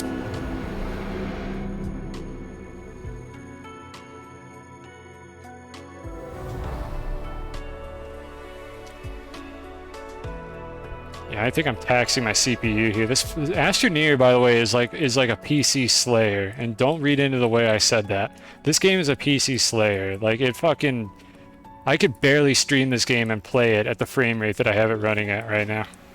Like it is not a very well optimized game, or maybe it's well optimized and it's just super difficult to do any better with it. Anyways, I want to call the train now, which I think is going to call this one unless I pull these off of the rail. So let me do this real quick and then call it. Okay, that should be calling the train now. Canceling. Wow, what did I say? Does the Soap King make an appearance in this game? No, not yet. Maybe in a DLC or something in the future. So while we're doing that, here's what I have in mind, chat. What if I was able to use a winch and tow that solar panel to this planet and then have 2 solar panels on the planet with the highest level of sunlight? This thing over here, I think, produces 112 units of power, and you know, what's wrong with having 224 units of power? It's on Silva, where it would provide, I think, less power? Maybe it's 128 here, I don't remember. It's a lot.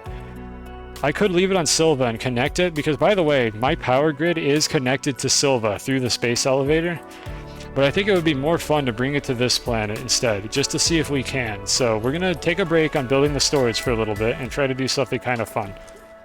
The monument needs more balls. I can't add a 3rd ball, it's just weird. Cat's gonna really make it weird if I do that. No, that monument is for the first 2 crickets, and the other one doesn't get a monument because it's not associated with this stream. You did, look, you're lucky I even bothered to make a monument in the first place. So anyways, we need to make a tall storage, which I think is like a ceramic. It might just be 1 ceramic, I don't remember, and it's definitely not made with this printer. Actually, does tall storage have a double slot? Because otherwise this is going to be really bizarre. Not tall platform, tall storage. Oh yeah, there's the Knuckles rap. There's one in every playlist I stream.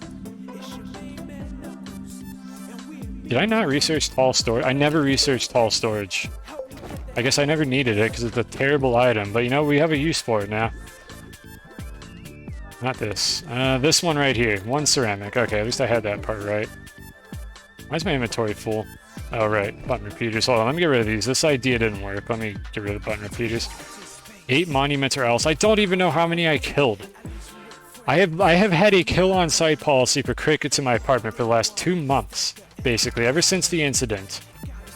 And I have not been counting them, because they don't deserve it. Why count my kills when my kills are of so little value to the universe? These crickets exist to make noise. And you know what? They're going to die if they come in here and do that. Like, the fucking tenacity of some of these crickets.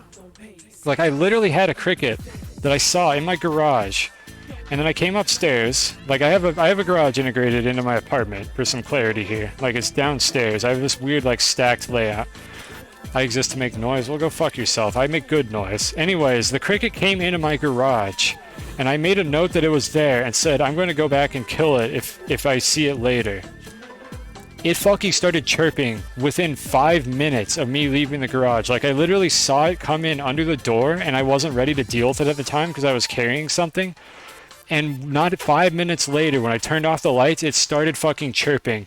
And I came back in, and that fucker was just sitting there.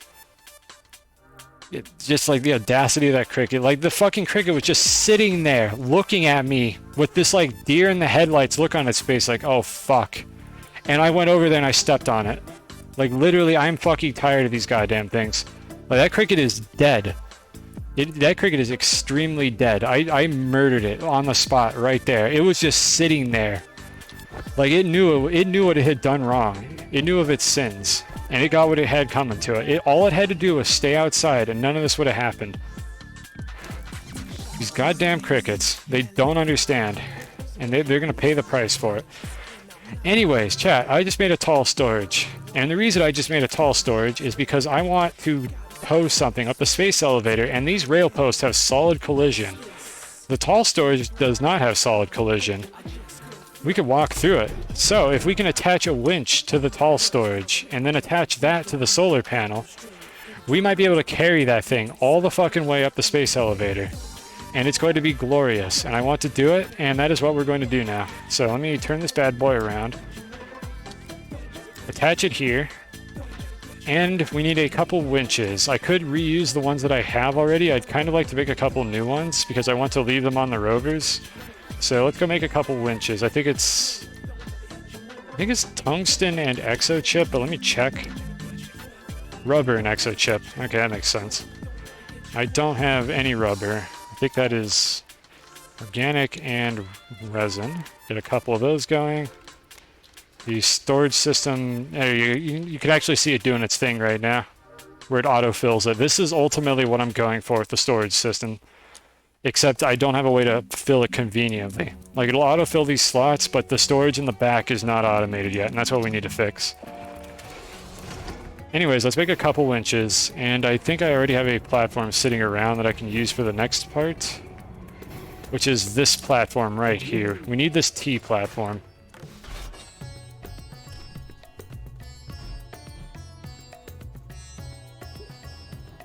Rubber and exo chips. These cannot be stored in silos, which is unfortunate. Oops. And get the second one. There we go. I build an apartment on ancestral Sprunk family grounds and start murdering them. Look, I didn't build this place. I just moved here. I didn't know what was going to happen, okay? We can do a test run of this idea, actually, to see if it's even viable before I attempt to do the other end of it. Yeah, let's unpack it here. And I'll show you what I'm about to do, and then we'll do it in the other direction with something extremely heavy attached to it and see if that works. Yeah, this is more Final Fantasy XIV music. Maybe someday I'll play that game. Not anytime soon, that's for sure. I got way too many things that I'm doing that are already a colossal waste of my time. I don't need an MMO in my life. Okay, so what we're trying to do here is get the winch attached to, like, basically as high as the collision will let me put it, which I need to move this up a little bit.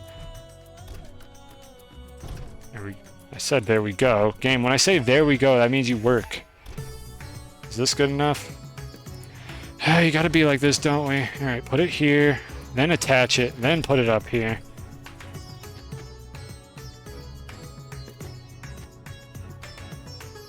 Okay. Oh, this is terrible. Is this going to work? Alright, well, here we go. Oh my god, my frame rate. Okay, hold on a sec. I need to make sure my frame rate doesn't lower, because I think that might reduce the physics quality. So let's turn off the high quality terrain and see if that improves anything. Oh, it is. Oh, this is a bad idea, chat. This is a terrible idea. I'm gonna have to, just slowly inch this thing along to get it to not have just fall off. Because if this thing falls off in interplanetary space, I am maybe fucked. I mean, it may not fly away. I'm not really sure how the physics are going to update up there, but it's going to be bad. I don't know, maybe this will stabilize once gravity is pulling it down instead of, it's circling me like this. I don't know. You don't see a problem. We'll find out. I'm surprised it's not snagging on any of these posts yet. Alright, is it gonna snag? I'm going to definitely set up a scum save for this. I need to ease it through this tunnel so it doesn't get stuck on the other side. Come on. Stop bouncing around and just go in. Okay, it's not gonna cooperate. Let me pull it through manually.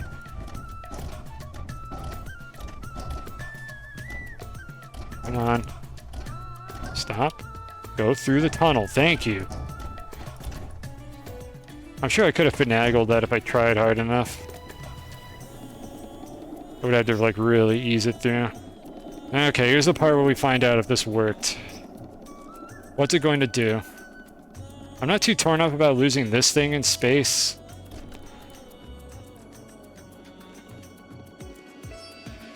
I mean, if it just keeps doing this, then this is fine on the way up. I gotta react fast if it snags, though. Let's see, if I press back, I could stop it.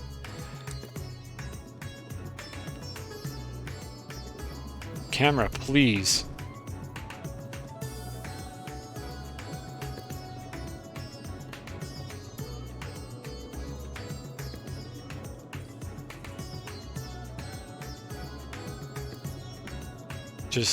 Train's just having a good time. Not questioning anything. Again, this is the fastest one. I would not be using the one with a face on it if it wasn't the fastest train. The reality is I probably should be using a slower train based on what's happening here, but we were committed to this dumb idea and we're going to see it through. Maybe I'll swap it for the one that I have at the Silva base and I can retrieve this train later.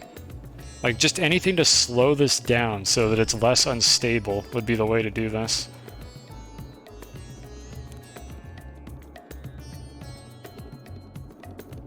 It occurs to me the train... Oh yeah, that's going to happen. So now it's going... Watch, this is 0G. Yeah, there's no gravity up here, so it doesn't really matter which side it's on. I should probably center it, like on the middle of the car here. So I'll move it a little bit. We survived the first part. It actually is cooperating. It's not oscillating, which is what I was worried about. This isn't perfectly stable. No, believe it or not, this is actually not very stable, especially with how much it's swinging around.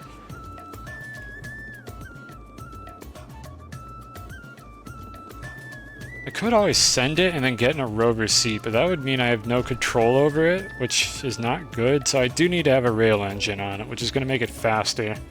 But the slower this is, the safer it's going to be, I think. Okay, it's starting to oscillate again. Let me hold up a second.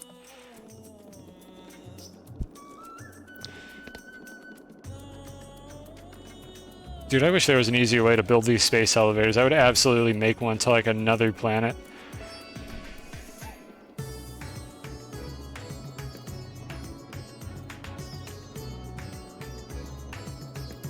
Conveniently, the solar panel is just right over there. It's this thing right here.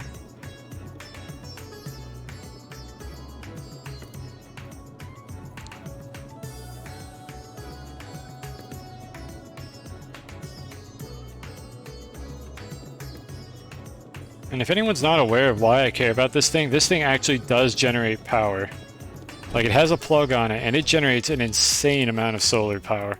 So, like, I want this thing because I'm a greedy piece of shit. And I need to have it in my base.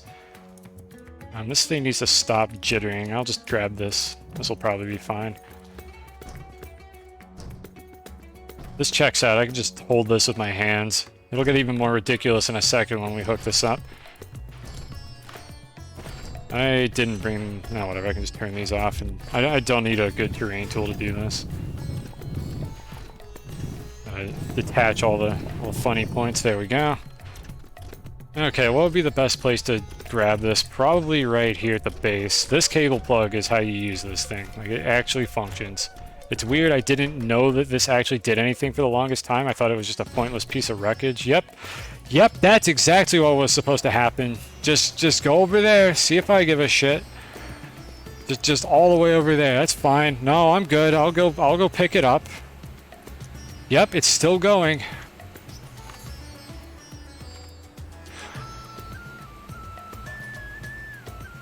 I love this game. This is a good video game chat. You just gotta put up with its bullshit, and then it's a great game. It's fine. It's really funny. Doesn't do any dumb shit. All right. And if you would just kindly hold still for a second.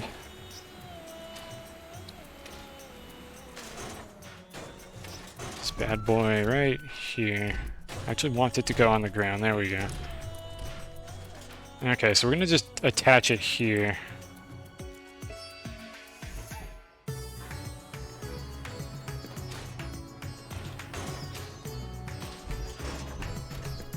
Just give it a second. Let it do its thing. Let it throw its temper tantrum so I can pull it over to the train. This thing was just like trying to hide from me right now. This is an awful idea. There's no way this thing isn't going to get stuck on the way over.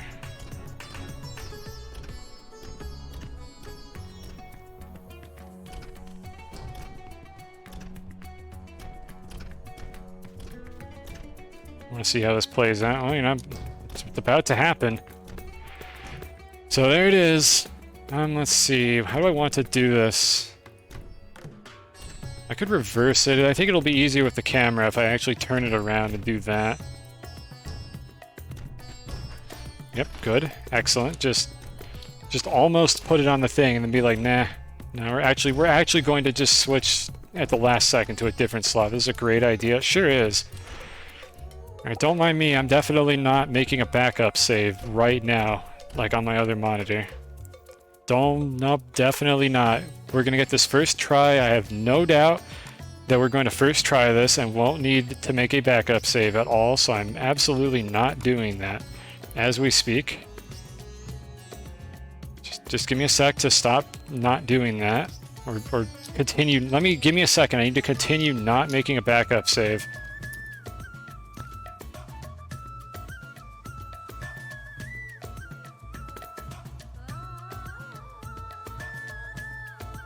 There we go. Okay, I'm done not making the backup save, so let's ease this one forward and see how this goes. See if I regret not swapping to a slower train. Oh boy. Oh, it's feisty. Oh, why have I decided to do this? What is wrong with me? This is a terrible idea.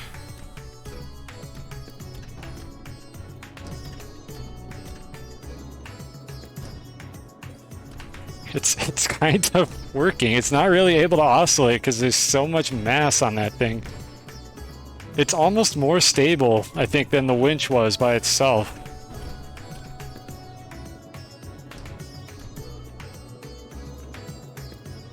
Devs, please never remove this.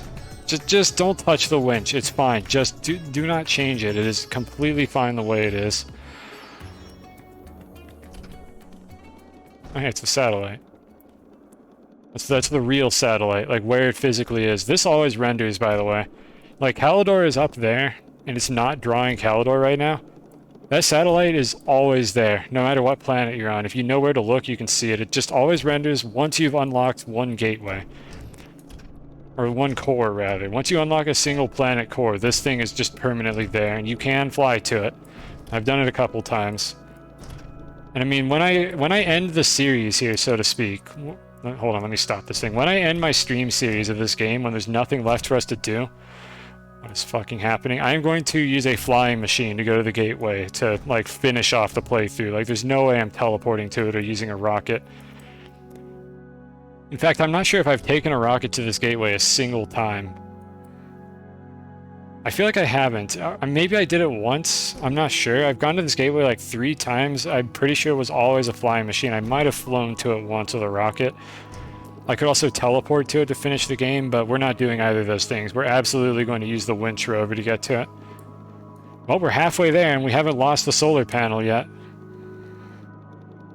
I think there's one of these per planet, which means you could theoretically have 7 of these on your home planet.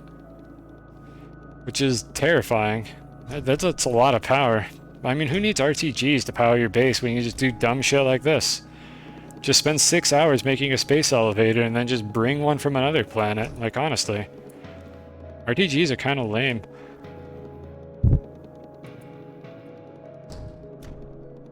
Oh, this is just working. I did not expect this to go this well. This was supposed to be a disaster. I was fully expecting this to just fly off into the void of space. Get snagged on these rail posts or something. It's just working. It's better than the 2 winches. If I do this again with anything else, like I might try to bring something else across this elevator. I'll just not unpack the winches until I get there, because apparently having something on it actually makes it more stable. Who knew? I guess it's a double pendulum, so it's chaotic. It doesn't oscillate as much. It's a kind of a weak, flexible pendulum, which isn't really a thing. Look, just let me pretend I know what I'm talking about. Okay, we can't get it through this, so I'm going to have to bring it over the top. But we got it here. First try, let's go. That's way easier than using a flying machine to do this, which is something I was considering doing.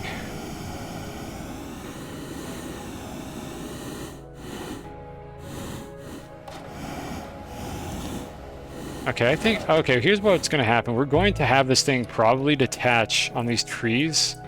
So I'm going to actually bring this thing over myself on foot. because it is going to get stuck on all these trees and level geometry, but we did the part that I wanted to, which was we got it through space with the elevator, and I didn't have to use a rover to do this.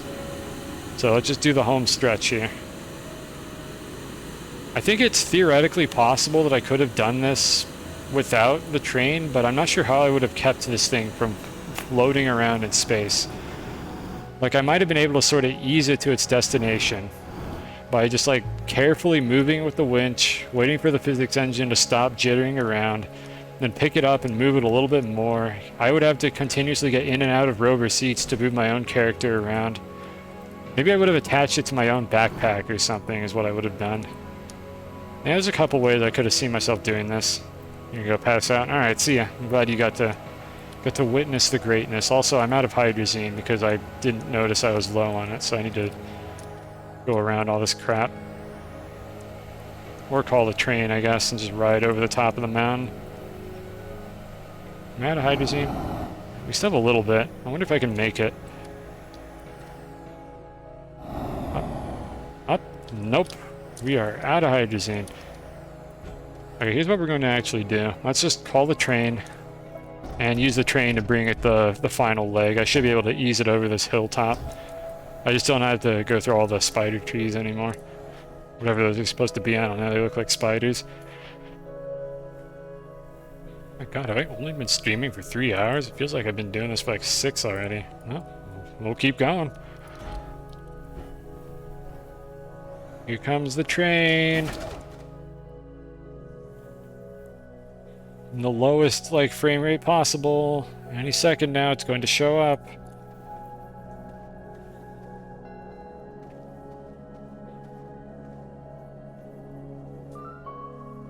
Wait.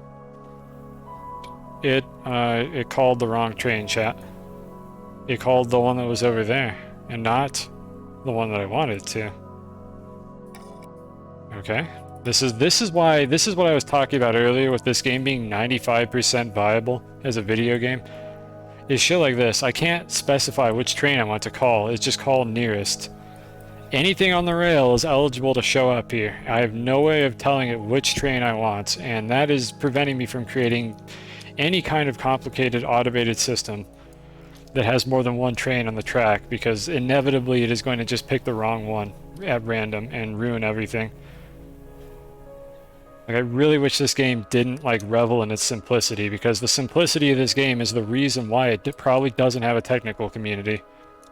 And why I might be like the only streamer that actually does dumb shit like this right now. Like, I'm not going to sit here and pretend I'm the only person to ever make something ridiculous like this. Plenty of people make sorting systems, but I think the overwhelming majority of the people who play this game just like do the missions, finish the game, and then they're just like, okay, that was fun, and then they call it based on that.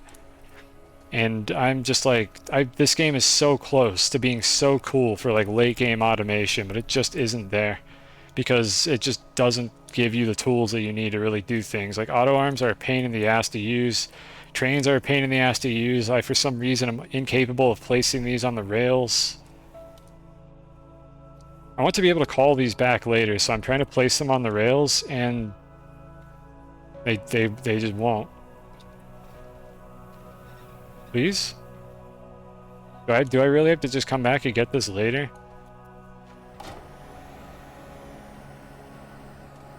Alright, well, we have to come back to this one later because it literally will not let me place it.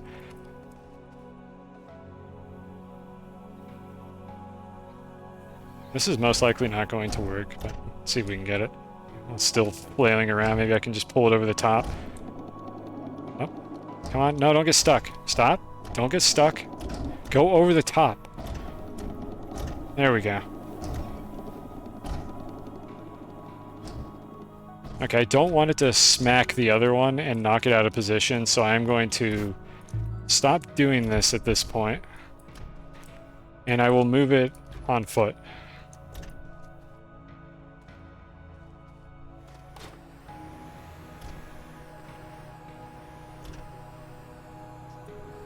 Alright, let's see if we can get it just right up next to the first one. Okay, I smacked it a little bit, but luckily this thing is extremely heavy. You wouldn't think so, because I can move it with the winch like this, but that's because the character's cursor is just an unstoppable force. So I can literally lift anything in this game that is allowed to move. Because there's a few things that are anchored in position, like the fucking gastropod research chamber for some reason. Or what, research station, or whatever that's called. Come on, stop. I'm trying to weasel it out, turn it around 180 degrees, and then bring it back over there is what I'm attempting to do with marginal success. I jostled the other one a little bit more than I would have liked to. Maybe I should get some hydrazine and come back for this so I can lift them up better. Or maybe, heaven forbid, I should put these on top of the gateway where they would actually generate a good amount of power and not just on this random ass hillside that I set them up on ages ago.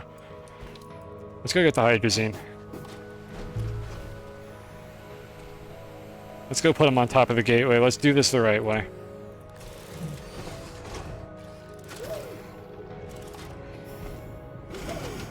I have another one for the silo here because I don't think I topped this off.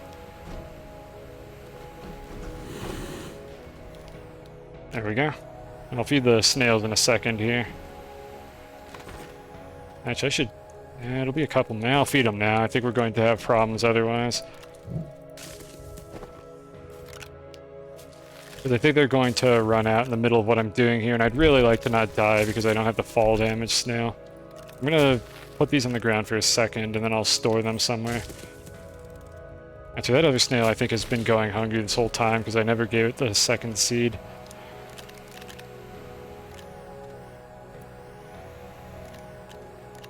Yeah, sorry buddy. Here you go, you got fed early. I hate that sighing sound they make when they eat. It's so fucking uncomfortable. Devs, why? Like, who on the staff? Like, who on your team made that sound? Like, I don't like it. I want it to be removed from the game. There we go. We have space for all these now. Okay, let's try to pull these up to the top. While I'm at it, let me actually clean up the mess I made over here before this starts causing issues. So, I can leave this on the train. It's the winch that I want to pull. That sounds like... that's a recipe for disaster, attaching the winch to the train itself. Stop. Stop. Thank you. Caught it. Alright, we'll bring this thing back into the base. I can call the trains, except for the one that's sitting on the ground that refused to attach to the tracks for some reason. Devs, please fix. And now let's go mess around with these things. Train, come here.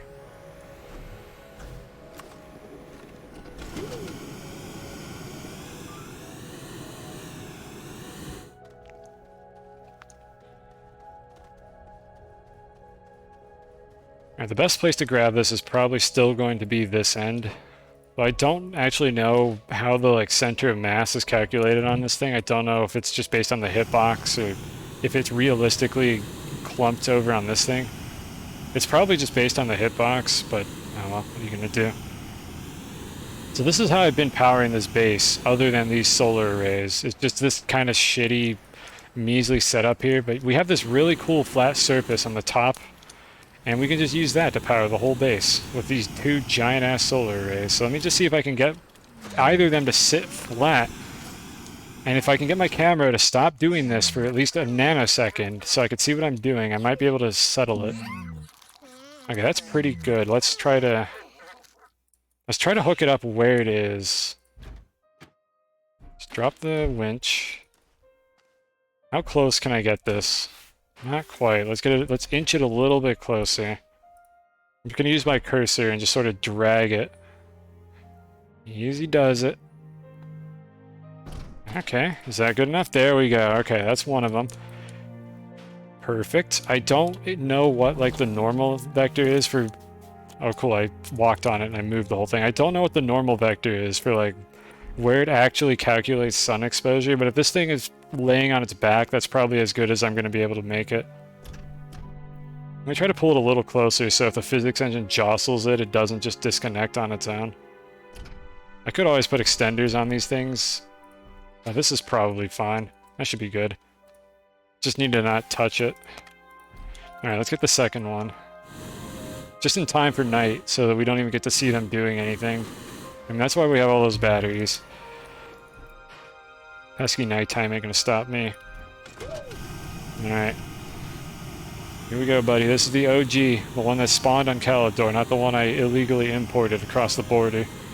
Let's get it on the other side, so it has a very small chance of actually jostling the first one, because I would really like to not have to pull both of these up here again. Alright, well. So, let's go back and get it.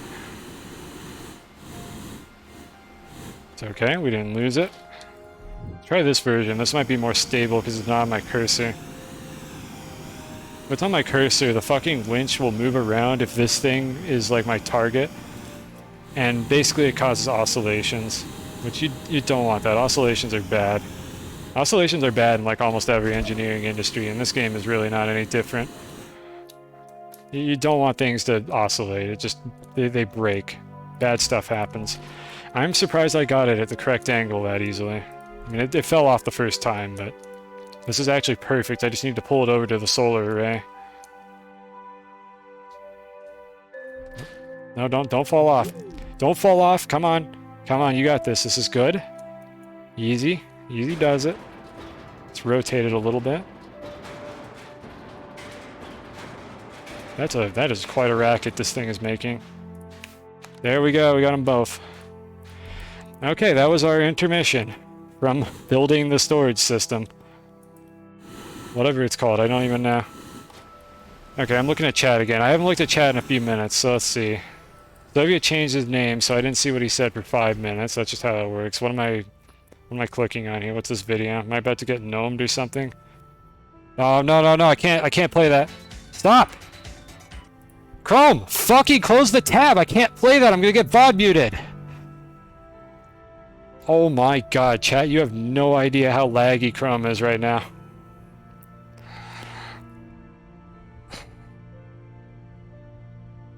Okay, I accidentally closed like 7 tabs, but I think we're good. We should not get VOD muted for that. Well, that was not 5 minutes ago. That was a long time ago. I have not been reading chat to a sufficient degree. I saw Severin say goodnight, but that was it. And so what else do we have? Okay, background. Hey, what's good? I have decided for some reason to tow things through space, but unfortunately you just missed it. It actually went better than I was expecting it to. Yeah, that was 15 minutes ago. Sovi, you changed the color of your name. Have you learned anything? I can't see that particular name color for some reason. Like, you changed it back to blue, and I immediately didn't see a chat message you sent for like 15 minutes. Like, look, I wish it wasn't like this. I wish I could actually read chat like a good streamer, but I'm incapable of doing that. So as it stands, I wish I had just not read your chat message at all, because fucking I can't play that on the stream. It is going to get VOD muted. Like, chat briefly heard what it was. Why am I the way that I am? I don't know why it'd be like that, but it do. What tab am I gonna reopen? Okay, we need that tab. There we go. Okay, I think we're good to go now.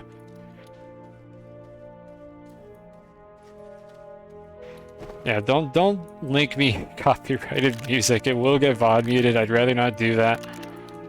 I try to do video game music. I played Interstellar music during one of my streams, and one of the 2 Interstellar songs got VOD muted. Like, Mountains got muted, but No Time for Caution did not get muted. So if you're ever thinking about doing that during your own stream, I guess you know which one you can play now. I don't know if I got lucky. I don't know how shitty their content detection algorithm is. I wouldn't try it again, honestly, but I mean, getting VOD muted, to be clear, isn't a big deal, but the VOD muting system is really crusty, and it mutes a really long period of time when there's like a short section of like actual like music audio that it was trying to mute. So if I said anything like interesting during that time, which I say all sorts of interesting things on stream, no one would be able to hear it.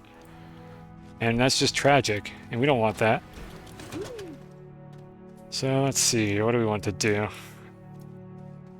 I need to, unfortunately, do something about this.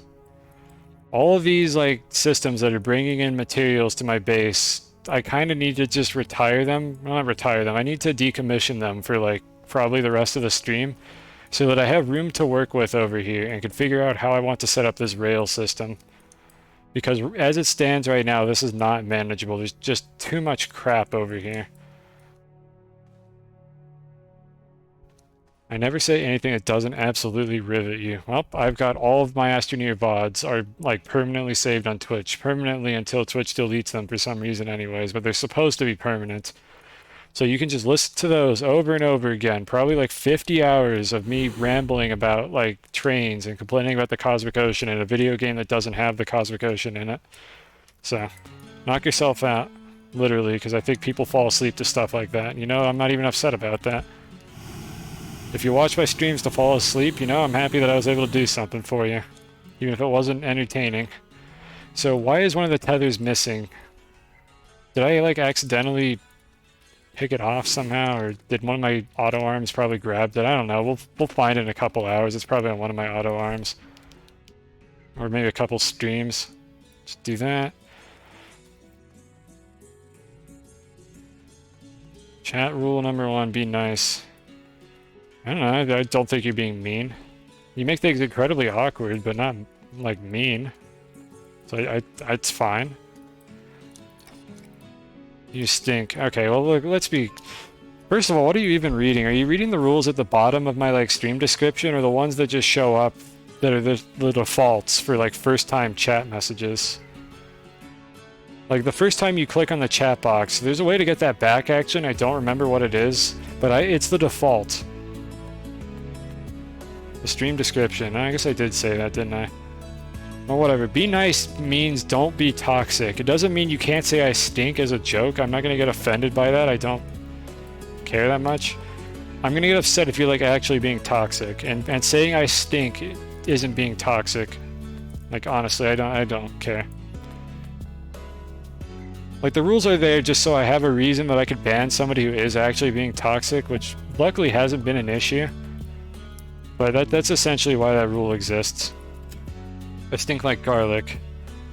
I'm gonna be honest, I don't actually mind the smell of garlic that much. It doesn't, like, upset me to smell, like, intense garlic odor. I don't particularly like garlic, like, in excess on my food. Like, if there's too much garlic in my food, it's disgusting. I hate, like, when they make pizzas like that, but I don't really mind the smell of garlic that much. It's mostly the taste that gets me, if there's too much of it. I don't know, maybe that's weird. I just know that garlic is always, like, the go-to, like, bad odor, and it doesn't bother me all that much. So I'm not terribly offended by that statement. I'm sure you could find something else I don't like the smell of. And then we're gonna be banning people. Like, you tell me I smell like something I don't like, that's a ban for sure. Can't have people like that around. I don't want that toxicity in my chat. Basically, I make up the rules and I do what I want, because it's my stream.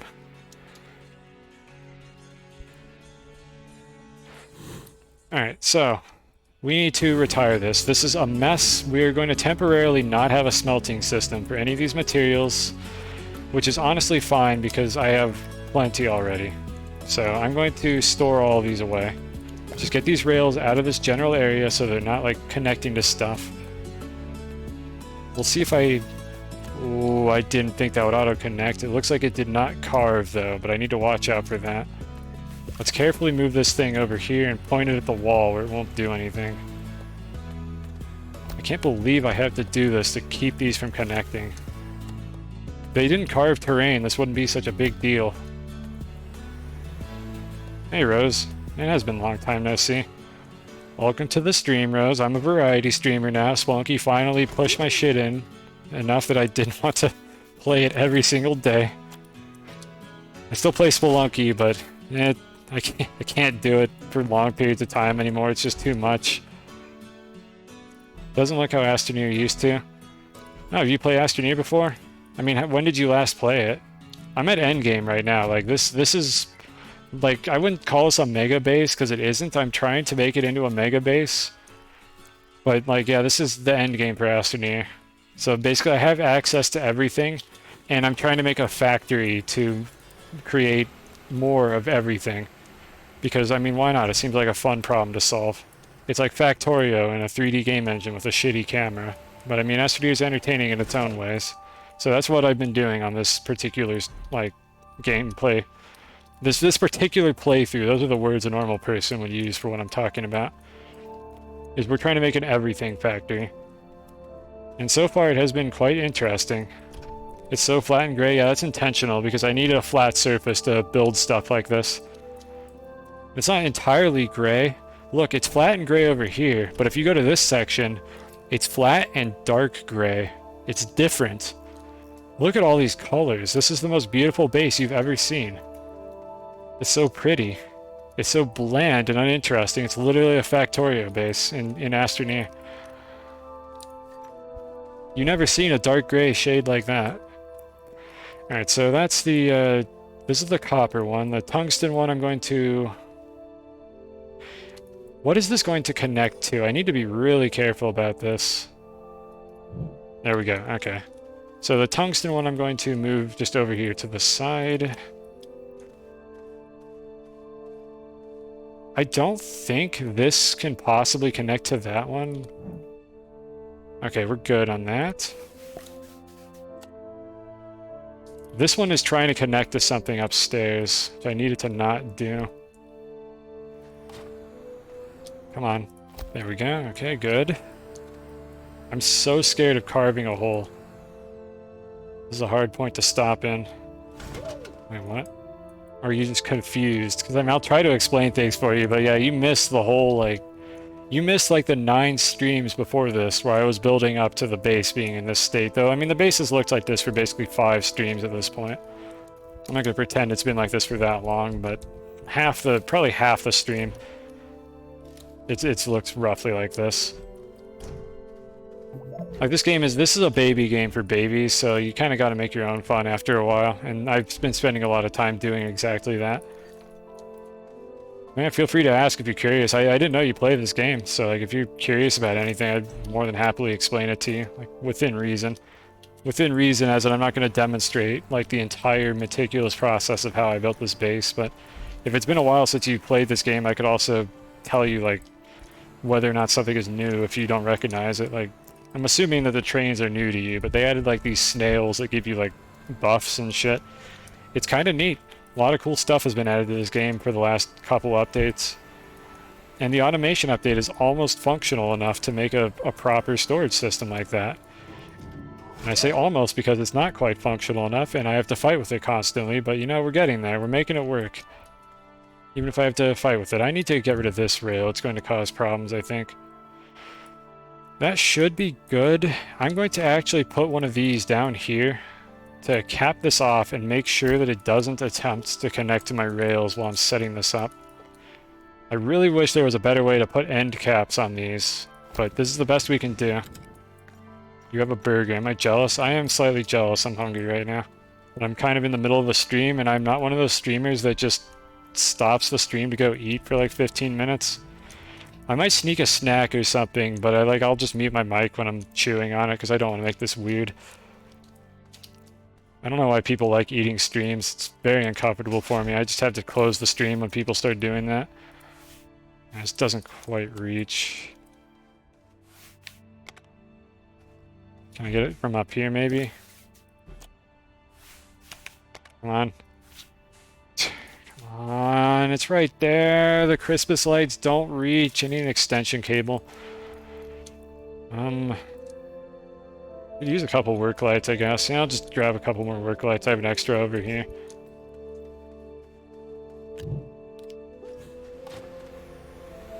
You don't get hangry on you. I mean, getting hangry is sometimes a good reason to stop streaming when I've been doing it for too long, but I don't know why I'm hungry right now. I really shouldn't be. I'm defective. Oh well. I'll go get a snack in a little bit here. I'll just get it and just munch it with my mic muted while I quietly build when I don't have anything interesting to say. No, we'll do that in a bit. First, let me focus on what I was trying to set up here.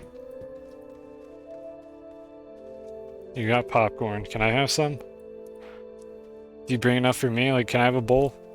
Just like a little bit. Like, just like half a bowl. That'll be fine. That'll hold me over for the rest of this, probably. Okay, what do we want to do here? So something I didn't consider is whether or not I want the train to be moving at all times. Because what I could do with this system here is have the train sort of oscillate back and forth. So I could do this, it sits for a second, and then it goes here, then it goes here, and then it goes back. Like, there's two ways I can approach this. I could have the train run in a circuit, like a closed loop, or I could call it back and forth. And I think calling it back and forth is honestly going to be the fastest way to get materials distributed instead of a loop, because I can't really grab off of it on the other side of the loop. I can only get it through one half of the cycle, unless I really cram 2 rails into a tiny space, which I don't want to do at all. So I think that's tentatively what we're going to do here. Why is this not aligned properly? I guess I never smoothed that out. I'll come back and touch that up when I'm done with the rest of this.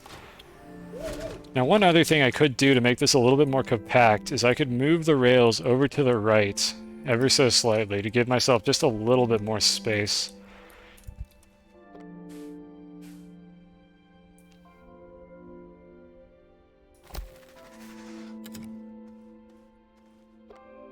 Let's go ahead and do that.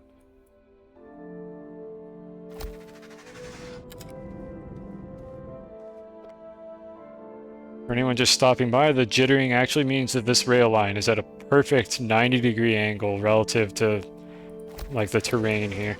So, like, left and right here, perfectly perpendicular to this direction right here, like aligned to the terrain grid.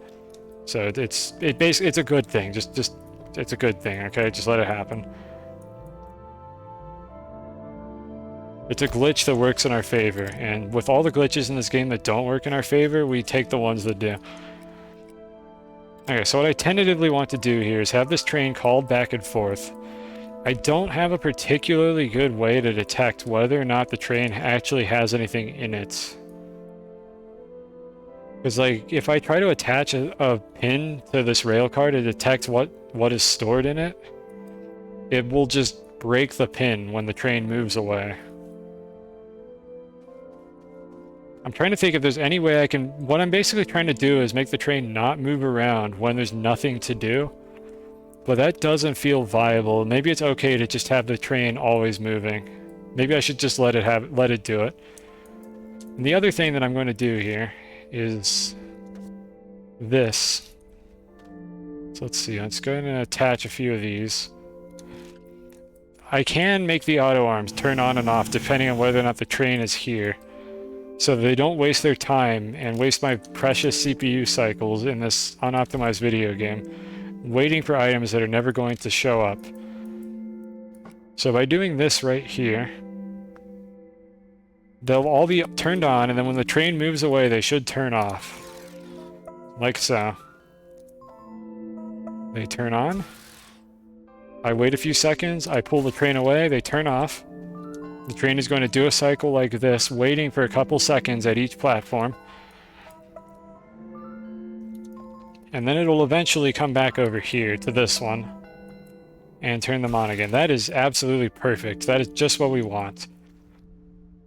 So other optimizations that I'm thinking about here. Can I connect these? That's not an optimization, I'm just curious. No, they do not reach. Okay.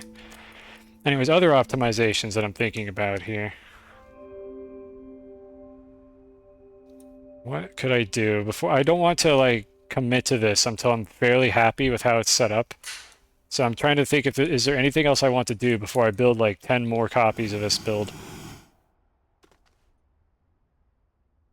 No, nothing's coming to mind. It's as close as I think it can get. The arms could definitely grab everything off of the train.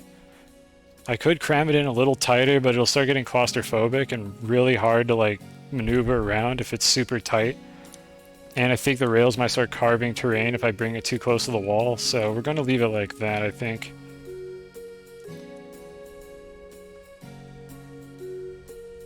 Oh, I see what happened. I accidentally put an extra tether on top of one of the existing ones. That's why I was missing one earlier.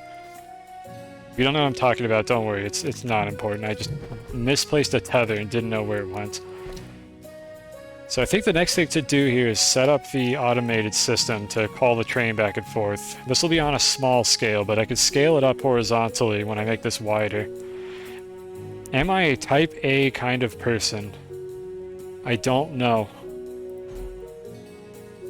What is it? You asking about my blood type? I actually don't know what my blood type is, which is probably not a good thing. But I don't know what it is. It's probably on my driver's license. I could go check. But yeah, I don't know what a type A person is. Would I describe myself as anal? If it's what I'm thinking of when you say the word anal, like super like picky about things being nice and clean and very well aligned, the answer is yes. If you mean anal as in am I into that? No. So that's the answer to the two potential questions you might have been asking me there.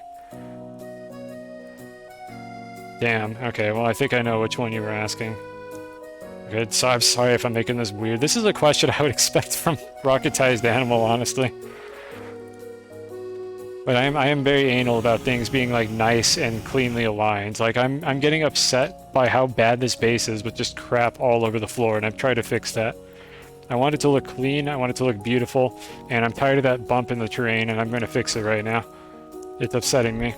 So let's go get our terrain tool stuff back. Just the usual toys. And then if I want to make any marks, we want that one. You meant things being particular. Yeah, I'm like that. Like, not to the extent that I think I'm like toxic about it. Like I could play games like this with other people and not like just lose my shit or like get upset with them, but like I will like grumble about it when I see somebody doing something like unholy with like a base in like Minecraft or Terraria or Astroneer or something. But I don't make it like a huge deal. But like I prefer it when I have control over it to have things nice and clean like this. You're super toxic about it? Okay, well, I mean, if you ever play a game like this with me, you don't have to worry about that because I won't let things get like super upsetting. If I make a change to the landscape, it's going to be clean, it's going to follow the pattern of like whatever you had going before. Redstone Star Master Race. Captain, that star upsets me, like to this day.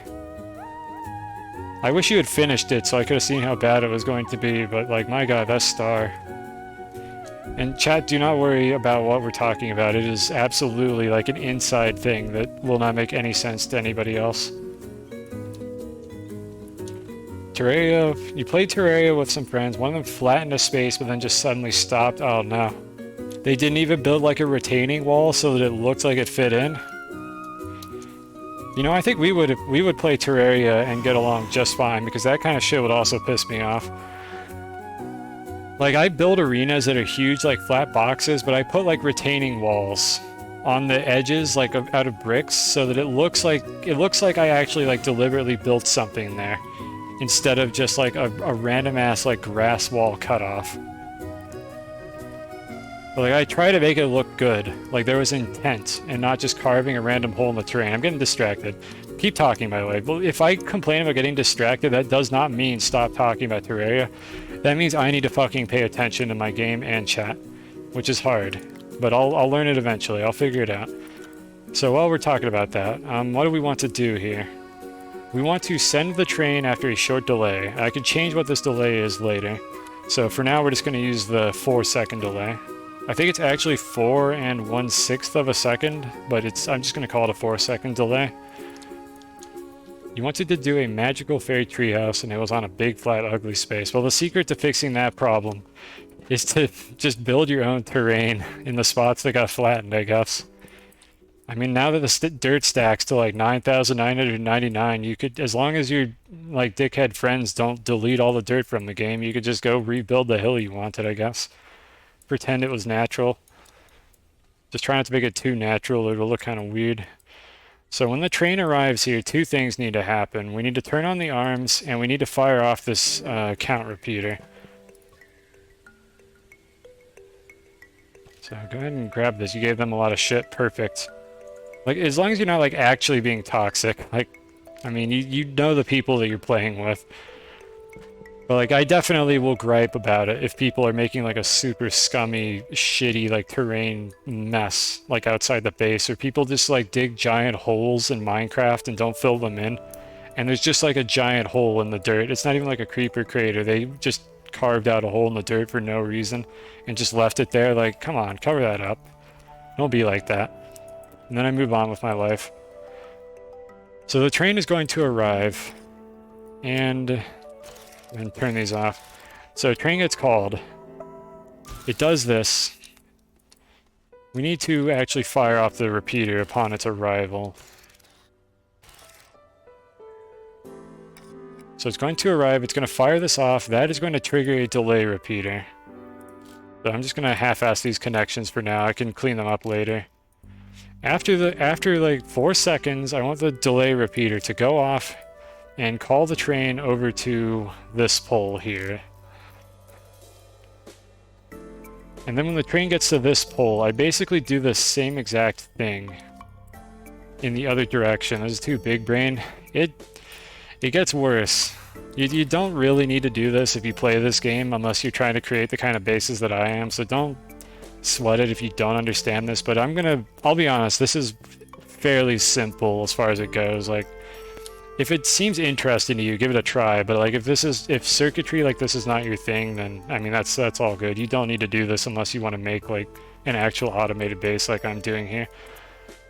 But like the gist of it really is train arrives, set off a count repeater that does nothing, and then when the train train arrives, count repeater is going to get set off and activate the delay repeater. When the train leaves, this gets activated a second time, and the count repeater is going to absorb the second pulse, and then nothing is going to happen. That's what the count repeater is for. I want every second signal to activate it, because the train is going to power this once when it shows up and once when it leaves. That's what we're doing. So what should happen here is the train arrives, it's going to sit here, and then it's going to get called to the other one. And we can repeat that cycle for the entire system. So it's one delay repeater and one count repeater per leg of the trip. And hopefully this will work. I don't remember what this one was for. I'm just going to pull it over here. So a couple delay repeaters. I should have plenty of count repeaters to do this like little mock-up here. I'll print more of these off stream so nobody has to watch me doing it. You're not going to do what I'm doing. That's completely fine. But anyone who's lurking in chat who's like actually getting into this, like, you keep lurking if you want to, but if you have questions, like, feel free to ask them and I'll answer them. Otherwise, hopefully my explanation is good enough that you don't need to say anything and you can lurk to your heart's content. So the train is going to arrive, and then it would get called away. Give Evie some love? No. Isn't Evie your dog? What the fuck? You're not gonna give your dog some love? Okay, I was like, wow, rude. Am I gonna pet your cute doggo? There you go. Toxic. The chat member asked you to pet the dog. Like, you gotta pet the dog. So let's see here. So the train arrives here. It would have set this off, and then it would get called over here. And so on. So we need to make 4 more of these, because we need to also do it on the way back. So 1, 2, 3 of these. These are all button repeaters I don't need, and we are running out of delay repeaters. I'm gonna have to print more of these. They're very cheap, so I could make more on stream if I need to. But it's just kind of a pain in the ass. I prefer to just have everything ready to go, so people don't have to watch me walk over the crafting station constantly. And conveniently, most of these seem to be set to the max delay already. I probably used them before. Here's a few new ones that I haven't used yet.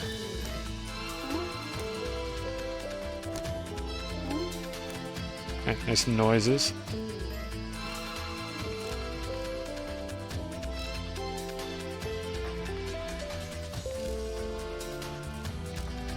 I'll definitely clean up these connections to look prettier later, but for now, we're doing what we gotta do.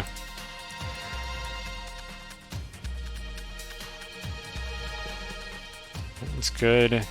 Good. Good. Let's get this one.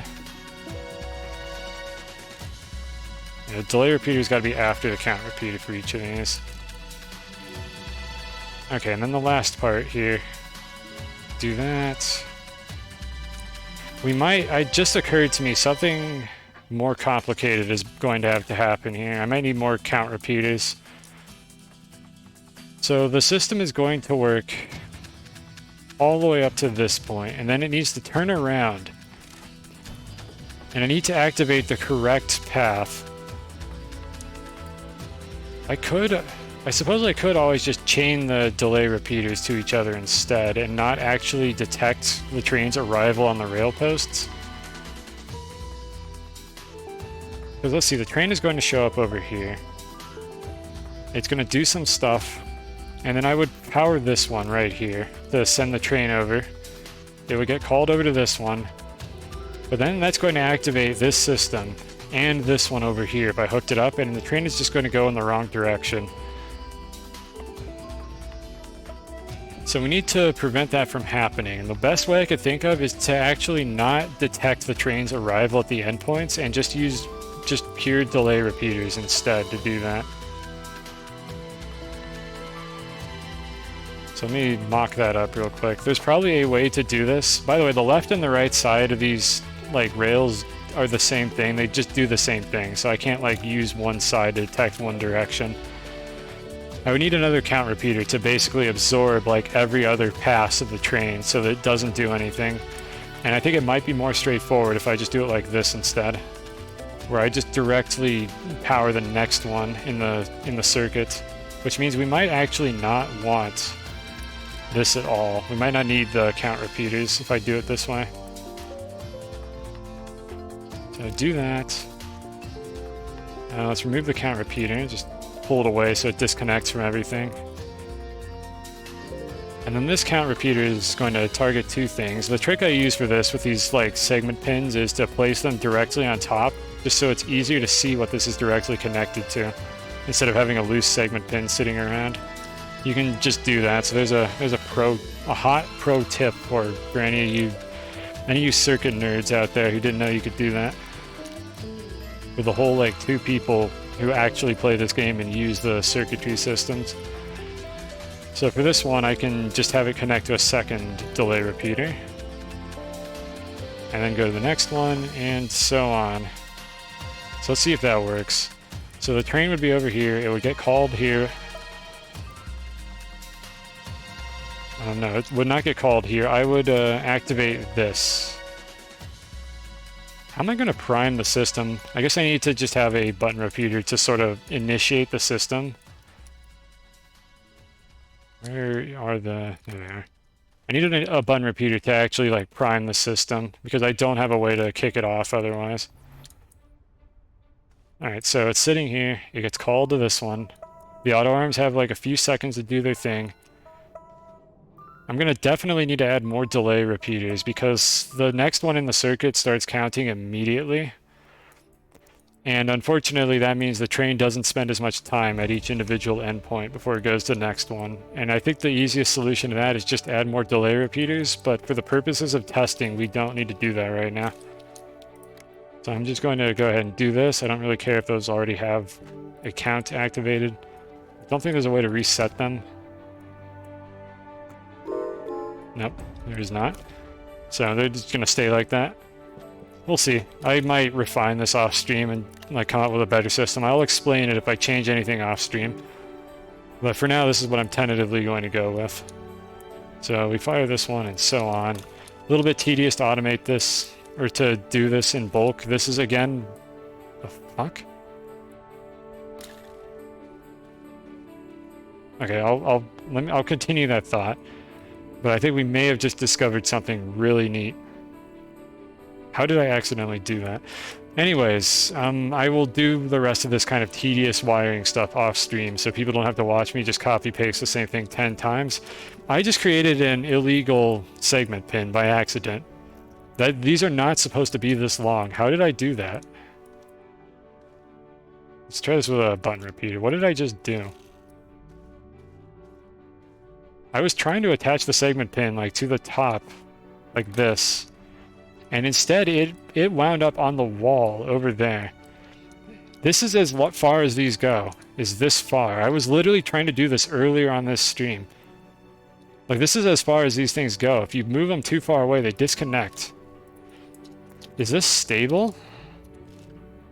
I think this is stable. Like, as long as I don't move either of these two objects, it's probably stable. I bet the second I move this thing, it'll get disrupted. How did I do that? And is there a limit on how far you can do it? Oh my god, I think I just discovered something. So let's see here. Yeah, if you pick it up, it disturbs it. So is this, what is the segment pin attaching to here? So if I try to place it here, I can't place it, the game won't let me. But if I press E to create a segment instead, a segment is the little intermediate point that just branches off the signal. The game seems to like not know what to do if you have it in midair, and it just attaches it to like the closest surface. In that case, it's snapped downward, but it's still at a range much longer than it should be able to. Is it like based on where your camera is located or something? Did I like pull it up with my camera? I might come back to this. This is interesting. Or maybe if I like put it way up in the air like this. What did that attach to?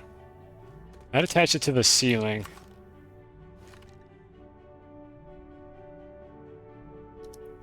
This is extremely strange. I'm not sure how useful this is going to be.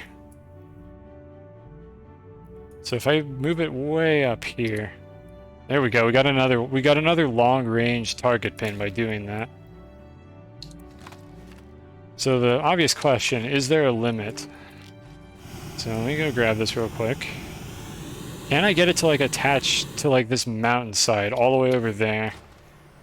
I might investigate this a little bit more and see if there's anything we could do with this technology. Like, what'll this attach to if I go all the way up here and then press E? Is it going to just anchor to the ground, or is it going to actually like try to stick it all the way over here?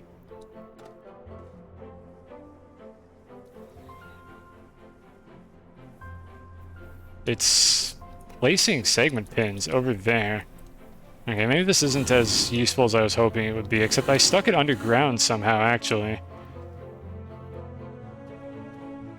This game makes no sense. I'm gonna make a note to look into this later and see if there's anything we can actually do with this. But there is apparently, this actually confirms my suspicion from earlier, which is that these target pins do not check the distance between themselves and the thing they're attached to, unless they're moving, which means if you can get it into this state, you could theoretically not touch it and it would just stay like that permanently. You gain a little reach when you deploy a terrain, so you can gain a ton of reach. It's like 4 times further. I don't know if that's helpful for the purposes of these, because for some reason, when I have my terrain tool out, I cannot actually grab the target pin on top of this. It'll let me pick up the repeater itself, but not the target pin while the terrain tool is out. But yeah, I know about the terrain tool thing. I've been abusing that like all the fucking time. Like, for instance, for anyone who doesn't know what we're talking about here, this right here, right now, I can reach this medium resource canister from this pitiful, shitty distance. But if I run over here and take out my terrain tool, I can just still grab it from like 3 or 4 times further away. I can just telegrab it from all the way over here if I take out my terrain tool. But the thing is, I don't think that helps with getting these pins to connect at long distances, because the terrain tool isn't affecting like the way the pin is behaving. I need to get more hydrazine. But like, I could still do something weird like that and then accidentally scour some of my terrain because I still have my terrain tool out. But yeah, this is definitely something I want to look into, but this target pin I think is too far away. Yeah, this is the maximum range, but I was able to create one that's like 25% further away, and I got one up there which is like 50% further away. So it's interesting. I definitely want to look into this later and see if I discover anything. But I'm not going to make chat watch me just trial and error this when I suspect it's going to be very slow and tedious. Like, somebody probably wants to watch me do that, but we can do some slightly more interesting stuff with our time. Hey, Jess. Yep, I finally set up the fucking avatar. I say fucking avatar with compassion because I put off, like, setting it up until I started to stream, and I thought I was going to stream earlier this week, and then I kept wasting my time doing dumb shit, like making like not expensive, like time-consuming diagrams of planets in Astroneer, and I never got around to it. But no, I love it. I'm so happy that we have this now. Like, thank you so much for making that for me and like coming up with the idea. Because like, I didn't have like an actually interesting idea for what to do with that. I was just like, I don't know, bird with lab coat, and it turned into something way better than I was expecting it to.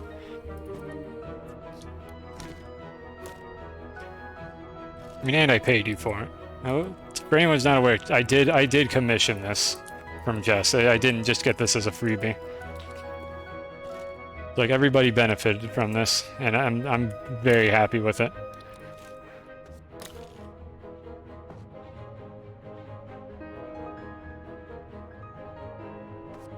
Alright, let's just do a little bit more of this. Need to connect this one. I think...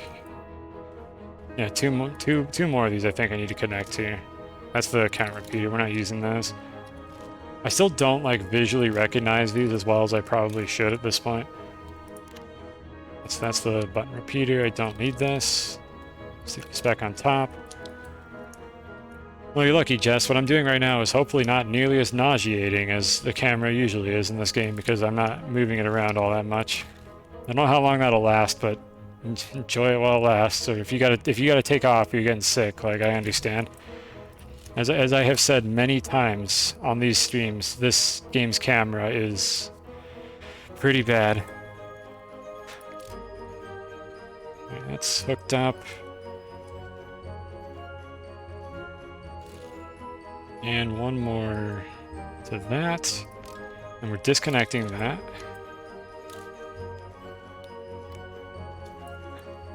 Okay, so yeah, these are just going to connect to the arms now, because I'd like the arms to activate when the train actually arrives.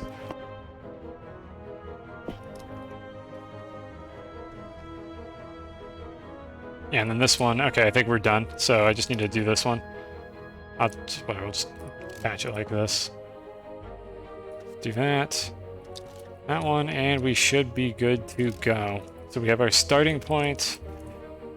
And then I think if I put the train over here and prime the system, it should just go back and forth infinitely. So wait for the delay.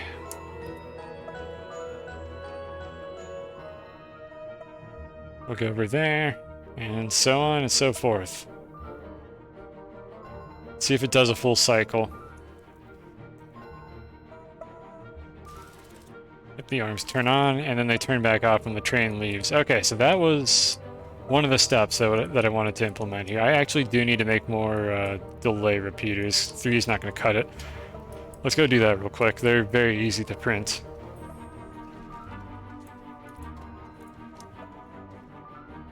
Zinc, how much do I want? I'll just go ahead and make like 8 of them. Let me just bring the whole zinc canister over there. What is my inventory full of? Extra hydrazine. We can get rid of that real quick. Come on. There we go. Grab the new hydrazine. Now we have inventory space. Devs, please add 2 more inventory slots. Just 2. Like, all you gotta do is add 2 of them. I'll be happier.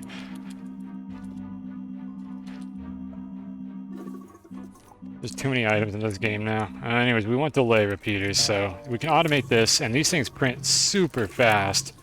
For whatever reason. I'm not complaining. I wish I could print them in my inventory, but, you know, you take what you can get. So there we go. We just printed like 8 of those in a second here. It doesn't look like 8 of them because they're all stacked on each other, but I can fix that real quick. It does separate them a bit so I can actually see what I'm doing. Do that. There we go. Okay, we got all of them.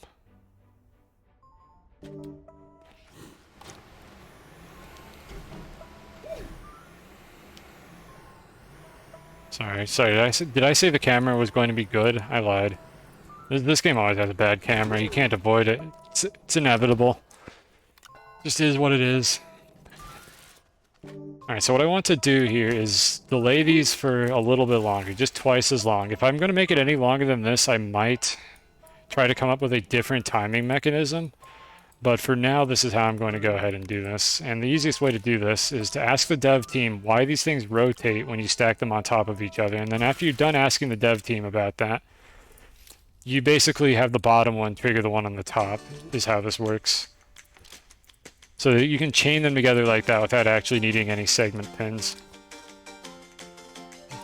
So I unfortunately accidentally deleted the segment pin on the top one because this game has a lot of controls that are all bound to the same keys, but that right there should basically be twice as much of a delay. And the arrival of the train ate that signal, so I need to prime the system again. I'm going to do this for just a couple of them on this end here, but I will eventually implement this for all of them. Alright, let's turn off the correct thing, which is that. And that's what I was aiming for the first time. And then just put it on the bottom one. And once again, I have killed the signal. And what we should see is this particular one is going to take twice as long now. So 50 ticks, which I think a tick is a sixth of a second. Okay, they're all set to 25 now. So bottom one, then top one. And in theory, you could stack these all you want. There's a point where I think it becomes more efficient to combine a counter with the delay repeaters.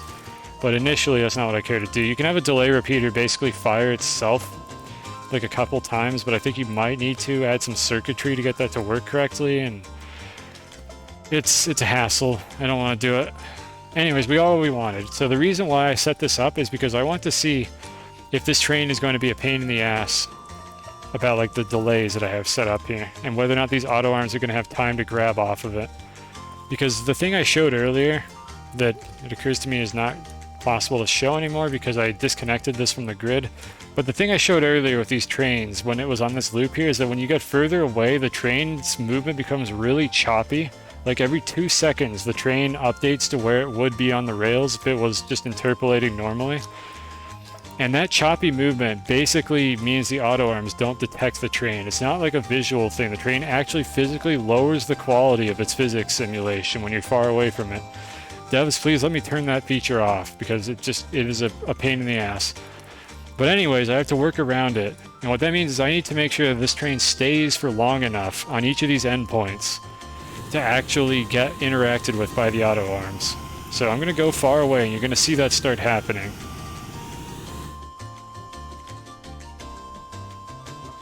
How far away do I need to go? I'm actually surprised it's not doing it yet. It's either that or the train doesn't do it for short distances, in which case I ain't complaining.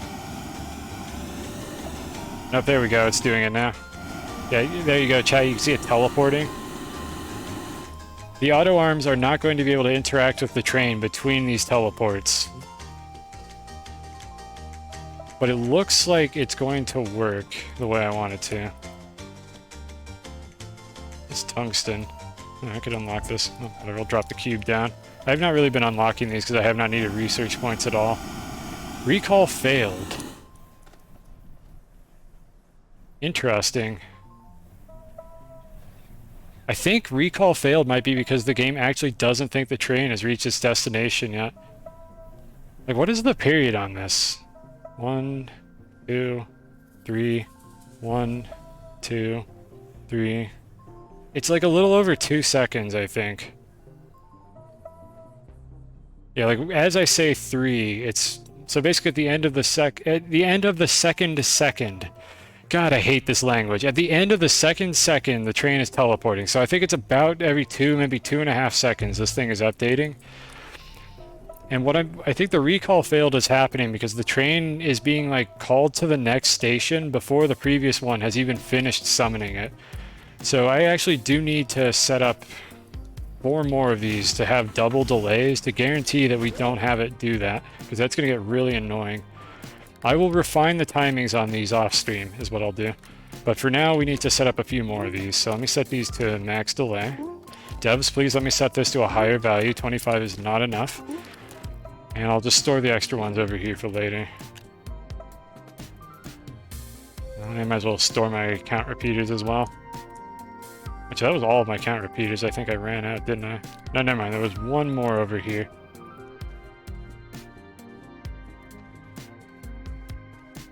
Alright, so same business as before. Carefully detach these.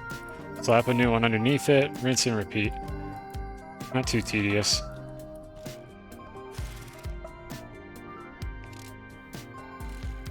This one, I'm just going to attach this to the top one because I don't really need it to have a delay.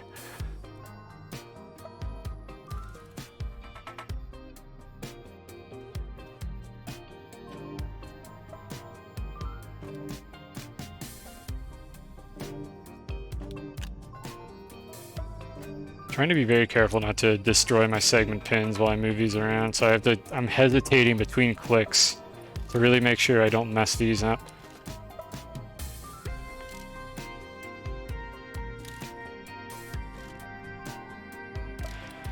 Okay, good. Did I do them all?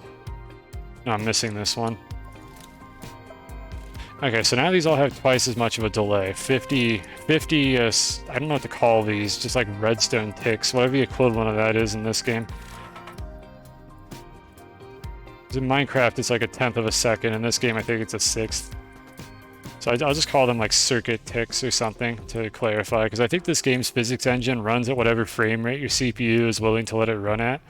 But the circuitry system specifically runs at a fixed frame rate. I'm not certain about that. The circuitry system might also be capable of lagging. I don't know the details. I haven't done extensive testing on this. It could be that the game actually physically runs at 60 FPS and then the circuits just run every 10th like physics frame.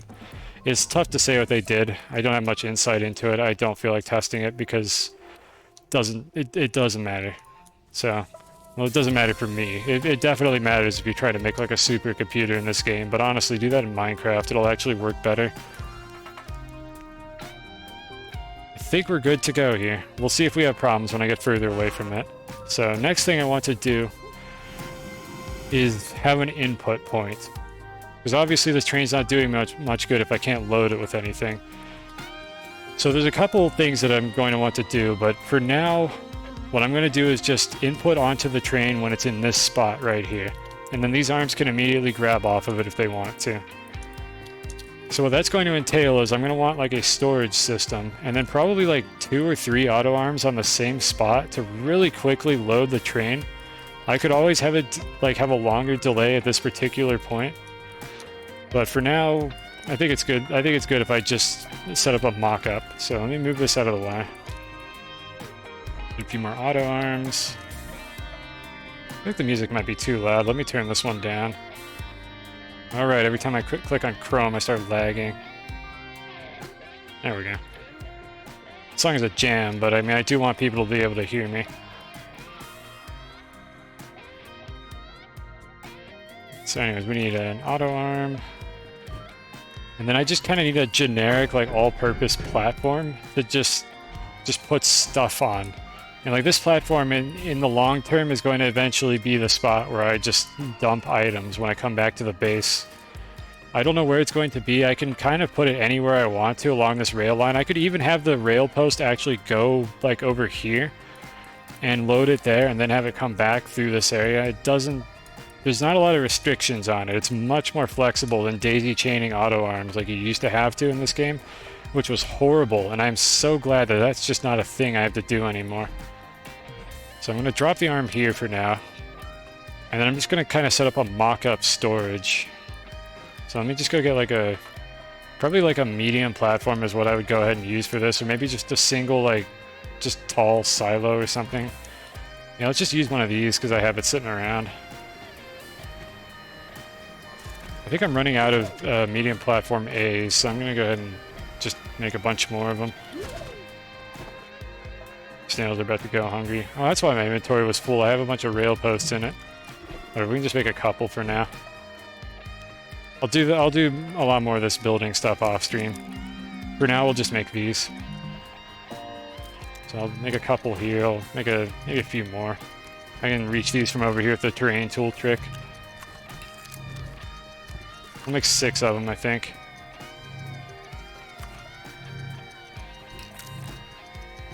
Why did that one not?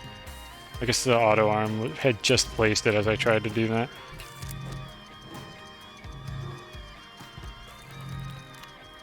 Alright, and I only need a couple for now. I need to drop off these rail posts as well. I don't think I'm going to be making any more rail posts for a little while. So let me go ahead and drop these off. Where's the silo that had all the rail posts on it? Oops, don't fall down.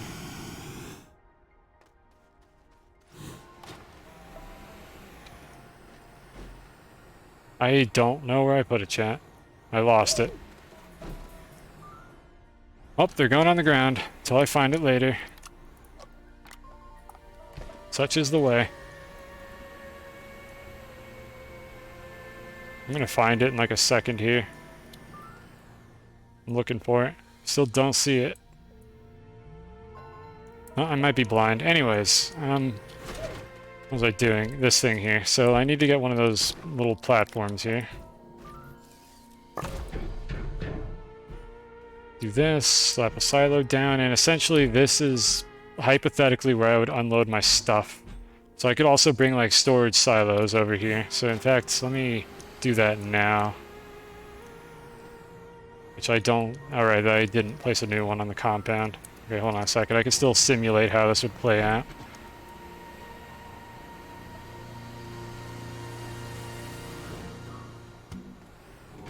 Grab all these real quick.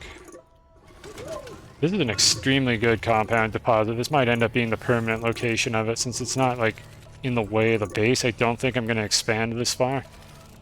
Recall failed, but it's still happening. We'll have to see what I can do about that. Maybe change the timings a little bit. Maybe I do need to actually detect the train arrivals. Now that I think about it, that might be it. I might need to actually detect train arrivals. So yeah, I'll work on that off stream, so you don't have to watch me fight with the whole system. But I'll try to detect when a train arrives and use that to set off the next one, because that basically means that if I have the shitty, choppy, like delayed train arrival times, the system won't like get stuck on that problem. Like, it doesn't get stuck, but I'll occasionally have a recall failed show up because the train is unable to move when it's supposed to. Alright, so anyways, we do this, we turn this on, it's not plugged in, so it's not going to actually do anything. Now, what can I plug it into that's easily accessible? I guess I can just change this one. At least this system doesn't like get stuck if the timing is off at any point. It seems like it's fairly robust. It will occasionally throw an error, which I want to deal with at some point. Alright, so let's see how this looks. This is going to be very slow initially. I didn't even realize I had a second canister of compound just sitting here. I thought I had already used all these. Let's go ahead and do this. Alright, so this arm is probably going to have time to deposit like 1 or 2 compound while it's sitting at this station. 1, 2... Yeah, it had time to deposit 2 compound.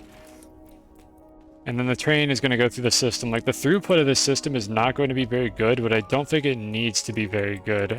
I could kind of scale it a little bit if I need to. I can also actually... Why are these all turned on right now while the train isn't here? Did I do something wrong here? They're supposed to be like this.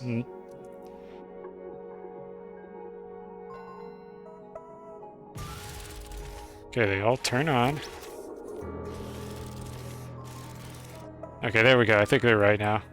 I don't like the fact that this one's at a 45-degree angle, but no, what are you gonna do? That's just when the system turned it off, I guess.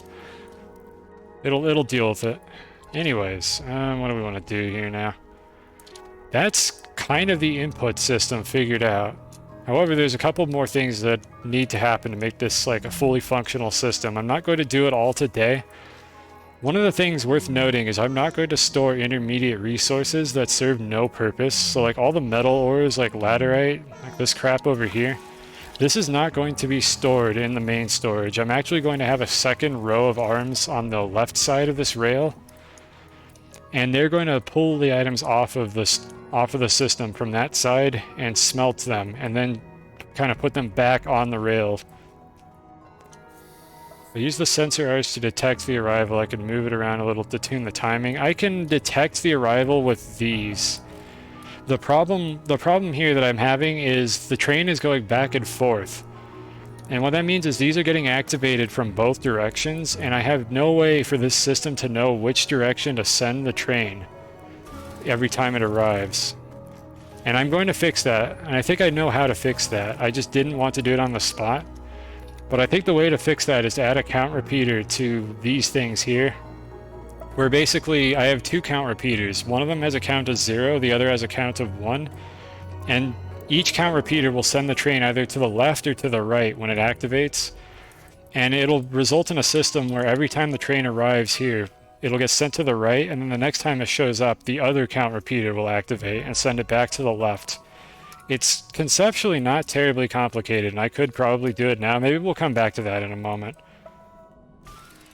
The train from outside with new items. I'm not going to have outside trains enter this system. I spent a whole stream trying to figure out how to do that, and my conclusion was that it's technically possible, but so tedious and difficult that it wasn't worth the trouble, was kind of the conclusion I came to. Because it basically required me to run wires like to every single station on the planet and have like a protocol to communicate with them to tell them whether or not they're allowed to like send trains to the main storage, and it was not going to work. So we're going to have an exterior hub that'll basically, a train will show up at one of these site pylons, and then it'll just directly deposit onto the rail system.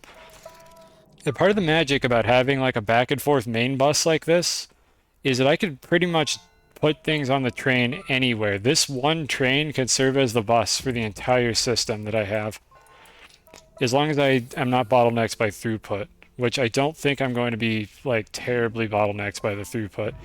If I do start having throughput issues, I strongly suspect I could put a second train like practically on top of the first one, like right next to it, uncomfortably close, and just have two trains like running the system in parallel. Like, there is enough room for me to do that. These auto arms could reach and grab from two trains that are stacked on each other. So that's like my fallback plan if the throughput of the system is not good enough. And the other thing I could do is have a separate system that's responsible for like accepting materials from these site pylons. Like, I want the ability to come back home with like a random ass ladder item in my inventory, like this material here, and drop it in this system and have it find its way to the smelters, but I could also have a second input to the smelters, specifically for these rail lines here, the ones that are like terrestrial. Why did I write my name on the wall for that guy? Anyways, the ones that are terrestrial on this particular planet, just so I don't like clog up the throughput of the system that I have over here, because this system is going to be processing like every single material that comes through this base. So pretty much it's something I can fix later if I need to. And, you know, we love putting things off. Like, us engineers just love putting stuff off until the last second. I love procrastinating. I know it's not just engineers that do that, but no, we fix problems when we have to fix them, even though we should probably fix them in advance. So I'm going to maybe regret this decision later, but for now we're going to just shove everything on this train, and we'll go from there. So the first step is I think I'm going to do it with a tungsten, just because the tungsten is right here. I think I'll set up one more of these rail posts, just so I have a little bit more space to work with. Maybe later? Nah, I'm not going to do that right now. I'll do that later. The only thing I need to be careful about is making sure that the endpoints for this rail post do not ever connect to another rail system, because they will carve out terrain and make a mess. So let's very carefully set this up the way I would hypothetically want to do this. Which is, first of all, by getting rid of this train station, because it really aggressively wants to connect to stuff. So let me go get a packager. Don't have any packagers nearby, so I gotta grab one off the silo over here. Take one off the packager mullet that I attached to the silo. Got it. Let's get rid of this thing. Get rid of any rail sources for connections that I don't want right now. Okay, that's good and done. Just move this over here, I guess. Now I should be able to dick around with this thing. And this is just kind of like my hypothetical like receiving point for the tungsten. It can't quite connect to the rail that's up there. And I would have an auto arm on the ground here to transfer things over to this train. In fact, let me just go ahead and set that up now as well.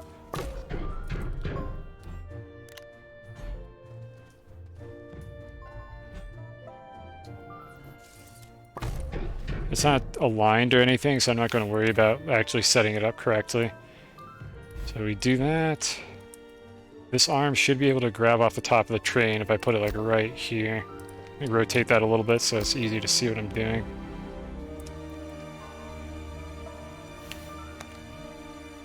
Okay, good. Got that set up.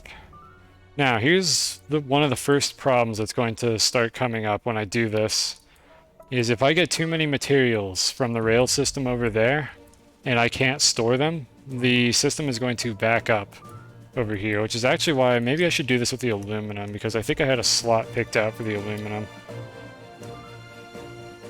Yeah, we're going to, let's deal with aluminum, because that was one of the primary resources I wanted to set up next. Like, I haven't really explained why I have all these laid out here right now, but these were, I was going to use these to demonstrate, like, the process of building one of these, like, platform storage silo setups. And right after ceramic, I have aluminum on my list, because I kind of, like, have some notes on how I want to do this, so let's go ahead and set up the one for aluminum real quick. And then let's try to get, like, sort of automated aluminum storage. So there should be a medium platform B in this pile somewhere. If there isn't, then I already fucked this up. There it is. For whatever reason, these things don't snap to the rotation that I want them to, so I do have to eyeball these. So I'm just kind of visually confirming that it's straightened out. Which I think this game actually does snap things to specific angles, so this is probably a perfectly, like, vertical angle that I have right now. If it's not, it's close enough that I don't really care. Like, I can only be so picky about this with a game that doesn't give me the precision to do it perfectly. Because there's no snap to grid functionality in this game. Alright, what are these facing in? They're facing forward, so let's go ahead and slap one of these up here. You can overlap these platforms like this, the game will just let you, it doesn't care. These ones do the jittering thing where I know that they're perfectly aligned. That there, it should be nice and aligned like the platform. And this is going to be our aluminum storage, so I want to eventually set up some filters for the auto arms. We're going to have, I think, 3 arms associated with this thing. This system over here is a mess. I'll deal with that. I'll deal with that later. I'll get some different arms. Anyways, I'm just here to get the aluminum. So let's just go ahead and grab like 3 of these, or however many the game is willing to let me put in my inventory, which is apparently not very many. Oh, because I have a bunch of medium platform A's in my inventory. That makes sense. None of those are going to go to waste. There's no universe where I print too many of those.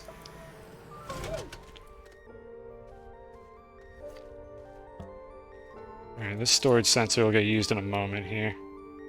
I'm just kind of eyeballing it to sort of put it in the same spot as the other ones. Like many things, it doesn't actually matter. That'll detect whether or not the arm over here is going to actually put things in that storage.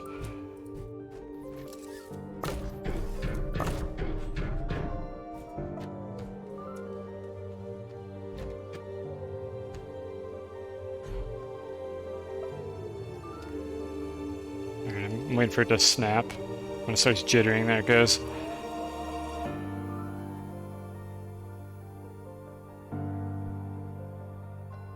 A little more. There we go. Did I get the angle on that correct? I think I did. Why are all these facing left except this one? Oh, that triggers me. No, we can't do that. That is unacceptable.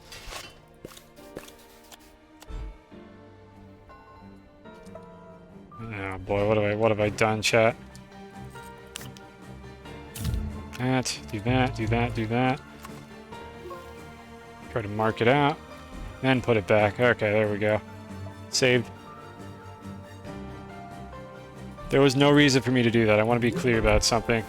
That is a cosine problem that I needed to fix that. It doesn't actually affect anything. These things are like symmetrical in all angles. It's just there's 2 of the angles cause them to do the jittering thing that snaps them to a specific one. Which wasn't even the reason why I did that, because it was at one of those 2 angles. Okay, there we go. I think we're good now. They're all pointing to the left. Consistency. Alright, so this is where I want to put one of these aluminums. And then this target pin was supposed to be attached to this particular arm here. I don't know why it's attached at a weird angle. This is... We're definitely back to bad camera territory here. There's only so much you can do with this game. It's bad. I'm going to keep saying it's bad until the devs release an update that fixes the camera in this game, because it is not good. And I have nothing nice to say about it. Please, devs. End my misery. There we go. Okay, we fixed that. And normally these wouldn't have items on them, but that's fine. Okay, so the part up here has another auto arm and then a small storage silo. This is the overflow silo, so if I fill up the one in front, I turn off the system that would be producing this material, whatever that system might be. But then I have a second silo in the back that'll take any, like, a little surplus that might show up later. So I don't have to worry about the whole system backing up, because if that train back there actually backs up, it's basically everything is jammed. Nothing could happen in the base anymore until that train empties out. I'm going to get very annoyed by that train constantly making noises, moving back and forth. I might want to come up with a system that turns it off when it's not moving.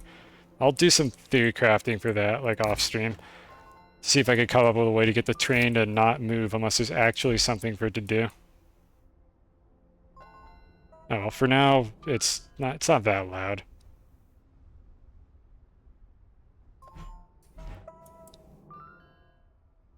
And right there. Lock those bad boys. Hook it all up.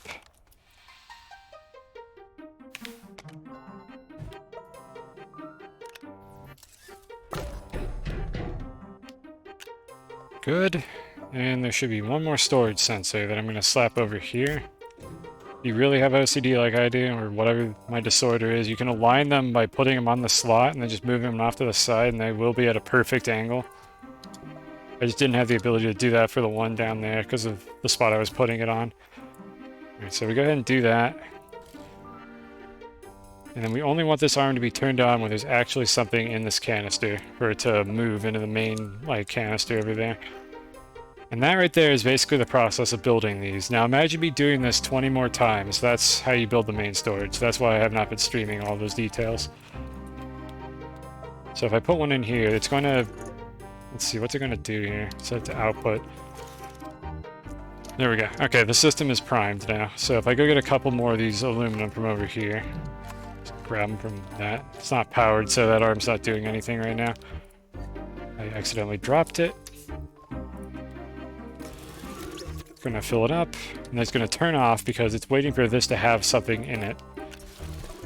And then it'll place it in this canister over here. This canister, this arm should be on right now, and this arm is going to move aluminum down onto this platform here. So all that's left to do is for me to move all the aluminum that I have into the system on this side. So first let me feed the snails so it's not so damn dark. And also I guess so I don't die from fall damage or something.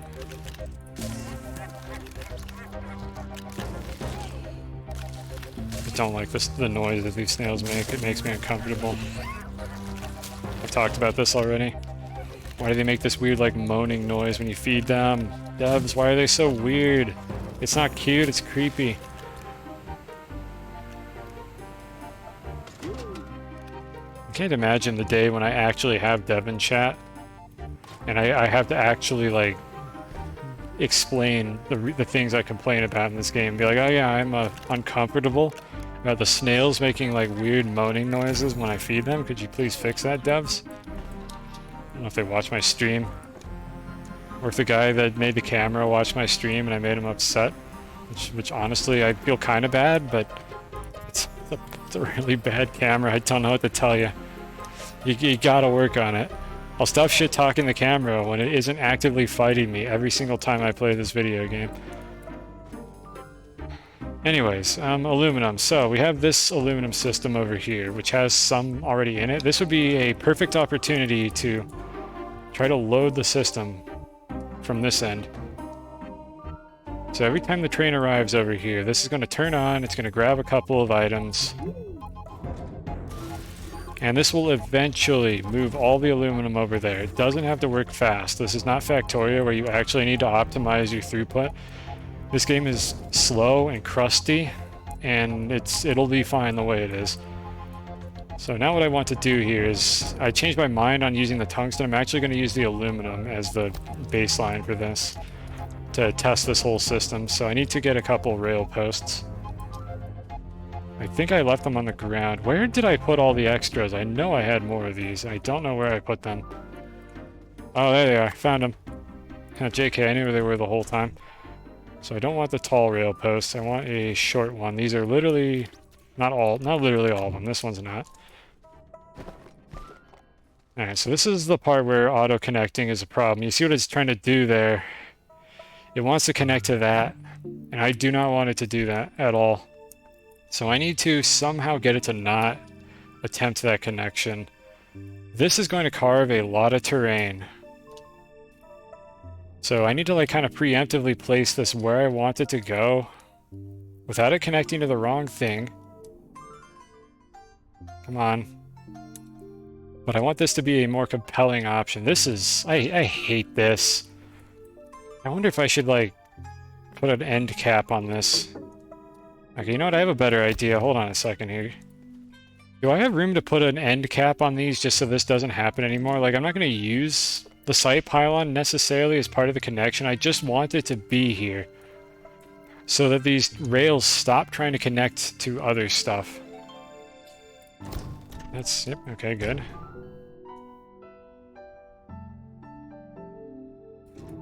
I definitely did not plan this out very well. Okay, if I put it like over here, this should work. This shouldn't carve too much terrain. It did not carve any by the look of things. When I'm talking about carving terrain, by the way, anyone who doesn't know how these work, these trains will just dig terrain around the rails. Like, even if the train would not actually, like, touch them, they sort of dig out, like, a circular tunnel around where the rails are, which is normally useful. But in my case, I really don't want it to do that because it's just going to damage my base. So I'm trying to specifically avoid having that happen at all costs. Because it'll just make a huge hole that I need to clean up later. Game, in what universe is that how I would want this rail to connect? Okay, what's the flipping point? It's like right there. This is probably going to carve, which is fine, I'll deal with it. It actually didn't carve. Okay, I'm surprised. And then we use one of these site pylons to cap it off.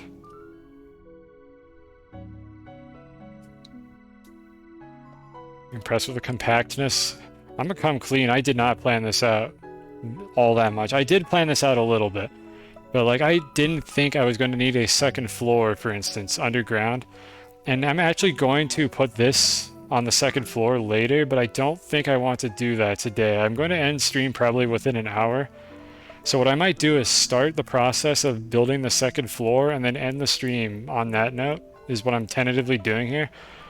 But the first thing I want to do is set up like one smelting system upstairs, which is going to be the aluminum one because that's the one that I seem to be using the most. And then from there, we'll see what I end up doing.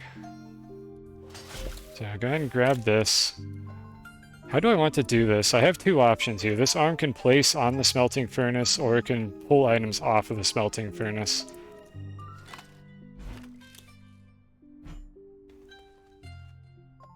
The easiest way to do this is probably this one. And then I pull off of the smelting furnace with an arm like this. Okay, so the train for the aluminum is going to wind up over here. This part is temporary. We're just putting this wherever it fits. Does this reach? For anyone who's just stopping by, there are two glitched cable plugs inside of these site pylons that can provide power to them. I don't know what the devs were doing, but you can actually connect power to these things, despite the fact that it doesn't look like you can, which is fantastic. I would like if they would just actually make these cable plugs, like, intuitive, but please, devs, don't remove the cable plugs. Like, we need those. Those are important. But there are two glitched cable plugs inside of this thing. Anyways, I need to branch the power over here a little further. I'm going to just use a couple random-ass medium platforms to do this. So here's the second cable plug. It just works. You just pull it over there, it just works. Now the whole system is powered again, and I can get an aluminum supply. Where did I put the aluminum train? Did I ever remove it from the rails? Yeah, it might be stuck in the system. Let me try to call it. Yeah, it's still in the system. Hydrate, good idea. Okay, as we've discovered, we don't actually need rail engines for this.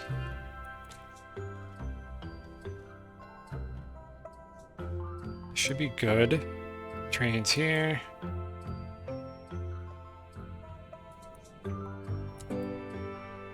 I'm trying to think what I want to do here. So this is all powered. This auto arm, I've just had it always turned on as long as the system needs supplies. So here's where I'm going to do something hacky that I'll eventually work on refining a little bit later. But essentially, part of the premise of this storage system is I want to turn off supplies that I don't have room for. So if I fill this aluminum canister here, I want the system to turn off. And I can indirectly detect that by seeing if there is anything in the overflow canister. So I don't need another storage sensor.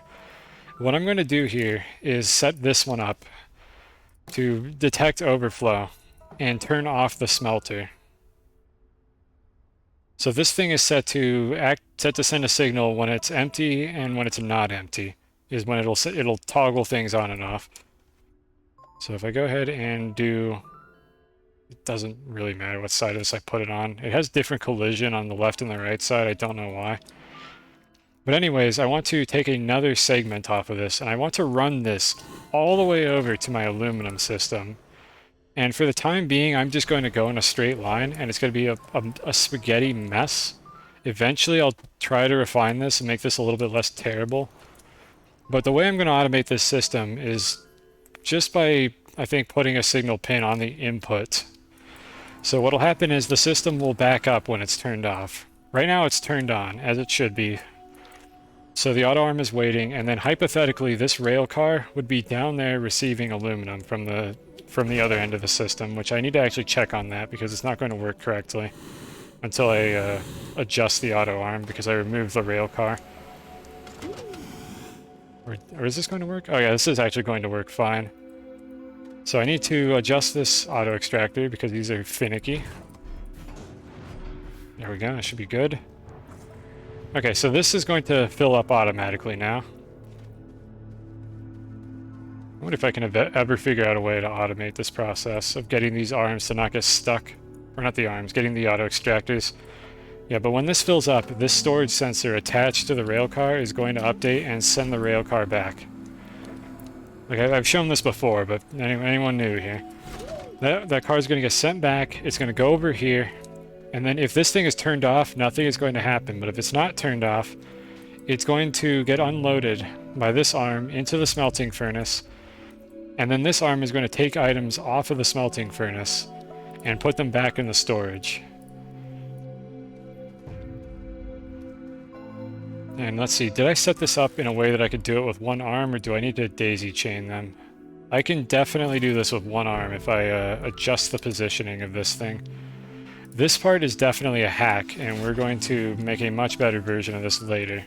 But for now, this is going to be fine, I think. So this arm can reach all the slots on the train from here, I believe. You move it over to this side. Yep, okay, it's jittering. I don't really care that it's at a perfect angle, but it is. Okay, and then just the same way that I would load this at any of the other points, I just put stuff on the train. That's kind of the magic of this, how much simpler it is to do this. With the train going back and forth like this, eventually everything will wind up where it's supposed to go, as long as I don't back up the system.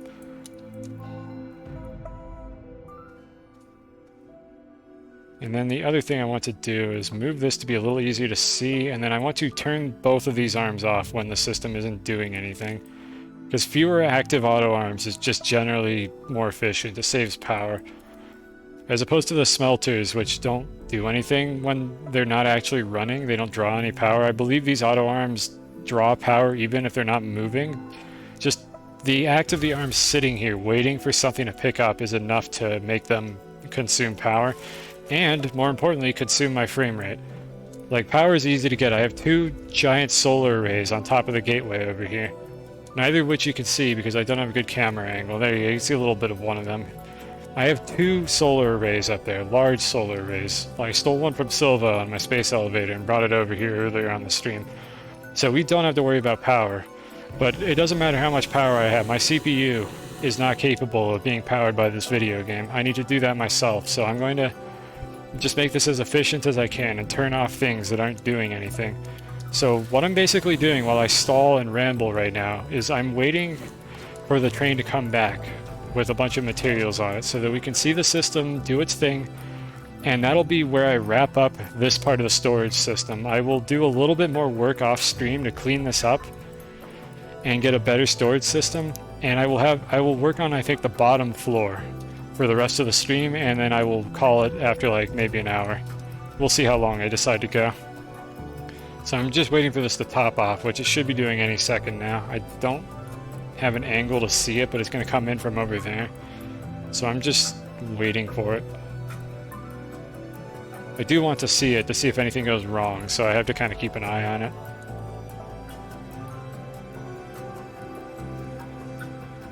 Don't make me go down there to check on you. I know this works. I think. Please, smile. I guess I can fix the crusty mess of a train. This was something that the Rails did by carving in this area, is they messed up my smooth surface here, so every now and then I have to go back through and turn off my inhibitor mod and then fix this. This will be a little bit more refined once I have the downstairs section all worked out, because I won't have to bring all the rails all the way up here through this tiny hole in the ground, which in retrospect, I would have made it bigger if I had realized that the rails were going to carve it. But, oh well, you live and learn. If I ever do this again, I'll probably design it a little bit more intelligently. Alright, if that train doesn't show up within the next, like, 30 seconds, I'm going to go down and check on it. It's possible that the auto arm wasn't able to reach the entire train, and so it's waiting for a slot to fill. So I'll go check on that. There we go. This has actually been scuffed for quite a while, and I haven't gotten around to fixing it, so I'm glad I did that. Let's go have a look. No, it's just stuck. Okay. We'll have to figure out what went wrong here. Okay, so, dude, you were waiting for storage to empty. Start. Yeah, we'll see if this becomes a problem. This is something I can debug. Maybe I do need the rail engine for some reason, but I could probably find a better way to fix this. We'll work on that in the future. For now, this is good enough. So here's what's supposed to happen. We need aluminum, so the system is going to pull all the laterite off. The train should go back. Thank you. If I need to, I could put a side pylon down there, since it definitely worked on this end. These are going to get spelted, they're going to get picked up, and they're going to get placed on the train as it comes by. I could theoretically use these segment pins to activate this arm instead. I would have to set up an AND gate for that, though. Or I could just toggle the power to the arm, I suppose. That would actually be a functional way to do that with less logic. Yeah, I'll decide what to do later. For now, we'll just leave it turned on. The only problem is if I walk under this, it's going to put crap in my backpack. Well, it can't actually. My backpack is full, but it would have tried to put crap in my backpack. Notably, the aluminum is not getting pulled off of the system, because I never placed... Okay, this was just me being a big dummy. I forgot to do this. I never put an auto arm here, so there's a very good reason why this wasn't working, if you can believe it. Haha, silly me. I'm definitely not dumb. Alright, so let's just set this... I'm just going to set up this one in particular real quick, just to get this up and running.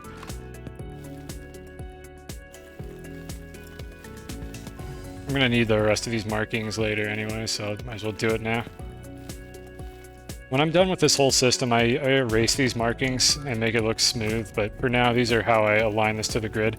And again, the grid isn't just an aesthetic thing, like it's absolutely for aesthetics, but it's also, I actually have to do it like this or the system will not work.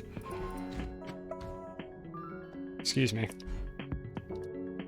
Like these are very carefully aligned to only be able to interact with the correct storages, and if I let them place items on the wrong storage, the whole damn thing is going to break. I don't want to turn that on until it has a filter item on it. And I don't have an easy way to power this. I could just grab this. There we go. Okay, good. And then the last thing we want to do is only turn this arm on if the train is actually here. So train arrives, arm turns on, it's going to have time to unload like maybe 2 aluminum. Again, I can make the train stick here longer if that becomes a problem, but for now it's just 2 aluminum. The aluminum gets put here. This arm turns on, grabs it, moves it over to this canister.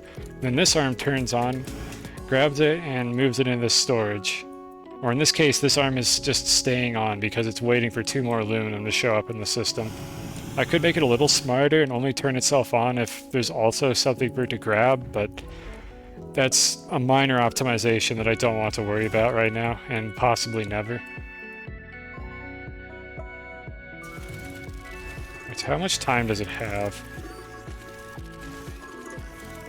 It has time to alternately unload 1 and 2 items from the system. I'm definitely going to want to increase the delay on these repeaters.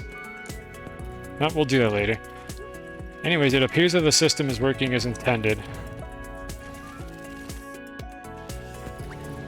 There it goes, it loads it up again. And we are also competing for aluminum over here, so the system is very slowly going to unload all the aluminum into that canister over there. We do not care about the throughput speed, we just want it to work. I can add more auto arms and other tweaks to make it run faster when I need it to. So as far as I'm concerned, this is good to go. We have our proof of concept. We now have an auto miner that'll send the train over here automatically. It'll get smelted automatically. And then it'll get thrown into the system here. One thing I did not do that I'm going to do later is I'm going to have another arm specifically for laterite, which will be able to pull laterite off of the rail car and put it on the smelter, because if I put laterite into the system through this end here, it's never going to get smelted because there's nothing that could deal with the laterite. It'll jam the system. I need to make sure the laterite finds its way to the smelting furnace, and then the aluminum comes back, and that is probably just going to be a second arm right next to this one, pointing in the opposite direction to put things in the smelting furnace.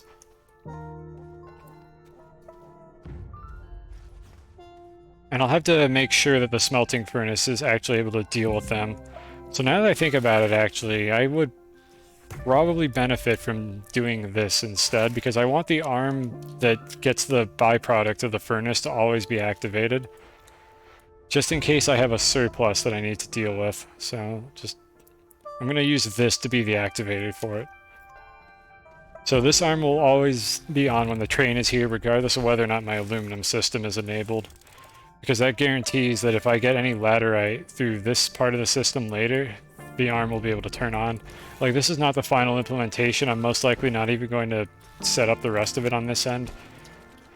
But for now, I just want to kind of set up like a visual reminder for myself when I go and try to flesh this out in the future.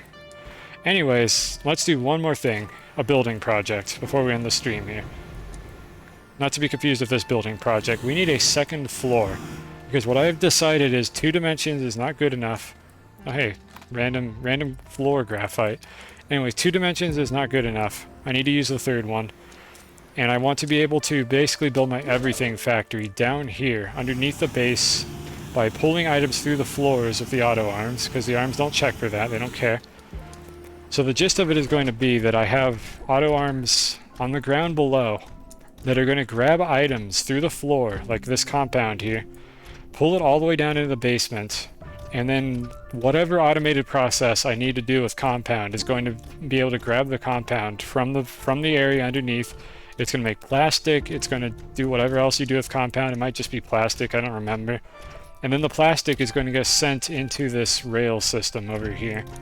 I might have this train actually go down underground when it gets to the other end, so that it can occasionally pick up like chemistry lab and smelting byproducts and bring them up to the surface. Again, that's the magic of having a 2-way bus like this. I can really do whatever I want with it, and it should just work eventually. I don't have to do any intricate ordering with all these arms. So anyways, what do I need down there? I've already carved out a lot of space. I want to make sure I can put soil in a canister. Soil is still valuable to me right now. We do have extra space here, so that should work. And we're going to initially do a little bit of small scale like measuring. to get this to be the correct size, and then I'll go in with a big terrain tool and do some digging. I'm not going to do all this on stream because frankly it's not very interesting to watch, but initially we'll do this on stream. So let me do this. And I'll just kind of measure it out, give you all a primer of what I'm going to be doing in the grand scheme of things, and then I will do it off camera. So you don't have to sit through this, and you could actually watch the interesting content. I don't want these in my inventory. I'm just going to put them here and forget that they're there. Alright, so what do we want to do? We want to do some measuring. Because I need to know what this distance is going to be. It needs to be nice and consistent. It'll help prevent things from falling through the ground. It'll satisfy my OCD. I want the floor to be about 4 tiles thick, I think is usually a good measurement. 4 tiles seems to be fairly robust. Stuff doesn't tend to fall through the ground, and it's difficult to accidentally mess with things on the floor above you if it's reasonably thick. So 4 tiles is tentatively what I'm going to go for unless I start running into problems. So in order to do that, I'm just kind of eyeballing this here. This right here would be a 4 tile thick floor. The alternative would be 8, but using 8 or maybe even 6 would probably just mean I have to make more auto arms to get down to the factory floor. The factory floor is not going to be this far down. It's probably going to be like roughly here. So this is going to be a little bit of a weird hollow cavity. I might have a 3rd floor depending on how much of a mess this turns out to be. But for now, we're going to roll with this. So let me turn this off and just kind of eyeball this initially, and then we'll go back in with the leveling block and do it correctly. Unfortunately, this is where this game's camera really shows its ugly side, as if it hasn't already been doing that for this whole stream. Is I'm trying to work on like this little spot right here, and I need to like stand on one of these rail posts to even get a remotely workable camera angle for this. And even then, the camera is trying to pull me up constantly. You see how it's doing that? I'm not touching the cursor or anything. The camera just wants to fucking look up at a weird angle for some reason. And I really wish it wasn't so damn aggressive about doing that. But it is what it is. Devs, please fix. Yada yada, you've all heard it before. So I want this to be 3, and then I need to grab my leveling block, which is conveniently... I don't know where it is. It's not convenient at all. Did I even put it on this? I'm gonna make a 2nd leveling block because I just don't want to get off of this position. So let me do that real quick. Well, I sure am glad the game has selected to put my backpack in the rail where I cannot click on it. There we go.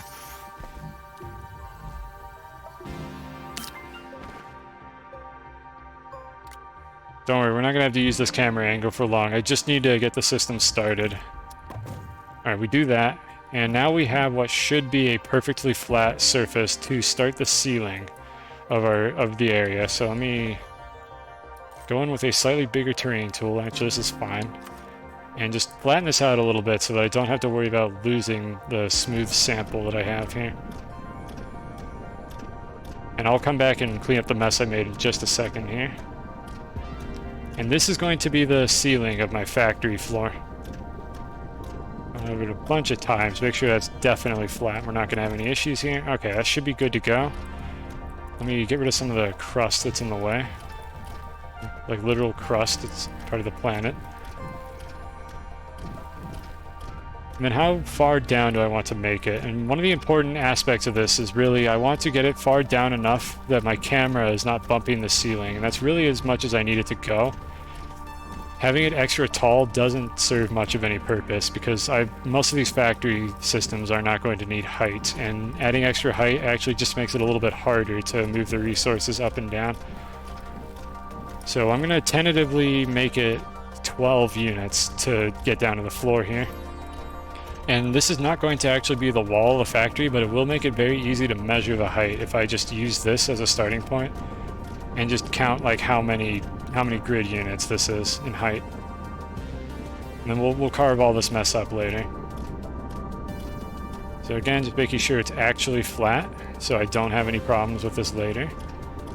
If it's not actually flat, I'll end up with weird slopes like starting to show up in my designs, and they'll basically compound until the whole thing is just a gigantic mess. I'm also going to go up here and smooth this out real quick. Actually, I think I made it 6, didn't I? I didn't measure this out correctly. No, I made it 5. Okay, we need to go up one more. I didn't realize that I had done this a little bit wrong. Alright, don't worry, that'll be fairly quick. Camera is doing this on its own. I pull it back up. It tries to pan down again. Super fucking annoying. Alright, that should be it right there. Let's try putting the leveling block on that spot. Or not. The leveling block could just drop off the ground for no reason. There we go, that should do it. I'm glad these trains don't have any collision, because I would be getting knocked off of this constantly, and it'd be very annoying. This is the height that we were looking for. There we go. Again, just kind of flatten it out, get it to look good enough. I already see something that is not true flat. Hopefully that's not the ceiling. I'll come back and clean that up if it is.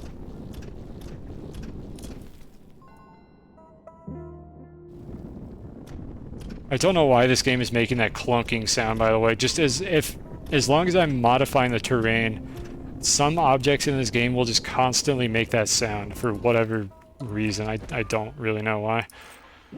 It's very bizarre. It's kind of annoying, but oh. Like, I don't even know what's making that noise. Maybe I have like a loose object upstairs and that's what's causing it. Oh well. And get these to snap again. If you see snapping like this, that probably means your grid is done correctly. And let's go up here and fix up the top half.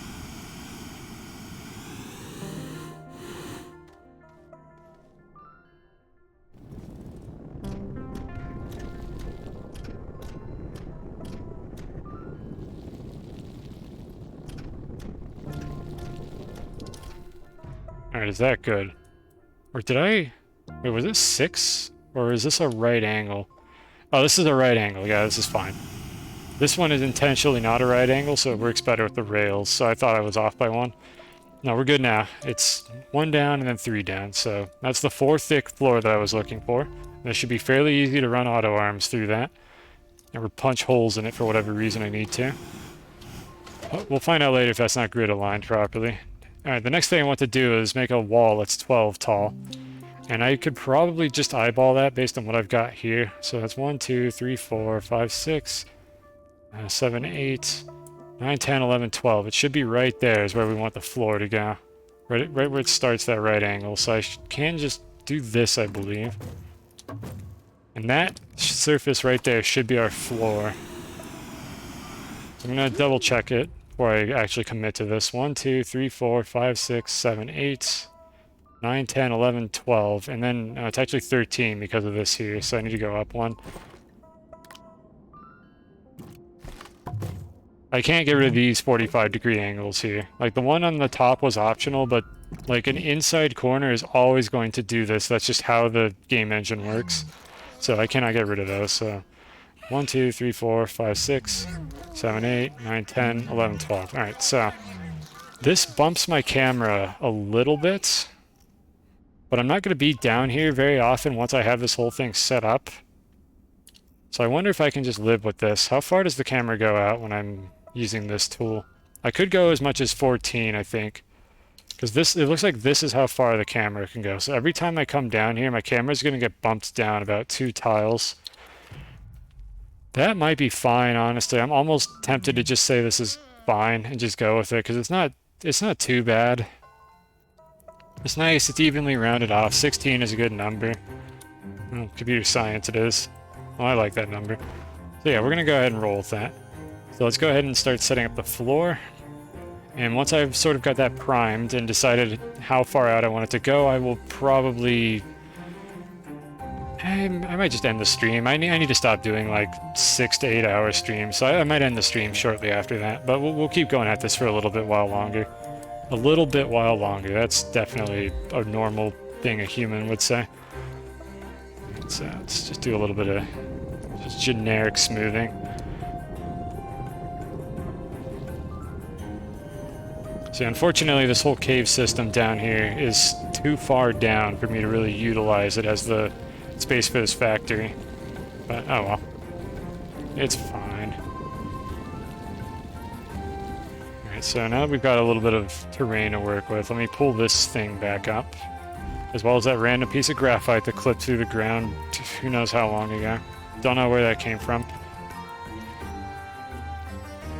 And this is pretty much going to be what we build.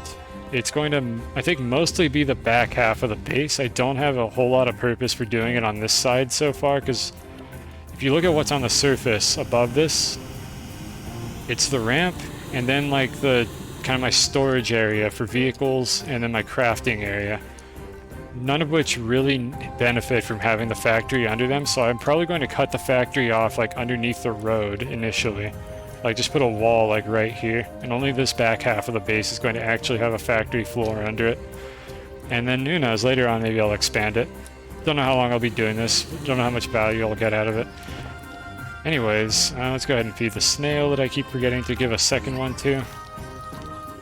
And now we can start using this snail, because now we just need to sort of just eyeball it and make a really big floor. I do, however, need to see how big this floor is going to be. Like, is it more than 4 thick? Because that means I can't interact with the ceiling if it's more than 4.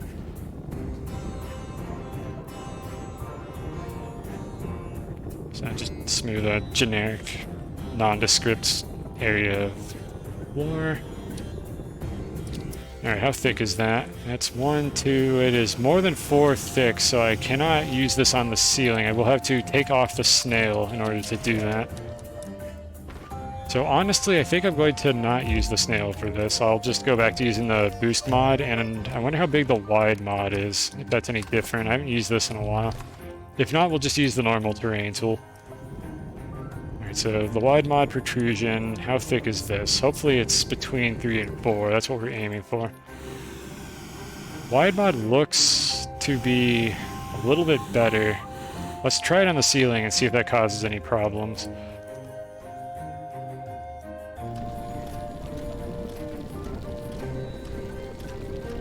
Really, I'm just doing this area a lot to make sure that if a protrusion was going to show up on the top, it would be very obvious.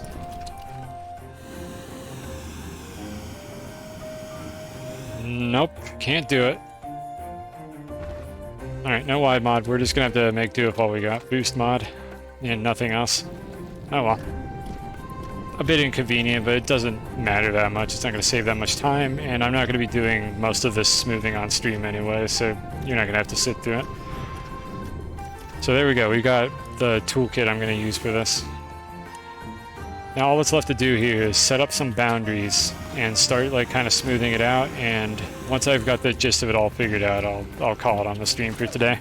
And at some point off stream, I will carve out the space and we'll work on building a factory, which should be way more fun than watching me smooth terrain for 2 hours, or however long I end up doing it. Give it a little more hydrazine because I'm about to run out. Alright, so let's see, I'm thinking where I want to cut it off. I could cut it off like maybe like right here. Like, I could have the road be a solid surface, and then it cuts off after that, maybe. I don't really have a consistent, like, organization scheme for how I've been doing this. Like, this road is 12 wide.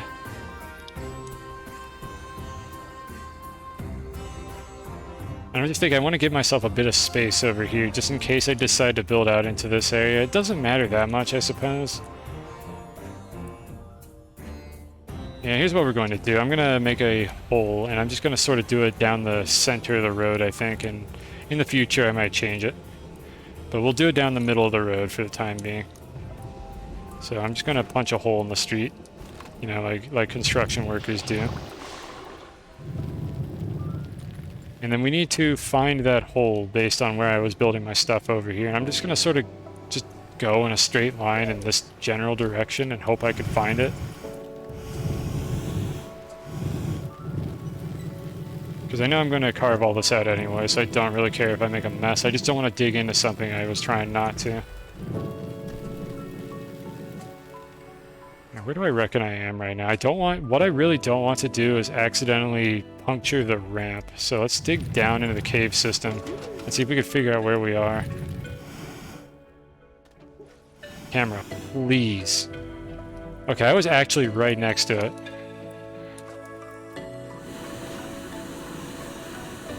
Sorry, just bear with the bad camera. Oh, I poked into it as I was digging down and didn't notice. Okay, so we now have our visual aid all figured out. What I will use the wide mod for is digging out some of this terrain here. I do want to save as much soil as I can, so I'm going to be doing this as well.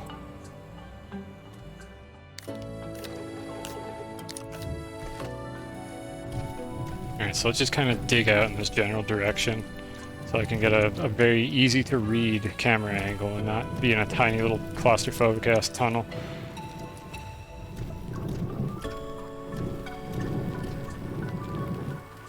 I'm going to be filling this up fast. Maybe I just shouldn't worry about the damn dirt. I can always get more later. I mean, why do you think this whole area is hollowed out here? The game didn't generate this cave system like this. I dug this out with a rover off stream just to have soil, so that you don't have to watch me gather resin for half the stream when I need to make like thousands of platforms out of it.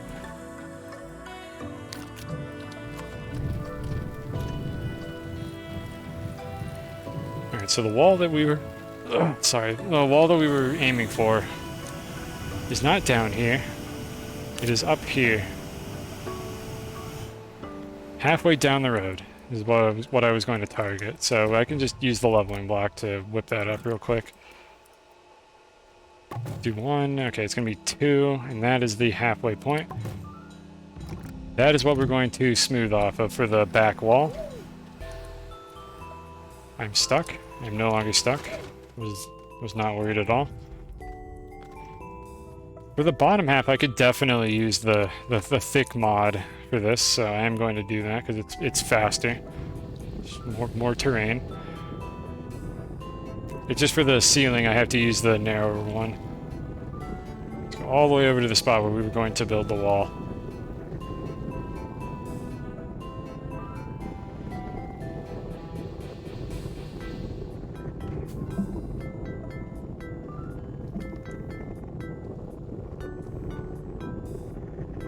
Make sure that's nice and flat. Okay, and that is our smoothing point. Oh no. Game, I'd really like to see my terrain tool. There we go, thank you. Let's grab some of that, pull that down to the floor. I will worry about filling in that cavity in the back another time. Yeah, this looks true flat. I think we're good to go on that. Okay, that wall's not going anywhere. Next, let's go ahead and fix the ceiling real quick. I should just be able to do this with the dark terrain color, except I don't have it. I'll paint over this hole later. I don't have it in my inventory right now, do I? No, I put it away. Whatever, I'll come back over this and recolor it. Just need to do that real quick.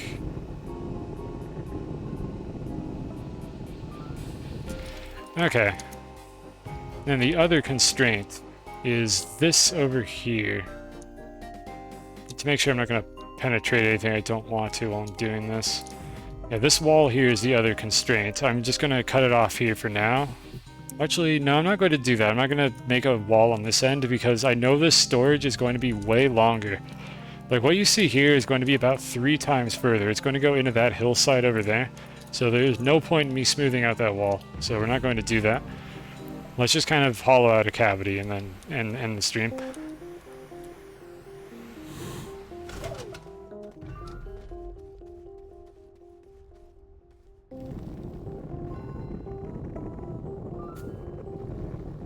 I could also use the thick terrain tool for the walls.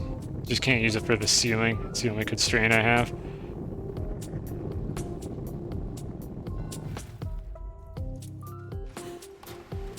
No, I mean, I said I don't think I have it on right now. Yeah, I don't even have it on.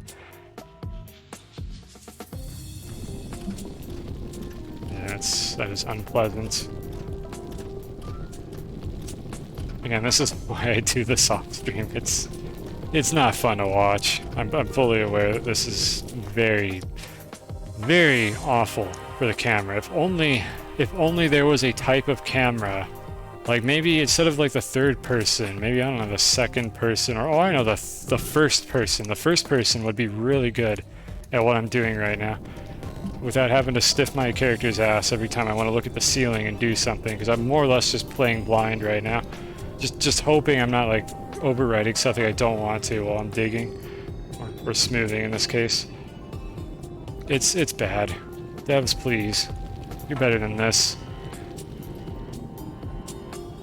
Like, whoever has this, like, weirdly stubborn philosophy that this game needs to have a third-person camera, it really doesn't. Like, it really doesn't need to have a third-person camera. It can have both. They can harmonize. They can live together in the same video game without fighting. Just give it a chance. Just accept the fact that this is a bad idea, and we need a first-person camera in this video game.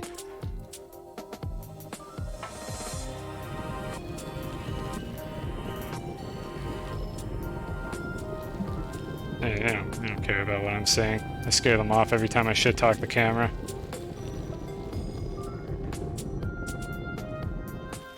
Please prove me wrong. Alright, there we go. So that's gonna be the back wall for that. We've got the ceiling kind of carved out. Alright, so I think you get the gist of what's going to happen here, chat. The storage racks are pretty much right here, where I'm running my cursor back and forth, and my character's head bobbing slightly. That's where the storage racks are.